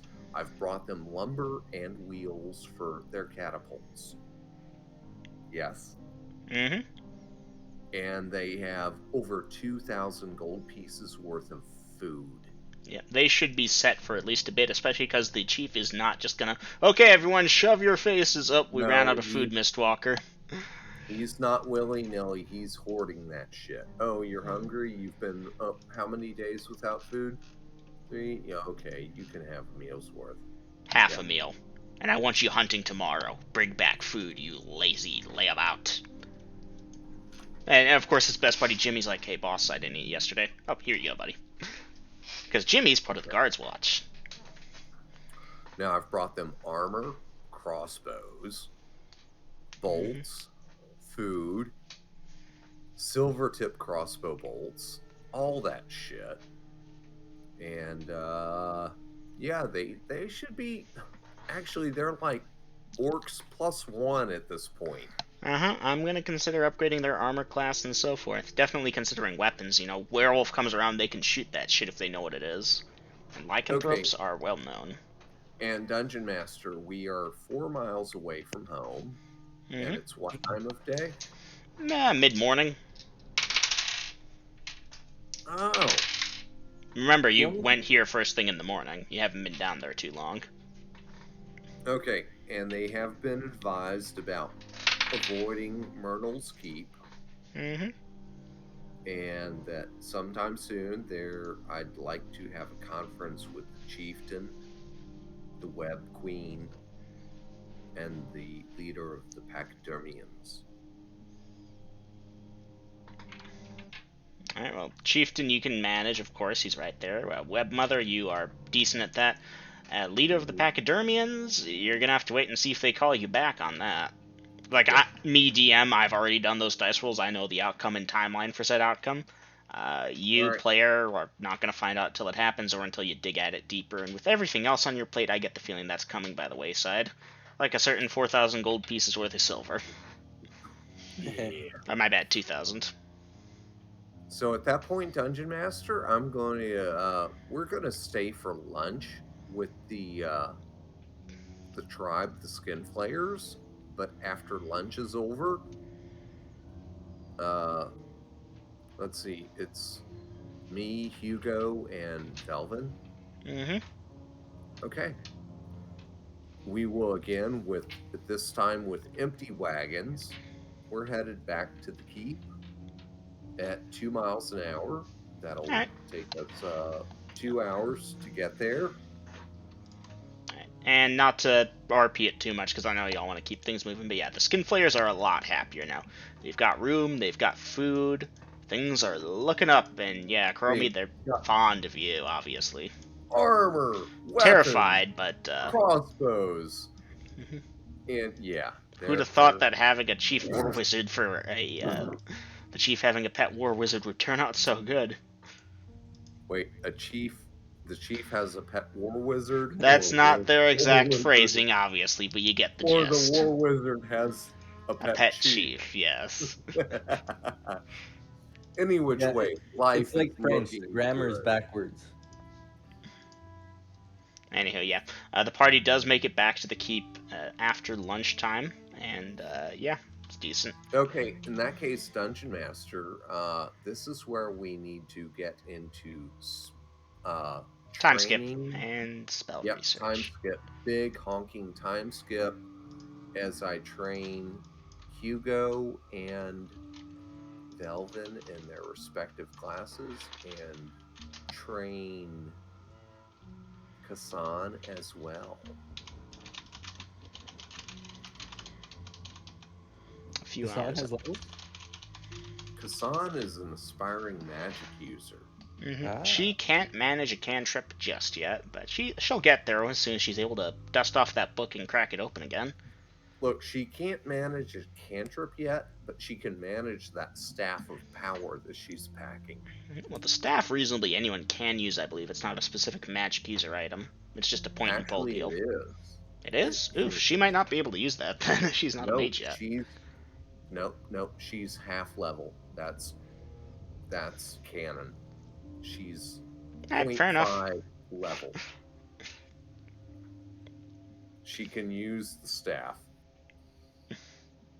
I mean, Grills, I'm the dungeon master. I get to decide if she uses the staff, but fair enough. We've established it's canon. I'll keep with it. I appreciate your respect for continuity on that. Yep. I've had her use it before. I'm not going to be asked to change that.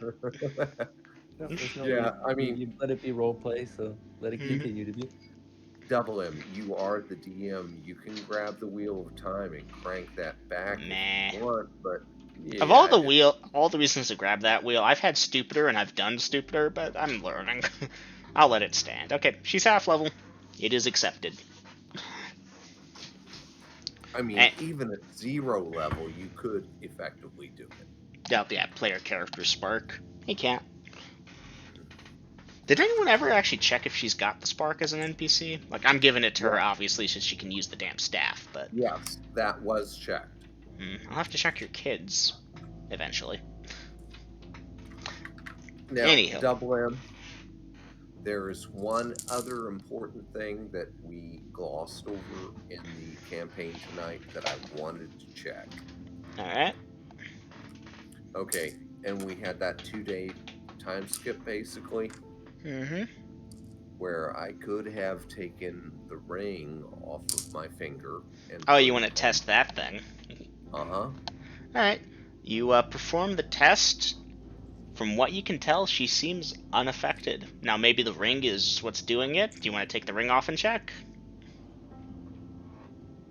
Very, very super carefully. Oh. Well, the second it slips off her ring, she screams a blood-curdling thing and dies. No, she's fine. Congratulations, you're a Mistwalker. She's a Mistwalker. Your daughter is a Mistwalker. Breed your own Okay. damn army. Thanks, Double M. Uh, Now, do you want to explain that to Dom? I'm gonna let you explain it because I need to run to the bathroom. Session ain't over just yet because Dom wanted to do time skip stuff, and we can probably get that knocked out if we keep our heads in the game. Go run to the bathroom. Okay, so Gina, Dom, here's what it comes down to. Because heartburn. Hold on, I got a cough. Because Ecroromede and Kassan came from another world, as well as Graf. They are effectively, air quote, Mistwalkers. They're not subject to the miasma. We were not sure about the newest baby, as she was conceived on the other world, But born here. but born here, yes. What about one that will be conceived and born here? I don't know about that. I can answer that actually, though I shouldn't. You should. No, Don't. Let us find out. It's coming. He's trying to make it fine. known. Find out in session. God damn it. Tell them, but don't tell me. No, I could answer this so quickly, but I won't. Fine. Fine. I can assume the answer. You'll find out in but- 8 in-game months or something. Yeah. Okay. Poor Kassan, she's just a baby factory. Yeah, I she should is. mention, girls, like, there's that recovery period. Hey, look, damn it. She loves that, because, yeah, Anywho, I also learnt today, randomly, that for a woman, after she gives birth to the first child, the later ones, the time between water break and birthing is much shorter. And I just learnt that today, so. And the children are generally healthier or stronger. Mm-hmm. So anyway, yeah, no, it's possible that Kyla should have had a shorter time, but fuck it. Anyhow. Well, It worked out well. I don't expect you to redact that, but What would it change? What would it for change? future reference. For future reference. But legit, what would change if I did change that? Absolutely nothing, that's what. So, time skip. Dom and Velvin, you both want to train. This is, I assume, general level training. Yes. Alright. So, Velvin, this is you training as a... What are you? Just a fighter, right? Nope. Yeah, that's right. He's a You're cleric also... magic user. Yeah, cleric magic user. Thank you, Velvin. So, yeah. You can definitely train that first class of yours, the fighter class, nice and easy. The other class we're going to have to come back on, obviously. But, yeah, so for the fighter training, it's just, if you all train together, then I'll give you some intel checks, and it should be quite simple. Hugo, I know your intel, I believe. You can message me, actually. Velvin, what's your intel? Intelligence is... Where the fuck is that? Yeah, that's what I thought. 13. Okay, so... Duly noted, Hugo. So, so for now, are you all... Well, actually, it's a good point. Let's start with, I guess... You know what, fuck it. Why am I doing this for you? You're the players. You tell me, how would you like to do this? I'm not sure how it goes. It's my first time leveling up in Alright. first edition. So you basically have to put in some training time. That means as a fighter, you just gotta practice fighting. Just general exercise, that type of shit. Clerics have to pray and meditate and study their holy books if they have access to them, and just deep reflection and contemplation. Druids, much the same. Holy warriors, kind of a mix of the two. Assassins and thieves have to practice their skills to put points into them, as well as just general thief and assassin practice. Magic users, again, it's just practice and experimentation Right. and shit. May I? Go ahead. Okay, let's see. Velvin, you are fighter assassin. Yes. Oh, okay. You leveled up in fighter, yes, And assassin. Yes. and assassin. And Dom, god damn it, I can't think of your Hugo. character's Yeah. Hugo, thank you. Hugo, you are a cleric assassin, correct? Cleric magic user. Oh, cleric magic user. Okay, I can't do shit for you in cleric. But magic user, did you level up? Oh yeah, twice. Okay. Twice? Yep. Wow. I leveled up You got twice a in lot of fighter and XP. 3 times in assassin. Okay. 12,000 XP. So, That was nice. in the classes of fighter, magic user, or assassin, or thief, subclass thing, I can give y'all training. So yeah, so what I was thinking is we can do like practice combat together without hurting each other type deal. Well, we can practice combat, and I'll use a wooden sword, and you use whatever you've got. Yeah. So basically just training our sword skills, right? Right. Because Double M, remember we did that once before? I used the wooden sword, and they used the best they had. Yep. Uh-huh. Something like that. It's his way of showing, hey, I can beat you even with a fucking wooden sword. Don't I will fucking test me. I will break this wooden sword on you, and it doesn't matter what you do with that +5 Holy Avenger. You're not gonna hurt me. So for about the amount of time it takes for one fighter level up, Velvin, you're gonna train with the Ecroromede. 5,000. Mm-hmm. Alright, now Dom, during this time, you're gonna do the meditation and prayer needed to be a cleric of the next level. Yep. Okay, so Velvin, let's do your intel checks. Oof. Okay, that's gonna take you that much Dungeon time. Master. Yes. Dungeon Master. I have 3 pupils. Kasan. Okay. How are you planning to teach Kasan?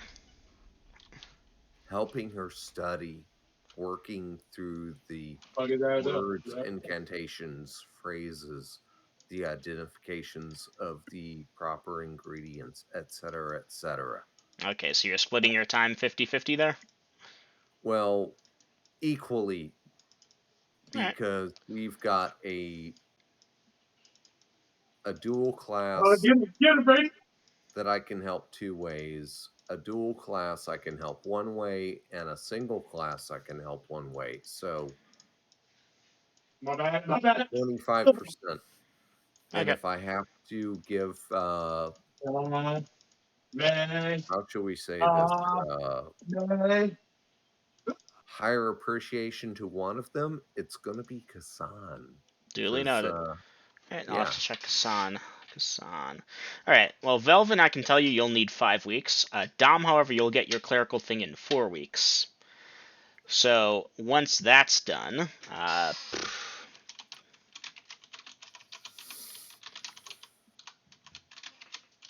So 1 level for 5 weeks. so Velvin, that's 1 level in fighter. Dom, that's 1 level in cleric. Ecroromede, you're not really subject to leveling up right now because you're already up. No.